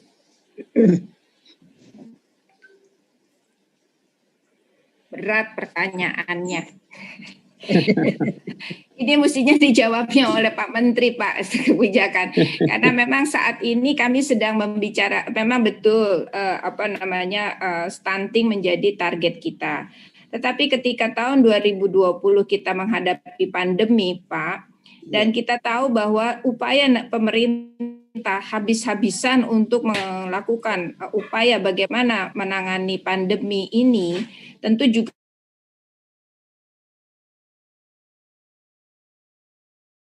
memang stunting, kemudian angka kematian ibu, angka kematian bayi sudah menjadi bertahun-tahun menjadi tantangan kita, begitu ya. Tetapi saat ini pun kita menghadapi tantangan yang juga besar, begitu ya, dikaitin. Sehingga tantangan ini menjadi PR besar yang tentu harus dibahas bersama, dan kita tahu bahwa tantangan terkait dengan COVID ini besar-besaran, begitu ya. Sampai saat ini misalnya kita begitu fokus untuk melakukan yang namanya bagaimana kita melakukan vaksinasi, bagaimana kita melakukan tracing, karena apa? Salah satunya upaya untuk memutus mata rantai, ya. Supaya tidak anak-anak kita segera bisa sekolah, anak-anak kita bisa mengurangi berbagai efek-efek yang kurang baik, bahkan juga untuk memperbaiki pemantauan kesehatan anak-anak kita, ibu-ibu kita, ini sangat diperlukan. Banyak peluang, tantangan. Tapi apakah ada peluang? Ada, Pak. Tapi kembali lagi bahwa saya tidak bisa menjawab langsung ini karena memang kita juga harus membahas. Dan ini akan kita bahas juga di dalam waktu 2 minggu ini. Kami sedang membahas perbaikan Renstra Kemenkes, ini yang akan kita bahas kembali. Jadi memang karena angka kematian ibu, angka kematian bayi dan stunting menjadi indikator dari RPJMN yang akan dicapai, yang akan juga akan dikuatkan oleh Renstra Kemenkes. Demikian Pak yang bisa saya sampaikan. Terima kasih Ibu Kartini. Ada satu kalimat yang sangat memberikan semangat kepada kita bahwa memang ada peluang yang besar, bahwa nanti kita menghadapi berbagai tantangan, insya Allah mestinya kita bersama-sama menemani, mendukung, mendampingi kalau diperlukan Kementerian Kesehatan untuk bersama-sama menyelesaikan. Dan kami perlu memberikan apresiasi yang tinggi sekali kepada Kementerian Kesehatan atas gerakan yang luar biasa masifnya dari vaksinasi. Titip salam hormat untuk Bapak Menteri. Barangkali berikutnya saya undang Pak Pungkas. Ya Pak, ada Pak. Ya, terima kasih Prof. Pandangan saya kalau dengan melihat data-data yang cukup kuat tadi, menurut saya kita sudah bisa mulai, Pak. Artinya startnya itu sudah. Cuman yang tadi Bu Kartini disampaikan kan tentu N-nya itu ada di mana gitu ya. Jadi saya kira sudah memulai start. Tapi dalam start itu bukan berarti langsung pasti dipakai. Tentu ada tahapan-tahapan. Itulah yang saya kira. Tapi niat itu sudah ada dan saya kira itu harus bagus. Sudah ada niat di sana. Nah, saya melihat sebenarnya Pak, dalam konteks ini ada dua tantangan atau dua jalan yang harus kita tempuh secara bersamaan. Pertama, studi ini kan menjawab membandingkan antara MMN dan iron folic acid. Dan itu kelihatan sudah jelas gap-nya itu ada di situ. Artinya kalau kita menggunakan MMN itu ada added value, ada added benefit yang kita dapat. Ya. Nah, itu yang saya dapat. Nah, pertanyaan kita adalah ketika ini mau diimplementasikan, apakah added value itu worth it atau tidak? Artinya dibanding dengan cost, direct cost, indirect cost, apakah gap sebesar itu secara cost effectiveness itu bisa dikejar? Nah itu pertanyaan itu harus menurut saya harus dilakukan juga gitu ya, karena hanya dengan membandingkan tentu jelas manfaatnya. Tapi kalau dibandingkan dengan manajemen, perubahan delivery, perubahan program, apakah masih ada benefitnya? Saya kira itu harus dijawab. Yang kedua, menurut saya, sebenarnya apa yang salah dengan IVA sekarang ini? Ya, sekarang dengan IVA, iron folic acid, sehingga ada gap itu, gitu ya, sehingga ada gap itu. Walaupun ini randomized control trial, kalau saya lihat memang di lapangan ada permasalahan. Permasalahan bukan di produknya, kalau menurut saya, tetapi juga, tadi produk ada ya, maksud saya dengan dibanding dengan mRNA lebih unggul. Lain, ada permasalahan di delivery. Delivery-nya itu bisa dari procurement-nya, supply-nya, bisa dari ketika kita sebagai contoh untuk delivery program itu kan dari data Riskesdas menunjukkan 51% ibu yang mendapatkan jumlah tambah darah di atas 90, ya. Separuhnya. Artinya sebenarnya ada separuh ibu yang tidak menerima tablet sesuai dengan rekomendasi. Berarti ada masalah delivery. Yang kedua ada masalah demand, karena demand dan compliance tergantung kita menyebutnya. Karena ada sekitar 37,7%, hanya 37,7% ibu yang yang meminum tablet di atas 90%. Nah, artinya ini sekarang AIFA itu ada masalah di delivery, bukan di produknya. Nah, dalam kondisi itu, kalau kita ingin mempursu tadi dengan hasil tadi bahwa ada added benefit dengan mengubah MMN, kita harus memastikan nanti pada saat itu dilaksanakan jangan sampai jatuh ke lubang yang sama, gitu ya. Kalau kita sudah memilih MMN, ternyata delivery-nya compliance masih seperti itu, jangan-jangan kita jatuh ke lubang yang sama. Jadi itu juga harus diperbaiki dalam proses panjang jalan. Itu disebut tantangan tadi. Jadi tantangan kita salah satunya adalah bagaimana kita memap untuk bisa meyakinkan bahwa ketika MMN sudah dipilih, ini nanti delivery-nya akan oke. Karena saya kira kalau di dalam konteks randomized control trial, saya kira tadi ada aplikasi juga di situ yang membantu. Tapi dalam konteks program implementasi permasalahan bisa sangat berbeda. Nah, itu yang harus kita pikirkan. Saya kira tantangan terbesar tadi adalah tadi added value yang tadi dari sisi cost benefit-nya. Yang kedua adalah bagaimana kita menjamin nanti MMN itu juga tidak mengalami permasalahan yang sama yang kita hadapi untuk AIFA atau untuk program-program lain. Nah, saya kira itu Pak jawaban nomor 2. Nah, lalu apa langkah-langkahnya yang kita perlukan gitu ya untuk melakukan itu? Itu nanti saya tunggu pertanyaan Pak Prof. Aca untuk yang ketiga untuk menjawab itu. Silakan Prof. Sebelum saya serahkan kepada Ibu Siti, ini catatan paling penting dari Pak Pungkas. Tantangan paling besar itu memang pada cakupan dan compliance, itu perlu dicatat betul. Meskipun memang kita punya pengalaman dalam beberapa tahun terakhir ini di beberapa kabupaten mereka sudah melakukan itu, policy shifting sudah mereka lakukan dengan hak otonominya mereka. Dan memang ternyata compliance dan cakupannya lebih tinggi. Tapi nanti kita lihat ke depan untuk memberi data yang betul-betul kuat. Tapi kalau tentang cost benefit sebenarnya kita sudah bahas itu tuntas di tanggal 29 Desember Pak Pungkas. Mungkin Pak Pungkas tidak sempat hadir pada saat itu. Dan itu studi sudah dilakukan ke beberapa negara dan kalau tidak salah yang melakukan studi itu beberapa lembaga termasuk NI. Jadi kalau ada NI di sini nanti sebentar, mungkin nanti saya minta izin di Bu Siti minta sedikit penjelasan dari NI. Silakan Bu Siti untuk selanjutnya. Boleh komentar nggak? Belum? Oh ya, silakan.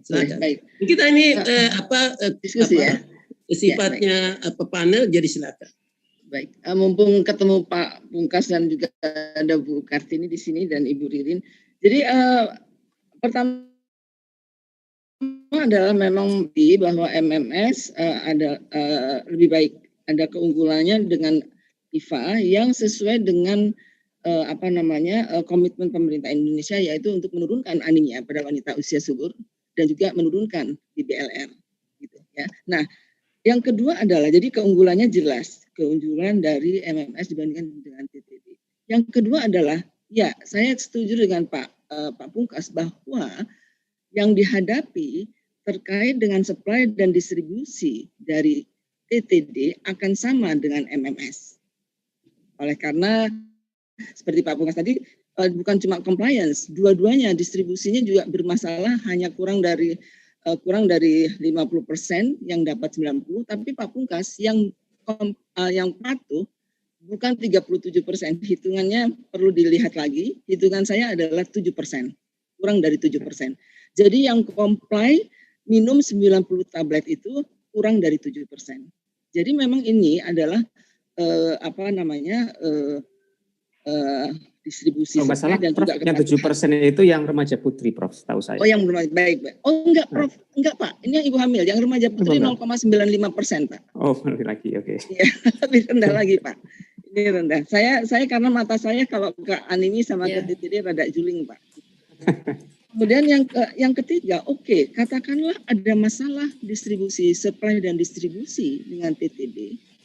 Apakah kemudian kita akan menghalangi kita tidak mengganti TTD dengan MMS kalau kita tahu bahwa MMS lebih unggul, itu 13% lebih unggul dalam menurunkan BBLR, Pak, belum yang lain, ya. Nah, oleh karena itu menurut saya, karena sekarang kita berada dalam momentum, karena ini merupakan komitmen kita di WHO bahwa BBLR harus turun, bahwa anemia pada ibu harus turun, bahwa stunting harus turun, dan ini merupakan, jadi anemia itu merupakan ramifikasinya luas terhadap BBLR dan BBLR terhadap stunting, anemia sendiri langsung terhadap stunting, hingga kalau kita tidak menurunkan anemia, kita akan tidak juga bisa berhasil menurunkan menurunkan BBLR dan juga stunting. Oleh karena itu menurut saya dengan ini merupakan prioritas pemerintah sekarang, peningkatan penurunan anemia, peningkatan dan penurunan BBLR, maka sebetulnya menurut saya ini merupakan momentum yang bagus. Kalau kita memang mau meningkatkan, ya sudah sekalian aja menggunakan sesuatu yang sudah terbukti lebih unggul. Kalau memang masalah supply distribusinya nggak bagus, dibaikkan. Nah, ini berarti keuntungan itu dua. Supply distribusi diperbaiki dan kita menggunakan MMS yang lebih unggul dibandingkan TTD. Jadi menurut saya tidak kita tidak kita kemudian mengatakan ya IVA apa TTD kan masalah. Jadi tidak berarti kemudian jangan MMS, tapi sebaliknya harus supply distribusi apapun secara anunya ya harus diperbaiki, dan kemudian pilihannya yang mana itu programnya kan sama, Pak. Ya 1 kali sehari untuk ibu hamil minimal 90 tablet, walaupun WHO sebetulnya 180 tablet dan sebagainya. Tidak ada yang berubah kecuali isinya. Bahkan kemarin Ibu Nina bilang ya udah dinamain aja TTD plus gitu. Kalau tidak mau MMS tapi isinya MMS. Misalnya seperti itu, Pak. Jadi menurut saya ini jangan kita sampai miss opportunity gitu ya. Kita memperbaiki supply dan distribusi sekalian juga apa yang kita deliver itu kita ubah. Demikian, terima kasih. Terima kasih, Prof. I think I saw Prof. Kate West raise hand. Maybe Prof. Kate West, you could add share an experience with regard to the field implementation to answer some of the worry raised by Ibu Kartini and Pak Pungkas. Please, Prof. Thank you. This is a very interesting discussion. I just thought I would add that the MMS is likely to have higher compliance because the side effects are going to be less because there's less iron in it. So I think women, you may find that women are going to take more because they realize that there's not as the side effects just aren't there for MMS like they are for iron folic acid. The other issue, just to keep in mind, even with anemia being the priority for the government, is that there are other nutrients in the MMS supplement that are hematinic, that are going to work toward bringing down anemia because, as we all know, hemoglobin requires more than just iron. It requires an entire assembly of molecular patterns and pathways that lead to hemoglobin being synthesized and transported to tissues. So there are other nutrients in that supplement that are going to work for bringing down nutritional anemia as well. So if you can figure out the supply and the delivery, I think the cost is getting worked out. If you can figure out if you can condition it on the supply and the delivery, you're going to find this to have a much higher compliance. Thank you, Mr. Doodle. Thank you. Thank you, Prof. Keith. Dan selanjutnya saya ingin mengundang Ibu Atmarita karena beliau pernah melakukan evaluasi mengenai distribusi IFA. Monggo Ibu Atmarita, silahkan. Iya Bu Siti, terima kasih. Iya, kalau saya pikir memang sebetulnya masalahnya bukan karena shifting ini ya. Persoalannya itu sebenarnya mau MMS, mau TTD, sebetulnya itu yang penting adalah sistem pelayanan kesehatan kita tuh sebetulnya sudah lengkap sampai dengan ANC ya, artinya ada bidan di desa yang ada di sana untuk berhadapan dengan ibu hamil maupun target-target grup yang anemia dan lain sebagainya. Prinsipnya adalah kalau saya pikir sih peningkatan kapasitas tenaga nakes itu yang sangat diperlukan untuk bisa memberikan satu kesadaran bagi masyarakat ya, misalnya dengan konseling dan lain sebagainya, dan juga sistem pencatatannya. Jadi kalau misalnya disiapkan satu form lagi di buku kaya misalnya, itu ibu-ibu itu perlu misalnya untuk mencatat pada saat itu dia sudah minum tablet tambah MMS atau tablet tambah darah apapun pada selama dia kehamilan. Nah, hal itu sebetulnya juga dan juga perlu disampaikan juga kepada anggota keluarga atau paling tidak suami untuk mengingatkan itu. Jadi ada cross check ya, ada cek list satu form yang sebenarnya tidak susah untuk disediakan, dan kemudian ditambah bidan desa itu bisa memberikan konseling kepada ibu hamil maupun anggota keluarganya. Terima kasih. Terima kasih buat Marita. Sepertinya buat Marita sudah memberikan bocoran untuk jawaban pertanyaan nomor 3. Akan tetapi sebelum menuju ke sana dan mengundang para hadirin lain untuk memberikan tanggapannya, saya ingin mengundang dahulu Ibu Rahmi dan juga nanti Bapak Patrick. Sebenarnya kalau istilahnya produknya harus mengikuti standar dan mengikuti regulasinya, begitu ya Bu ya. Perusahaan Indonesia itu memang mampu melakukan itu Ibu. Istilahnya tantangannya apa Ibu dari BPOM sendiri untuk mengawal, kan regulasi misalnya mungkin dari regulasi, dan yang kedua bagaimana mengawal regulasi tersebut. Silakan Ibu. Halo Ibu Rahmi. Oh iya. Terima kasih Bu. Iya, barusan putus-putus ya, tapi saya bisa menangkap. Baik Bu, terkait bagaimana industri apakah bisa mengikuti atau seperti tadi maksudnya produksi ini kan produk ini sudah dibuka gitu kan, jadi bisa diproduksi oleh industri di Indonesia, dan Pak Patrick sudah menyatakan bahwa industri siap selama kebijakannya mendukung. Sebenarnya industri kita memang bagus Bu, sudah siap seperti Pak Patrick katakan sudah siap, dan mengenai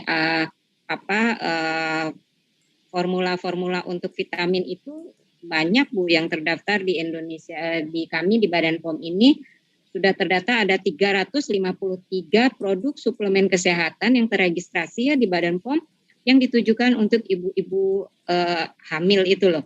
Jadi ini bukan suatu hal yang yang aneh, bukan suatu hal yang susah bagi industri untuk membuat produk seperti ini gitu. Nah, masalah tadi kebijakan, saya juga sepakat dengan Ibu Kartini ya bahwa ini adalah suatu hal yang nggak mudah ya, karena harus dipersiapkan juga dengan matang tadi banyak yang harus disiapkan, termasuk juga dari sisi kami memang akan berkoordinasi nanti ya dengan Kemkes, dengan Ibu Kartini terkait hal ini kalau memang nanti menjadi program pemerintah seperti itu Bu.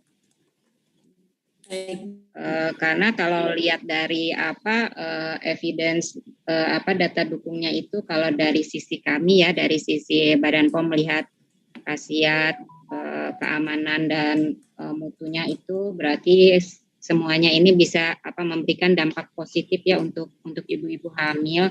Jadi ini menjadi salah satu peluang juga nantinya produk ini dapat menjadi pilihan gitu kan untuk ibu-ibu hamil.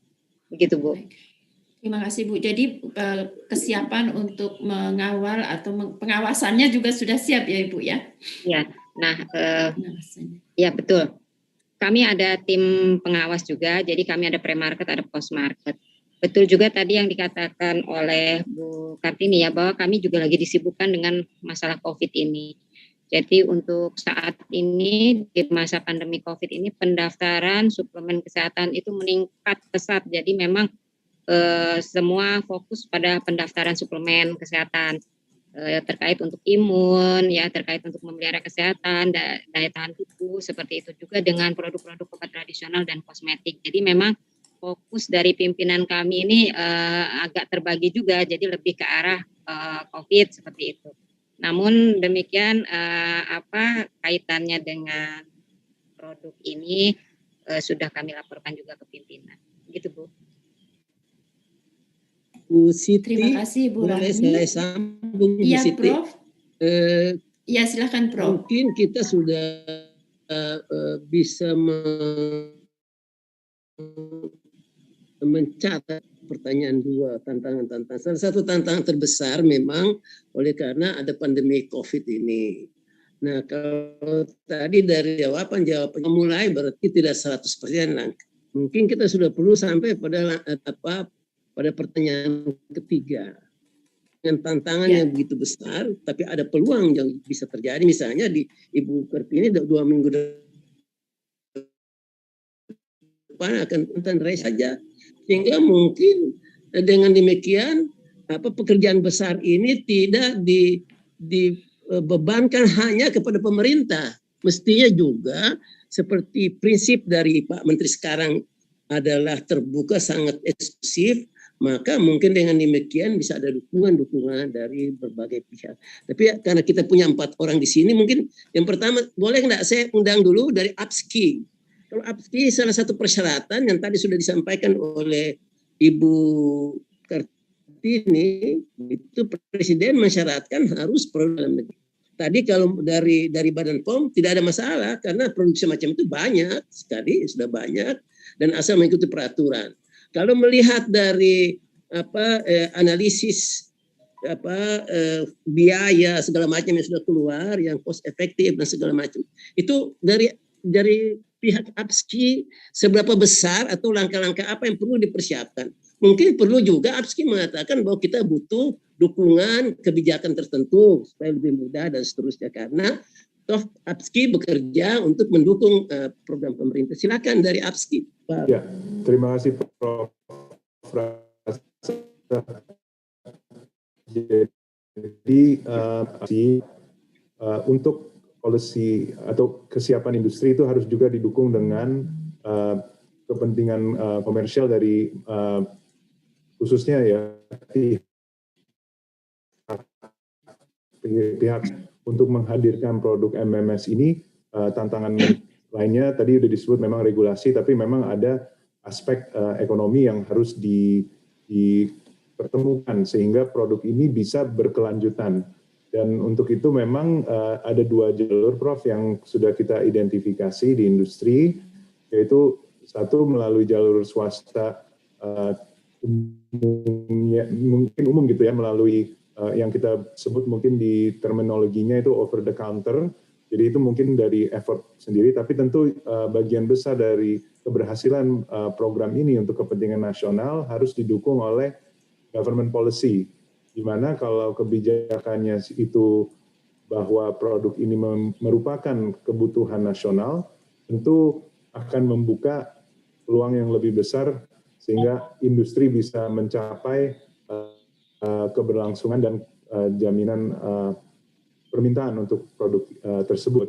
Tapi memang saat ini bisa dikatakan, dan tadi mungkin sempat disebut juga di dalam diskusi sebelumnya, bahwa dalam waktu dekat industri nasional tentu harus ada penyesuaian terlepas dari kemampuan industri yang sudah bisa memproduksi produk-produk suplemen. Formulasi Unimap ini tentunya ada kisi-kisi dan teknologi transfer yang harus dilakukan. Jadi merangkul semua itu ya mudah-mudahan dari hasil diskusi hari ini ada kepastian Prof terkait policy dan juga regulasi dari tentu tim Badan POM yang diwakili oleh Bu Rahmi. Demikian. Baik Pak Patrick, sebelum saya teruskan ke Pak Ibu Siti untuk meneruskan kepada yang lain, saya ingat waktu kita pre-workshop tanggal 29 Desember, ada satu acara yang disampaikan oleh Dr. Clayton. Nah, kesimpulan penting dari acara Dr. Clayton itu global itu mempunyai keinginan yang besar untuk membantu memperingan atau mempermudah teman-teman industri di Indonesia kalau ke depan mau melakukan produksi seperti ini. May I have a comment from Dr. Clayton? Clayton, are you here? Still here? Dr. Clayton? Yes, I'd love to. Oh, yeah, yes. We're at a very interesting. It's clear that from the presentations in the previous session and even into this session that there seems to be general agreement that MMS is a worthwhile, safe, and effective intervention. That it's a better product than what IFA can provide right now. It may not be the perfect product, but it is a very good product.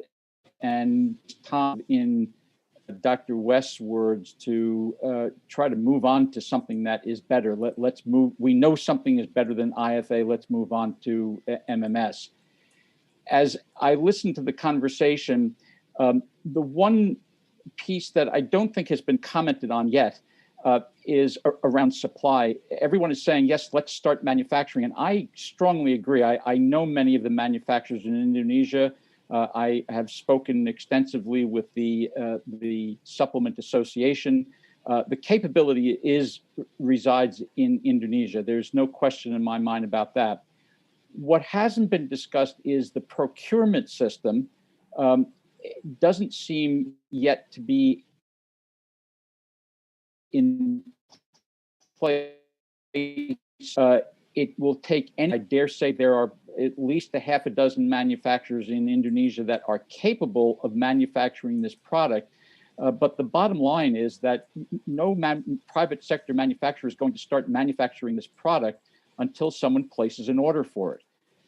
And right now, I don't know where the government is. At least I assume that they're not ready yet because there are still regulatory issues that are being worked out. Regulatory issues will be worked out. I know within the last week to try to figure out those regulatory issues do get resolved very quickly. And that there is that the standard in Indonesia, and I think there are good reasons for it to become a standard, who is going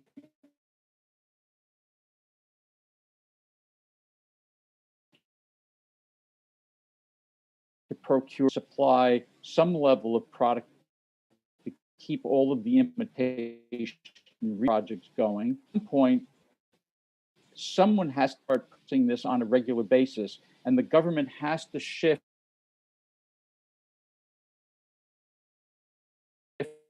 from to purchases of MMS. And that's the reason why cost parity is so important in this discussion, because you're just taking the same money that you're spending now and allocating it to MMS. So my question and sort of challenge to the participants is, who's going to buy this, and how do we get the government to create a procurement mechanism or get a procurement mechanism in place now, so that in 2 years, when the product is being manufactured locally, that the government will be able to plug into that procurement system. Thank you, Dr. Kleto. Silakan Bu Siti. Baik, terima kasih banyak, Prof. Sebentar. Ini saya sedang mengecek ada pertanyaan yang lain, tapi sepertinya kita sudah bisa bergerak ke pertanyaan yang nomor 3, yaitu bagaimana langkah-langkah strategis untuk pelaksanaan policy shifting yang tadi. Mungkin mengundang Pak Pungkas, silakan Pak. Ya, baik. Terima kasih Bu Siti Muslimatun atas pertanyaannya. Mungkin ini saya awali dengan merespon yang disampaikan oleh Prof. Endang tadi. Ya. Bahwa tadi saya sampaikan berarti kita tantangannya ada 2. Satu, bagaimana mentransisi MMS ke dalam mengereplace IFA. Yang kedua, dari prosesnya, proses regulasi dan segala macam. Tapi yang kedua, pada yang sama kita harus memperbaiki program delivery.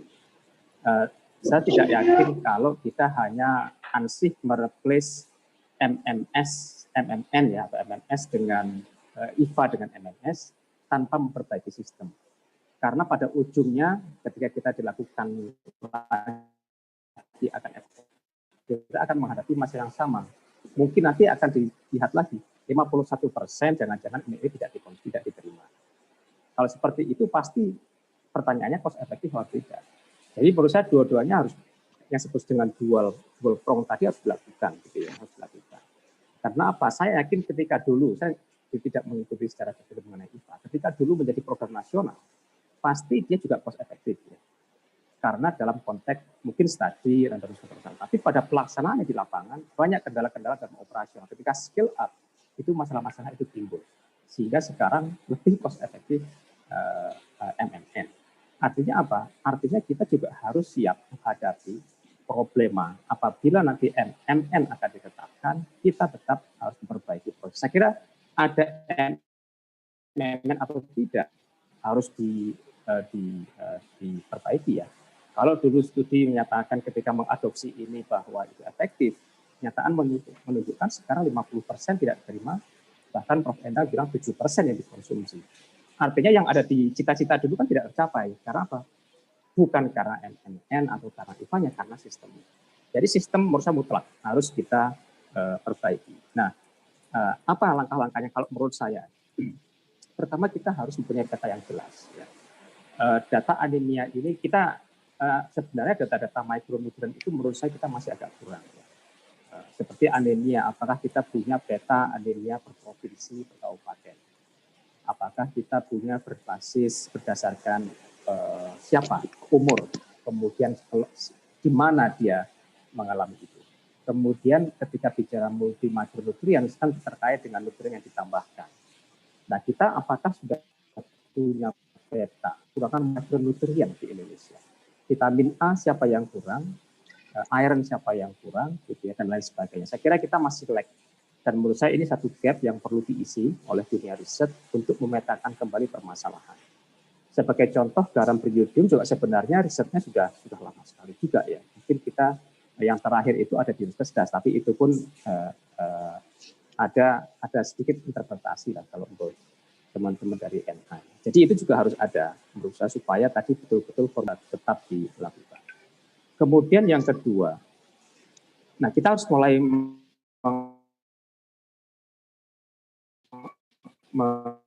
ketika langkah-langkah itu akan ditempuh, maka kita harus mulai mengadres masalah regulasi dan pendekatan kita untuk hilirisasi. Memang kita berharap sekali Badan POM ini berperan mengawal dari awal supaya tidak sampai ketika di ujung ternyata balik lagi ke perusahaan. Saya kira sekarang Badan POM sudah seperti itu, jadi sudah suportif dan kita perlu dukung, tapi tetap harus kita lakukan. Kemudian dari Kemenkes sendiri juga harus harus dimulai dirancang untuk regulasinya. Apakah ini harus masuk ke dalam daftar formulasi nasional misalnya? Apakah harus apa yang diperlukan dari formularinya seperti apa? Saya kira juga harus ditetapkan juga. Gitu ya. Yang ketiga, yang fokus adalah bagaimana kita memperbaiki program delivery tadi yang menurut saya salah satu kunci. Nah ini contohnya adalah monitoring evaluasi. Kita mengalami ini pajak tahu dengan tepung terigu ya. Jadi kita sudah jalan begitu lama, kita tidak melakukan evaluasi. Akhirnya ketahuan bahwa sebenarnya fortifikannya, saya tidak tahu apakah fortifikannya atau karena apa ini tidak efektif. Jadi proses evaluasi harus kita bangun dari awal. Mumpung kalau memang ini mau diterapkan dari awal, kita bisa mendesain dari awal. Proses evaluasi, tidak hanya monetnya, tapi evaluasi termasuk impact evaluation ya di ujungnya. Jadi apakah kita yakin bahwa MMN ini mendatangkan impact yang kita inginkan? Jadi kita harus mulai desain dari awal. Itu langkah-langkah kita siapkan. Kemudian yang paling penting menurut saya di sisi delivery adalah tadi bagaimana memastikan bahwa distribusi yang disampaikan Prof. Endang, kemudian konsumsi itu bisa seperti yang diharapkan. Kalau yang sekarang mungkin tinggi dengan MMN, mungkin challenge-nya ya karena di beberapa kabupaten, mungkin di satu provinsi. Tapi nanti begitu skalanya nasional, yang meran program kan bukan proyek. Yang meran program itu adalah pemerintah daerah, kemudian tenaga di lapangan. Nah ini harus kita siapkan saya kira. Karena banyak sekali ya kasus ketika di dalam pilot mungkin bagus, tapi di pelaksanaannya ternyata tidak. Ya, contohnya seperti IFA ini lah, gitu ya. Ternyata yang menerima tidak semuanya. PMT juga demikian. Sebagian bayi normal menerima misalnya. Nah PMT. Nah, ini kan harus kita siapkan. Dan menurut saya salah satu kunci adalah pemanfaatan teknologi. Tadi sudah disebutkan dengan salah satu teknologi alternatif ya. Jadi kita sekarang dengan reformasi kesehatan itu mendorong adanya digitalisasi kedua, digitalisasi pelayanan kesehatan dan digitalisasi sistem informasi. Kalau kita ingin menjamin bahwa MMN atau apapun itu diterima oleh yang membutuhkan, kita harus mau nggak mau punya data individu. Dan sekarang dimungkinkan ya. Sekarang Kemkes sangat bagus dengan COVID, data individu ada gitu ya. Dulu kita nggak pernah berpikir seperti itu. Artinya itu mungkin, apalagi dengan teknologi. Jadi saya kira kita juga harus menyiapkan itu dari sisi teknologi. Kita harus menyiapkan sistem bagaimana menjamin bahwa distribusi kemudian dapat dikonsumsi dalam satu sistem data yang besar. Tidak hanya ke pusat, tetapi juga pemerintah daerah supaya bisa merespon itu ya. Kemudian monitoring evaluasi, data mapping tadi. Terakhir yang disampaikan oleh tadi, saya kira siapa tadi ya, Prof. Aceh kalau misalnya lupa ya, itu sangat penting, Pak. Jadi apakah kita ke depan akan pure mengandalkan program pemerintah ya. Dengan ada sekarang PPD katakanlah dengan adanya definisi program nasional ditanggung oleh pemerintah pusat. Tapi apakah itu satu-satunya cara untuk mencapai target? Saya kira tidak. Saya kira kita bisa mulai menjajaki bagaimana tadi market mechanism tadi dari industri yang menyampaikan. Jadi apakah market mechanism nggak kita bisa gunakan? Menurut saya kita bisa gunakan ya dalam konteks ini. Misalnya menyediakan itu secara bebas di masyarakat. Atau kita bisa bergerak seperti BBM ya, atau yang lain bersifat subsidi sebagian misalnya orang yang mampu, atau melalui mekanisme lain BPJS dan sebagainya. Itu juga menurut saya perlu diekspor agar kita mempunyai sistem yang berlapis ya. Ketika di satu sistem lemah kita bisa punya backup dalam sistem yang lain. Kemudian juga riset mengenai tadi ketika compliance sebagai contoh sekarang di TBC ini akan sangat kesulitan untuk menjaga compliance sehingga banyak terjadi resisten obat. Kenapa? Karena ketika dia regimennya itu adalah obat itu harus diminum 6 bulan setiap hari berturut-turut. Bayangkan 6 bulan setiap hari berturut-turut.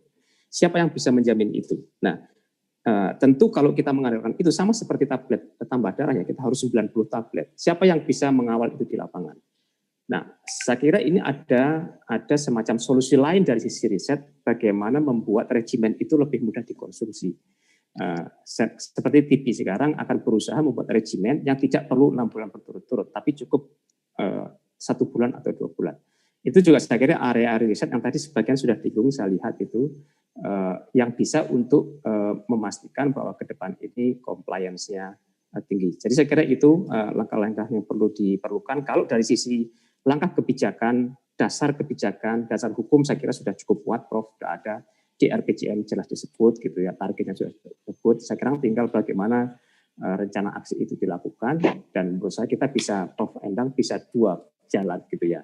Jadi tidak menunggu sistem lengkap dulu ya, tapi itu memang harus apapun yang terjadi, health system strengthening itu menjadi isu pokok di kita yang harus kita solve. Saya kira demikian, Bu Siti. Terima kasih banyak. Bu Siti, supaya tidak terlewat, saya ingin menggarisbawahi, ini langkah-langkah ini cerdas banget. Tapi saya ingin menggarisbawahi ada 2 poin penting yang disampaikan oleh Pak Pungkas. Selain dari tadi sistem, memakai IT dan sebagainya. Ada pertama, bagaimana sih gambaran kita punya data mikronutrien di Indonesia. Pak Pungkas, kalau kita bicara itu, kita betul-betul malu, negara begini besar tidak punya itu. Tetapi perlu disampaikan sebenarnya kita punya harta karun, Pak Pungkas. Kita punya 12.000 spesimen darah dari WUS yang sekarang tersimpan di laboratorium Litbangkes. Yang kalau kita gunakan itu bisa mendapatkan beberapa data yang sesuai dengan kesiapan spesimen, itu satu. Kedua yang sangat menarik dari Pak Pungkas tadi, bahwa kita sejak awal, karena kita punya penyaluran buruk seperti yang tadi sudah katakan. Kita lakukan fortifikasi tepung lama sekali, tidak ada impactnya. Kenapa? Ternyata salahnya pada kandungan besinya, tapi kita sebelumnya tidak melakukan itu. Jadi ini ada sesuatu masukan yang luar biasa yang datang dari Pak Pungkas, yang mudah-mudahan nanti bisa ditangkap oleh semuanya orang. Yang memang seperti kata Pak Pungkas, tidak selalu harus datangnya dari pemerintah, bisa saja dilakukan oleh banyak pihak swasta untuk melihat dampak. Jadi maksud seperti tadi Pak Pungkas katakan, pada saat awal kita merencanakan bukan saja monefnya, tapi juga sejak awal direncanakan studi dampak. Terima kasih banyak Pak Pungkas. Saya catat 2 hal ini sangat penting dari masukan dari Pak Pungkas. Silakan Bu Siti. Terima kasih banyak, Prof. Nah, ini saya ingin melanjutkan ke Ibu Kartini, karena sudah ada mohon maaf, langkah-langkah strategisnya, dan juga kemudian tadi sudah ada rambu-rambu dari Pak Pungkas bahwa sistem delivery-nya juga yang harus diperbaiki. Jadi mungkin mohon. Kemudian ada juga pertanyaan dari Dr. Ervi di kolom pertanyaan. Salah satunya itu adalah bagaimana Kementerian Kesehatan tetap mengawal cakupan program untuk ibu dan anak itu tetap terjam pandemi COVID-19 ini. Silakan Ibu Kartini. Baik, terima kasih Bu Siti, Bapak Ibu yang saya hormati. Kalau ditanya bagaimana Indonesia mempertimbangkan membuat policy shifting, ya kita tadi sudah disampaikan oleh Pak Pungkas, kami harus melihat dan melihat berbagai segi. Tidak bisa hanya melihat dari satu segi, yang tentu tadi masukan-masukan Bapak Ibu yang menjadi masukan bagi kami untuk menyusun policy shifting.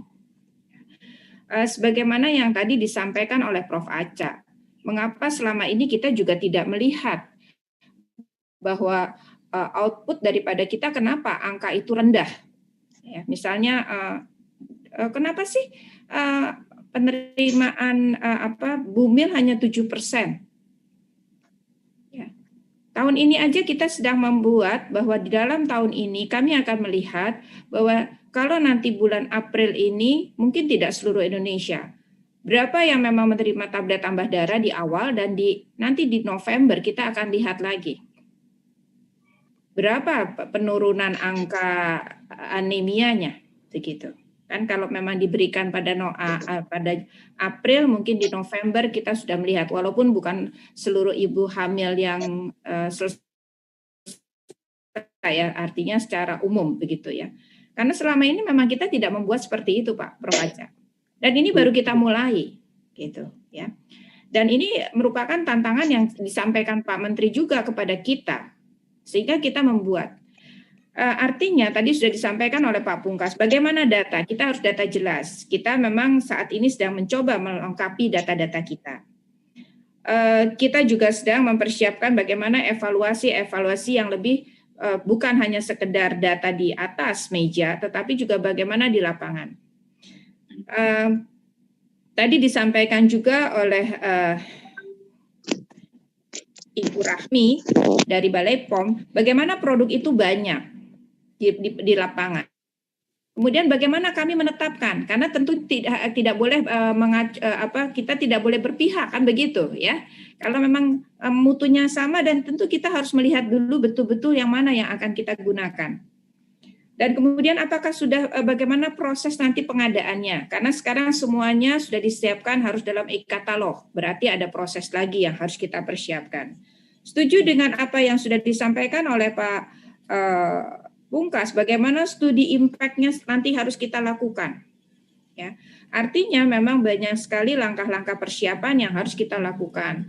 Di samping saat ini, kalau saya tidak salah ingat, Januari itu kita baru launching bahwa bagaimana remaja putri harus makan obat TTD, dan ini akan dipantau oleh 4 kementerian, gitu ya, yang kerjasamanya. Tentu kita tidak boleh juga tiba-tiba harus diganti di tengah jalan, ya kan. Ada hal-hal yang memang bisa dilanjutkan, mana yang memang perlu dilakukan. Tadi Pak Pungkas sudah mengatakan bisa saja dimulai, bisa, tapi di dalam wilayah tertentu, begitu ya Pak Pungkas ya, sehingga kita bisa melihat dalamnya. Dan juga kita tadi disampaikan juga bagaimana apakah ini bagian dari program pemerintah semata atau pemerintah dan istilahnya swasta lah gitu ya.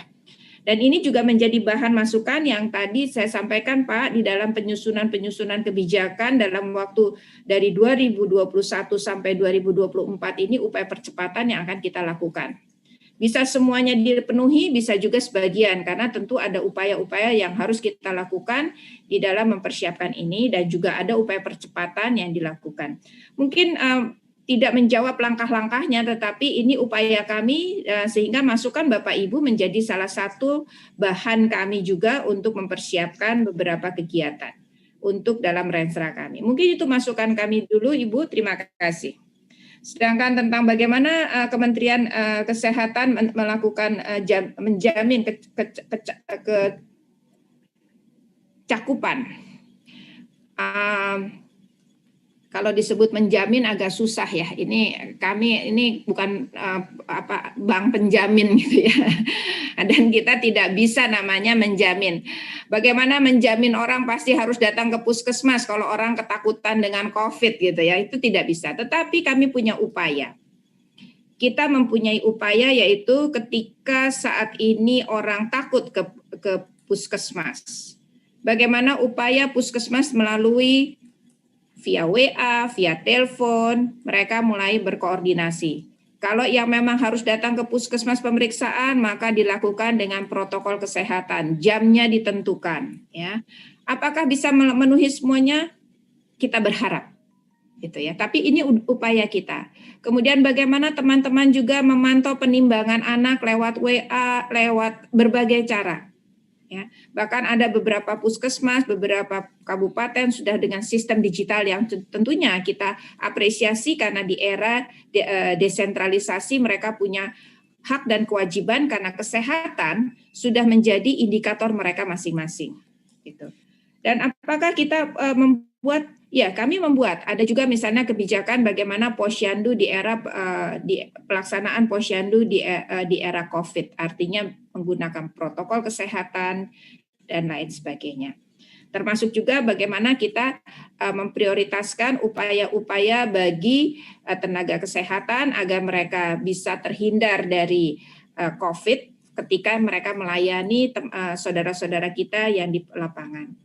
Ini adalah upaya-upaya yang bisa kita lakukan, tapi kalau disebut penjamin itu rasanya kami tidak, karena kegiatan penjaminan itu biasanya ada hal-hal yang memang kadang-kadang tidak mungkin kami lakukan. Tapi upaya kami lakukan. Termasuk juga ada beberapa program khusus yang memang kita siapkan untuk bagaimana misalnya pelaksanaan ibu mau melahirkan. Di beberapa puskesmas dan beberapa daerah, ibu yang akan melahirkan seminggu sebelumnya atau dari perkiraan lahir sudah dilakukan PCR. Kenapa? Supaya ketika mereka akan melahirkan, biasanya kalau harus dirujuk di rumah sakit ditanya, udah PCR belum? Kalau misalnya mereka tidak dilakukan baru mau di PCR pada saat akan melahirkan, bisa-bisa tidak bisa melahirkan di rumah sakit. Dan di puskesmas pun kita sudah mempersiapkan beberapa ruangan untuk membantu melahirkan orang yang terkena positif COVID. Jadi berbagai sarana pengamanan sudah kita siapkan. Artinya itu adalah upaya-upaya. Bahkan ada beberapa puskesmas dan rumah sakit menyiapkan ruang bertekanan negatif untuk proses melahirkan, dan juga bagaimana nanti protap untuk bayi-bayi yang memang terkena dari ibu yang COVID, apakah dia terkena COVID atau tidak. Kita tidak bisa mengatakan bahwa itu menjadi harus seragam karena Indonesia sangat-sangat beragam. Jadi itu yang bisa kami laporkan sebagai bagian dari Kementerian Kesehatan agar meningkatkan pelayanan kepada ibu-ibu ataupun anak-anak yang membutuhkan pelayanan. Mungkin itu yang bisa saya sampaikan. Terima kasih. Bapak Ibu, saya mohon izin karena Prof. Taha, karena saya harus masuk ke dalam satu vikon berikutnya di mana saya harus juga memberikan masukan. Mohon izin, saya mungkin tetap mendengar. Terima kasih banyak. Tetapi mungkin terima kasih banyak. Terima kasih banyak. Ini sampai sekarang luar biasa. Kita punya dirjen duduk dari pembukaan sampai terakhir. Luar biasa. Terima kasih banyak. Terima kasih banyak Ibu. Mohon maaf salah-salahnya Ibu. Terima kasih. Terima kasih Bu Kartini. Terima kasih. Terima kasih banyak ya. Bu Kartini. Ya, baik. Terima kasih tadi paparan dari Bu Kartini yang bagus sekali. Terima maaf tadi mungkin salah kata saya.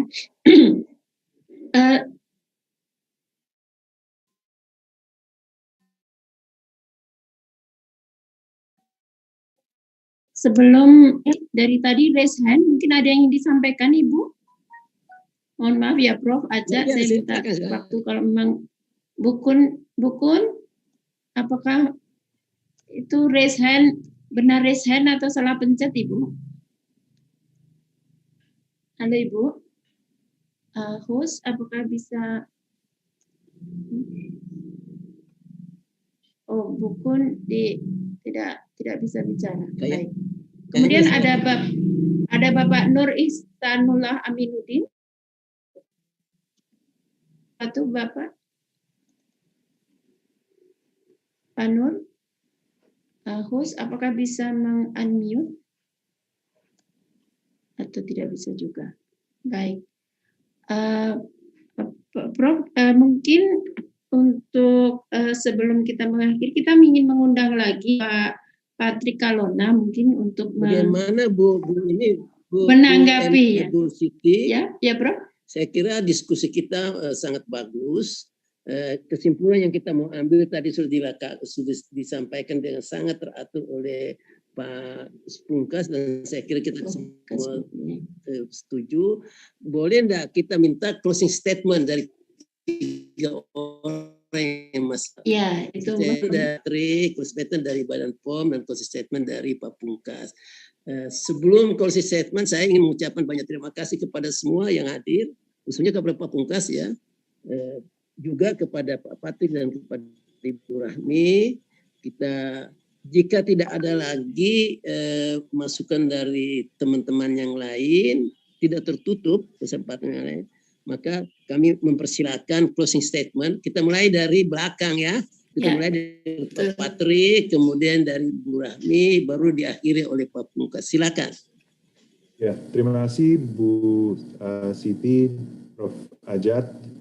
Jadi memang betul dari diskusi yang ada hari ini, kami dari industri produsen suplemen kesehatan menunggu kepastian langkah-langkah pemerintah, baik dari segi perencanaan, pelaksanaan, dan distribusinya, saya juga memahami tadi banyak concern yang diangkat oleh Pak Pungkas terkait nanti hal-hal operasional tentu dalam pelaksanaannya, tapi besar harapan produsen di Indonesia bisa berpartisipasi, meskipun memang mungkin dalam waktu dekat harus kita terima bahwa dalam kurun waktu 1-2 tahun belum tentu produk ini bisa langsung kami hadirkan untuk masyarakat semuanya, dan pada akhirnya kita memang menunggu keputusan regulasi tentunya dari segi technical requirement dan pengurusan nomor izin edar sehingga bisa memberi kepastian untuk semua produsen di dalam negeri untuk berpartisipasi. Terima kasih. Terima kasih Pak Patrick. Silakan Ibu Rahmi untuk closing statement-nya Ibu. Mohon di-unmute Ibu. Terima kasih Bu. Pada dasarnya Badan POM mendukung semua penelitian yang dilakukan yang itu memberikan manfaat yang besar bagi masyarakat di Indonesia. Tentunya produk-produk yang digunakan untuk penelitian ini dan produk yang akan didaftarkan ini harus memenuhi regulasi yang ada di Indonesia, yaitu harus memenuhi persyaratan dari keamanan, manfaat, dan mutunya. Demikian Bu. Terima kasih. Baik, terima kasih banyak Ibu Rahmi. Selanjutnya Pak Pungkas, monggo Bapak. Ya, baik. Terima kasih.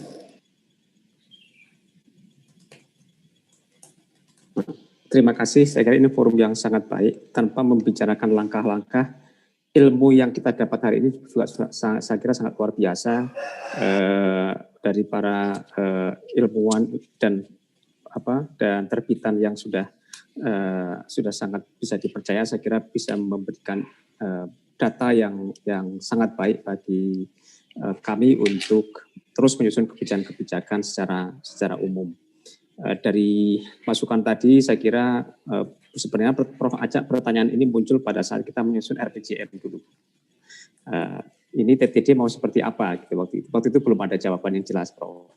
Jadi setelah beberapa tahun muncul jawaban ini, tapi memang pasti dalam proses birokrasi, ya itulah gunanya birokrasi, Prof. Namanya birokrasi itu harus ada sesuatu yang menjadi fungsi dari birokrasi adalah bagaimana memilah-milah gitu ya. Dan tentu ada langkah-langkah yang harus kita tempuh secara bersama, baik dari sisi pemerintah, dari sisi para peneliti, tentu dari industri juga semua harus langkah secara bersama gitu ya. Secara umum kalau dari sisi kebutuhan kami melihat tadi tentu sangat sesuai dengan agenda nasional, baik dari sisi tujuan maupun dari permasalahan yang kita hadapi.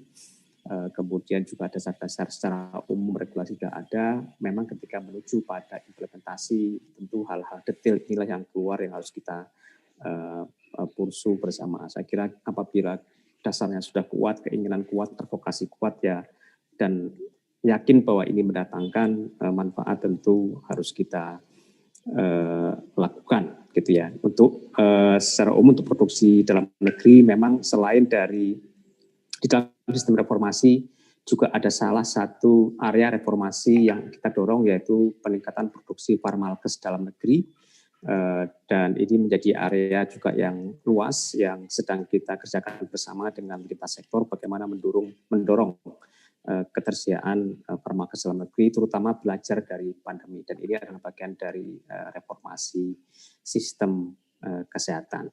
Sebenarnya Prof, kalau kita lihat masalah gizi ini di dalam konteks pemerintahan ini bukan hanya masalah gizi.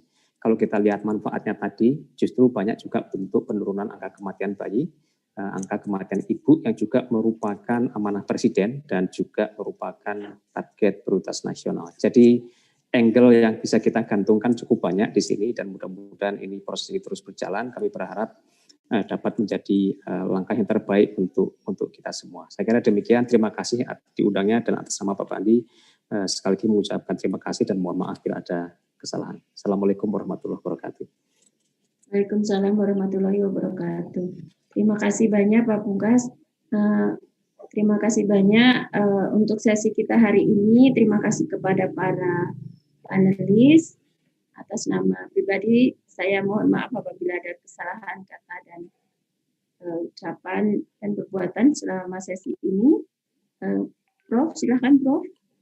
Prof aja. Ya baik, izinkanlah saya mengucapkan banyak terima kasih kepada panelis kita yang tinggal 3 orang, Pak Pungkas, Bu Rahmi, Pak Patrick. Hasil dari diskusi kita ini terus terang sangat bermakna. Insya Allah ke depan kita memang perlu terus saling mendukung untuk merealisasikan langkah-langkah yang memang tidak mudah yang tadi sudah disampaikan oleh Pak Pungkas. Tapi kan memang kita bukan mau melakukan sesuatu yang mudah, yang kita melakukan sesuatu yang sulit. Yang mudah itu pekerjaannya orang bawahan. Kalau kita memang melakukan yang sulit, pekerjaan kita memang sulit.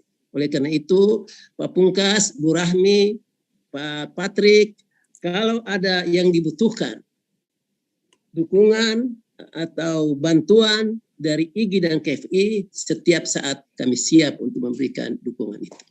Terima kasih. Wassalamualaikum warahmatullahi wabarakatuh.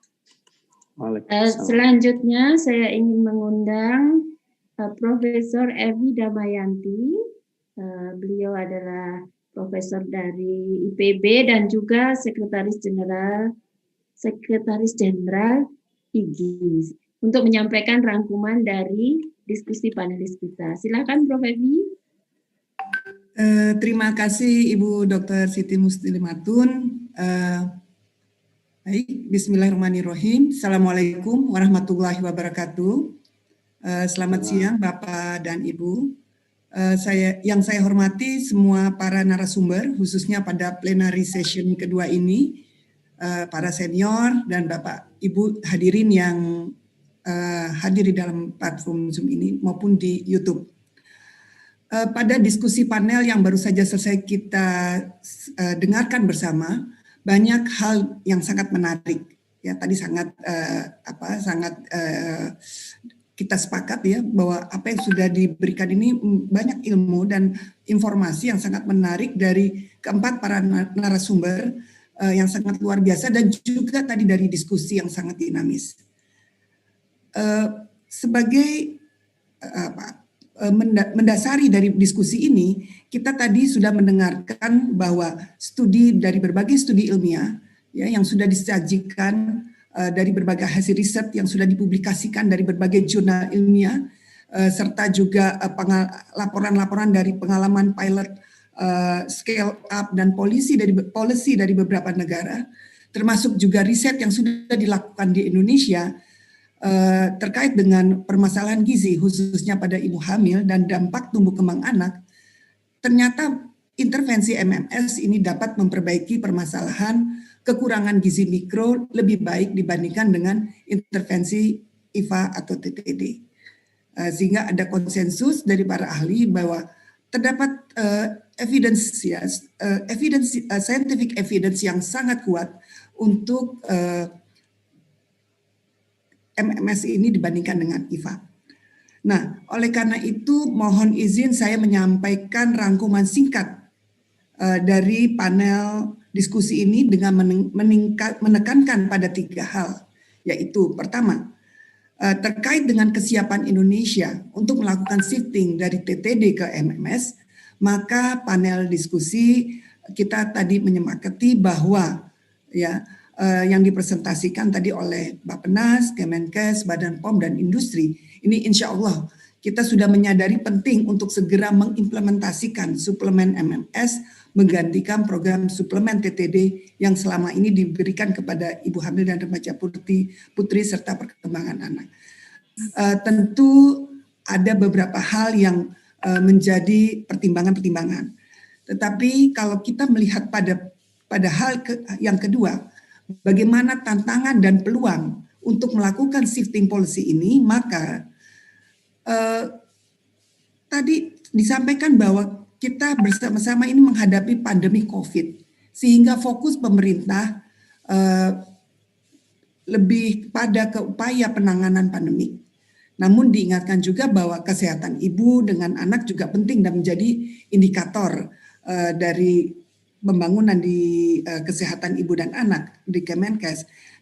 Dan oleh karena itu, meskipun tadi bahwa fokus ini pada pandemik, tetapi juga kita melihat bahwa atau sudah dibuka tadi oleh dari Ibu Kartini bahwa tantangan ini juga sekaligus terbuka peluang pada perbaikan yang akan dilakukan di Kemenkes, yaitu perbaikan renstranya. Ya, dan juga oleh karena itu untuk menerapkan ini juga ada tantangan yang lain ataupun peluang juga di sini, yaitu bagaimana menekankan evidence sesuai dengan regulasi, kemudian juga cost effectiveness-nya, dan menyiapkan segala payung hukumnya dan kemudian segala SDM yang diperlukan, infrastruktur yang dibutuhkan, khususnya untuk perusahaan yang akan membuat MMS dan pendistribusiannya. Dari pihak industri di sini juga diyakinkan bahwa teknologi dan peralatan juga sudah siap. Ini suatu kabar yang sangat baik sekali. Nah, kemudian ini yang terakhir, bahwa untuk itu daftar langkah-langkah strategis untuk melaksanakan policy shifting dari TTDK MMS ini adalah bahwa kebijakan pemerintah untuk mengkoordinasikan segala langkah terkait implementasi ke dalam program pemerintah, baik payung hukumnya, kelembagaannya tadi, SDM, penganggaran, dan lain-lainnya. Kemudian juga memastikan bahwa produk MMS yang dihasilkan oleh industri lokal ini sudah memenuhi segala keamanannya, pembiayaannya, effectiveness-nya, dan juga terkait dengan pengemasan dan distribusi dan sebagainya. Sehingga produk lokal tadi dapat dibuat dan dapat terdaftar secara baik di Badan POM. Ditekankan juga bahwa nanti produk yang dihasilkan sejalan juga dengan atau perlu juga disiapkan sistem pendistribusiannya dan sistem evaluasinya. Kemudian perlu juga disiapkan teknologi informasi agar data individu, yang tadi ditekankan data individu mungkin by name, by address, by location di sini untuk mempertimbangkan agar atau menyiapkan agar intervensi ataupun kebijakan nanti yang akan diterapkan itu dapat efektif. Dan kemudian terakhir mungkin ini satu pertimbangan atau pemikiran, apakah ini juga program yang hanya oleh pemerintah ataukah bisa juga nanti dibuat alternatif dengan dijual bebas atau disubsidi, melalui subsidi. Saya kira itu beberapa hal yang dapat saya sampaikan, rangkuman singkat. Mohon maaf jika ada hal yang terlewat atau ada yang kurang tepat. Semoga kesehatan ibu dan anak semakin baik. Dan langkah kita pada pagi ini sampai siang hari ini merupakan suatu milestone penting yang akan dicatat dalam perjalanan tersebut. Semoga Allah meridhoi segala langkah kita. Amin ya rabbal alamin. Terima kasih. Wabillahi taufiq wal hidayah. Wassalamualaikum warahmatullahi wabarakatuh. Waalaikumsalam warahmatullahi wabarakatuh. Terima kasih banyak Ibu Profesor Evi Damayanti. Dengan demikian Prof. Acha, saya ingin melaporkan bahwa sesi kedua diskusi panel kita dalam workshop MMS hari ini telah selesai. Terima kasih banyak dan saya kembalikan lagi kepada Mbak Dina sebagai MC. Terima kasih banyak Ibu Dr. Siti Muslimatun, kepada Prof. Dr. Abdul Razak Taha, Ibu Evi Damayanti. Kami mengucapkan terima kasih yang sebesar-besarnya karena telah memandu berjalannya diskusi panel pada siang hari ini dengan begitu interaktif dan mengantarkan kami pada kesimpulan yang sangat komprehensif khususnya untuk tataran kebijakan dalam mewujudkan implementasi suplementasi mikronutrien. Tapi tidak hanya sampai di sana, pada penyampaian kesimpulan saja, Bapak dan Ibu yang terhormat, izinkan saya untuk mengundang Profesor Dr. Endang Ahadi, MPH, Dr. PH, sebagai Wakil Ketua IG untuk menyampaikan rekomendasi dan juga rencana tindak lanjut. Kepada Profesor Endang, kami terima kasih. Baik. Bisa dengar suara saya? Jelas, Prof. Baik. Jelas. Baik, terima kasih Bapak dan Ibu yang terhormat. Mohon maaf tidak saya sebut satu-satu. Assalamualaikum warahmatullahi wabarakatuh. Izinkan saya sekali lagi menyampaikan kesimpulan, kemudian rekomendasi dan rencana ke depan. Mungkin agak overlapping dengan yang disampaikan oleh Prof. Evi, tetapi sebetulnya kesimpulan yang akan saya sampaikan adalah yang akan menjadi dasar pada rekomendasi kami. Jadi yang pertama adalah bahwa kebijakan dan program termasuk gizi dan kesehatan seharusnya dikembangkan dengan didasarkan pada bukti ilmiah. Kesimpulan kedua adalah bahwa peran zat gizi mikro terhadap kesehatan dan kesejahteraan ibu hamil dan anak telah diketahui sejak lama. Dalam hal ini, kontribusi Indonesia sangat instrumental, terutama perannya dalam program suplementasi vitamin A dan keterkaitan antara vitamin B1 dengan beri-beri yang pembuktiannya dilakukan di Indonesia. Demikian juga dengan studi summit di Lombok yang sudah menguji efektivitas suplemen multiple micronutrient lebih dari 10 tahun yang lalu dibandingkan dengan TTD dan dilakukan dengan memberikan bukti yang dampak positifnya yang ternyata juga berjangka panjang. Kesimpulan ketiga adalah bahwa anemia pada ibu hamil dan remaja putri merupakan masalah besar di Indonesia. Sementara anemia berkontribusi secara signifikan terhadap terjadinya BBLR yang merupakan salah satu faktor determinan yang sangat penting terhadap terjadinya stunting dan oleh karenanya juga akan berdampak terhadap risiko jangka panjangnya. Yang keempat adalah Indonesia telah menjalankan program pemberian TTD yang berisi zat besi dan asam folat untuk menurunkan anemia pada ibu hamil dan baru-baru ini juga sudah mulai program untuk remaja putri. Namun demikian kepatuhan konsumsi TTD masih sangat rendah. 5. Perkiraan rendahnya asupan berbagai mikronutrien dari masyarakat, dari makanan di masyarakat, terutama pada ibu hamil, telah menginisiasi dilakukannya sedikitnya 16 trial di berbagai negara dengan menggunakan suplemen UNIMAP, yaitu United Nations International Multiple Micronutrient Antenatal Preparation, yaitu suatu tablet yang mengandung 15 macam mikronutrien. Selanjutnya, Multiple Micronutrient Supplementation atau MMS yang mempunyai kandungan yang persis sama dengan UNIMAP juga telah melakukan berbagai uji coba untuk ibu hamil di beberapa negara. Keenam, dari berbagai penelitian atau uji coba tersebut, maka dicapai konsensus global di antara para pakar tentang kuatnya bukti ilmiah dari keunggulan MMS terhadap TTD. Ketujuh, studi juga membuktikan bahwa MMS terbukti cost efektif. Kedelapan, pedoman WHO terkini merekomendasikan MMS dalam konteks penelitian yang luas, termasuk menggunakan MMS dalam konteks layanan antenatal care dalam penelitian implementasi yang dirancang guna mengoptimalkan pengenalan MMS. Yang kesembilan, baru-baru ini telah dicapai konsensus oleh the MMS Technical Advisory Group, the New York Academy of Sciences, dan the Micronutrient Forum bahwa formula dan langkah pembuatan UNIMAP MMS dapat diakses oleh semua pihak di negara manapun. Kemudian juga cukup banyak negara yang mempunyai pengalaman merubah program suplementasi dari TTD ke MMS yang menekankan bahwa perubahan dari TTD ke MMS dapat dicapai bila didukung oleh advokasi berbasis ilmiah seperti yang kita lakukan hari ini, penelitian implementasi yang luas, dan asesmen kesiapan supply.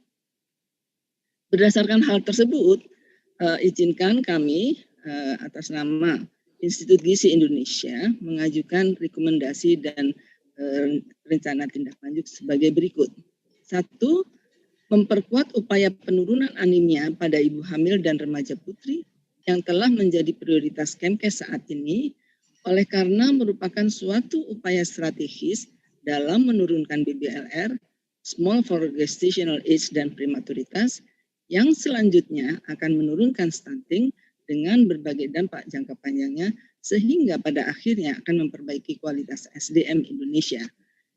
Yang kedua, merekomendasikan penggunaan MMS sebagai pengganti TTD dengan pertimbangan yang kuat sebagai berikut. Pertimbangan pertama adalah MMS telah terbukti menurunkan BBLR dan SGA, small for gestational age, yang lebih besar dibandingkan dengan TTD dan yang dapat dipertanggungjawabkan secara ilmiah. Hal ini sesuai dengan komitmen pemerintah Indonesia dalam WHA untuk menurunkan BBLR sebesar 30% pada tahun 2025. Kedua, BBLR dan anemia pada ibu hamil merupakan dua determinan penting untuk menurunkan stunting. Alasan ketiga adalah MMS mengandung 13 zat gizi mikro lainnya selain zat gizi dan asam folat, sehingga dapat memberikan keuntungan lebih besar untuk memenuhi kebutuhan zat gizi mikro ibu hamil dan untuk memenuhi kebutuhan zat gizi mikro janin untuk pertumbuhan dan perkembangannya. Alasan keempat, baru-baru ini dilansir dinyatakan bahwa pemberian MMS termasuk ke dalam salah satu dari 11 samurai senjata yang direkomendasikan dalam mengatasi masalah gizi ibu dan anak. Kelima, multiple mikronutrien juga akan sangat bermanfaat untuk meningkatkan imunitas tubuh untuk melawan COVID-19 dan penyakit infeksi lainnya. Alasan keenam adalah MMS terbukti aman. Alasan ketujuh, perbedaan harga antara MMS dan TTD minimal dan MMS terbukti cost efektif. Alasan kedelapan, dosis pemberian dan pola delivery MMS sama dengan TTD. Kemudian formula dan langkah produksi MMS telah dapat diakses oleh semua perusahaan farmasi sehingga diharapkan MMS dapat diproduksi di dalam negeri. Kemudian ke-10, industri produsen suplemen kesehatan Indonesia siap memproduksi bila didukung oleh kebijakan. Rekomendasi ketiga adalah bila akan ada shifting dari TTD ke MSS, maka perbaikan sistem supply dan distribusi, pencatatan dan pelaporan, serta monitoring dan supervisi harus merupakan hal-hal yang perlu dipersiapkan terlebih dahulu.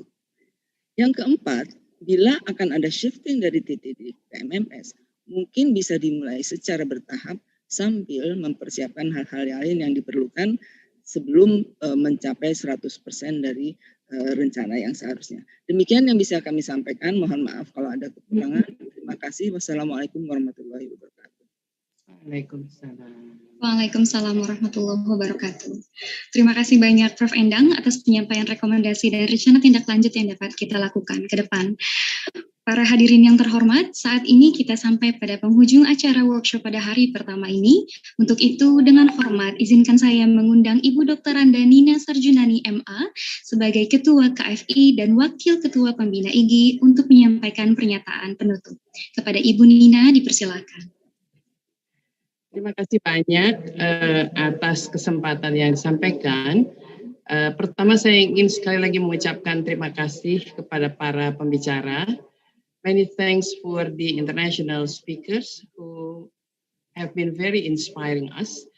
Dan juga Pak Pungkas yang tetap berada di acara ini sampai dengan akhir. Pak Pungkas, saya ada di sini terus mendengarkan apa yang dikatakan Pak Pungkas. Juga Pak Patrick dan tentu saja Ibu Kartini yang dengan susah payah harus masuk di dalam sesi ini setelah terpental dari Zoom ini. Yang pertama saya ingin mengucapkan terima kasih sekali lagi kepada para panelis. Kemudian yang kedua tentu saja kepada para pemirsa dari workshop 2 hari, dan ini baru workshop yang pertama. Tadi saya mencatat sudah mencapai 470-an, dan sekarang tinggal masih bertahan 240-an, dan tentu saja masih ada yang saya tidak bisa lihat di sini, ia mengakses melalui YouTube. Terima kasih sekali untuk partisipasinya. Dan saya hanya ingin menggarisbawahi apa yang disampaikan oleh Pak Pungkas tadi, bahwa dan Pak Satrio, bahwa evidence-based policy itu harus benar-benar menjadi pegangan kita untuk mendapatkan kebijakan yang baik.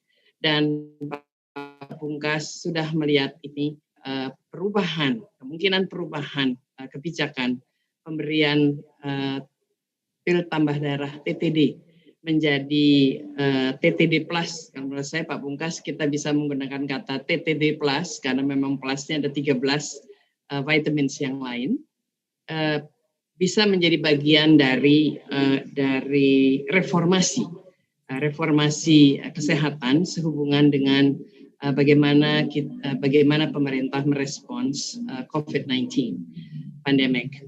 Dan untuk itu saya kira sekali lagi saya ingin mengucapkan terima kasih Pak Pungkas. Pak Pungkas dengan sangat tegas mengatakan bahwa let's do our best, harus punya robust evidence untuk membuat sebuah kebijakan yang baik dan meyakinkan bahwa persiapan-persiapan dapat dilakukan dengan baik untuk perubahan kebijakan ini. Sekali lagi Pak Pungkas, saya atas nama KFI dan juga tentu saja atas nama IGI mengucapkan terima kasih kepada Bapak Ibu sekalian dan para pemirsa. Mudah-mudahan kita semua dapat mendukung Pak Pungkas, dapat mendukung Ibu Kartini, dapat mendukung Pak Patrick, dan juga dapat mendukung Ibu dari Badan POM. Ibu Rahmi. Bu Rahmi untuk mulai bisa memikirkan kembali bagaimana kebijakan terbaik yang dapat kita berikan kepada anak-anak kita dan generasi muda yang adalah anak cucu kita. Terima kasih sekali lagi atas kebaikan baik Bapak Ibu sekalian.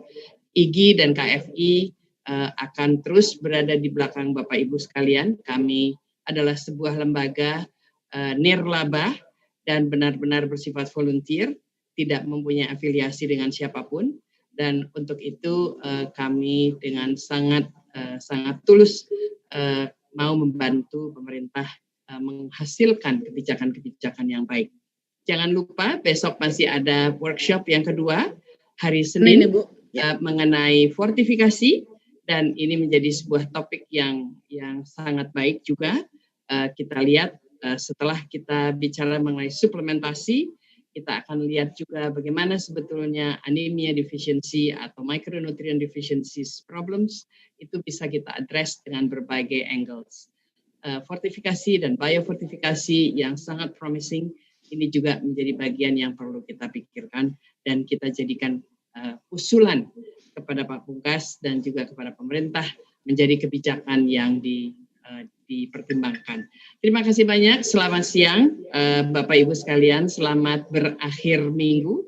Mudah-mudahan upaya kita ini benar-benar memberi manfaat untuk memajukan bangsa kita. Assalamualaikum warahmatullahi wabarakatuh. Waalaikumsalam warahmatullahi wabarakatuh. Terima kasih banyak Ibu Nina atas sambutan penutup yang menurut saya sangat memotivasi dan sangat heartwarming. Ibu, terima kasih.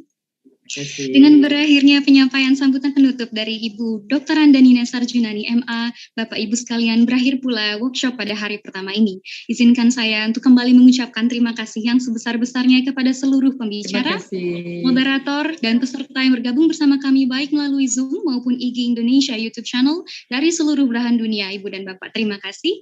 Kami informasikan kepada seluruh peserta bahwa materi paparan dalam workshop hari pertama dan hari kedua dapat diakses di website IGI, yaitu di www.nutrition.org.id.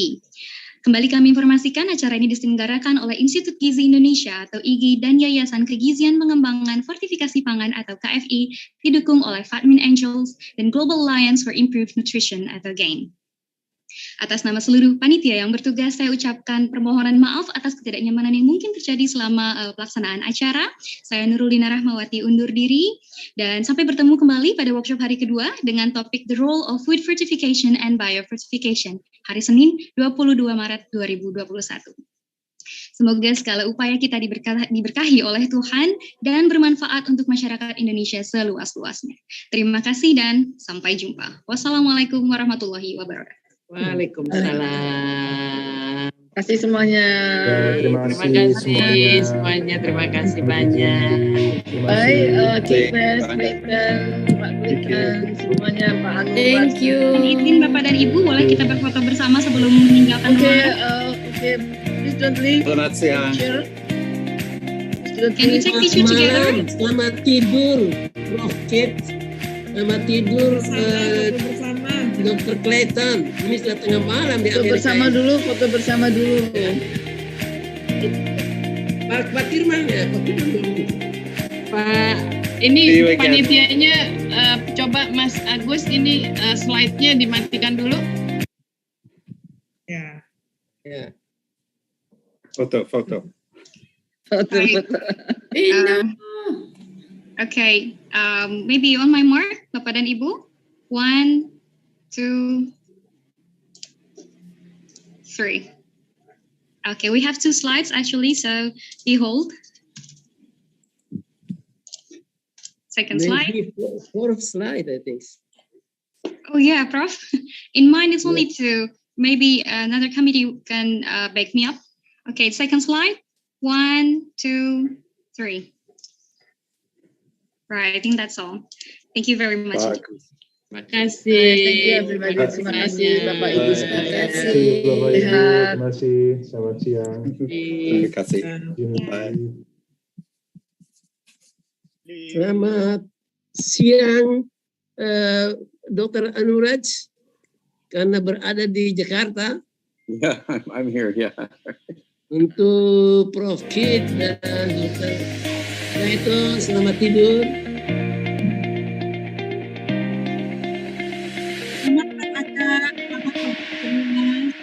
Selamat Prof. Sukirma, selamat Prof. Endang, Bu Siti. Prof. Kirman. Terima kasih. Terima kasih Prof. Bapak Ibu, selamat. Pak Ote, terima kasih banyak. Sama-sama Bu Nina. Pak Pungkas, terima kasih Pak Pungkas.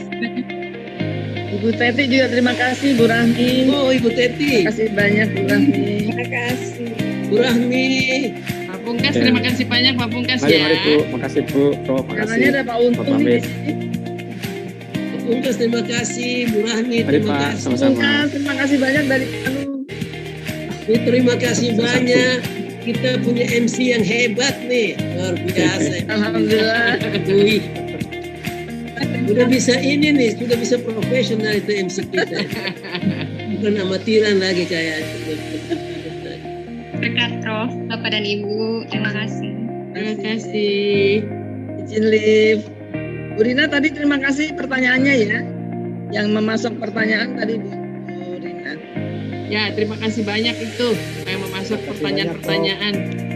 Dan terima kasih untuk Pak Fasli untuk memimpin sesi yang berat pada pagi hari. Ini Pak Fasli sudah keluar. Ya, I know. Segera kita tindak lanjuti Pak Fasli dalam waktu singkat. Setuju. Mohon izin, Beli, terima kasih banyak Pak Aca dan teman-teman sekalian. Bu Teti, terima kasih. Evi keren, Bu Evi keren. Bu Evi, Bu Evi, bagus Bu sekali. Endang keren. Bu Nina keren. Ini beruntung berada di tengah-tengah perempuan-perempuan keren, cerdas dan hebat ini semua.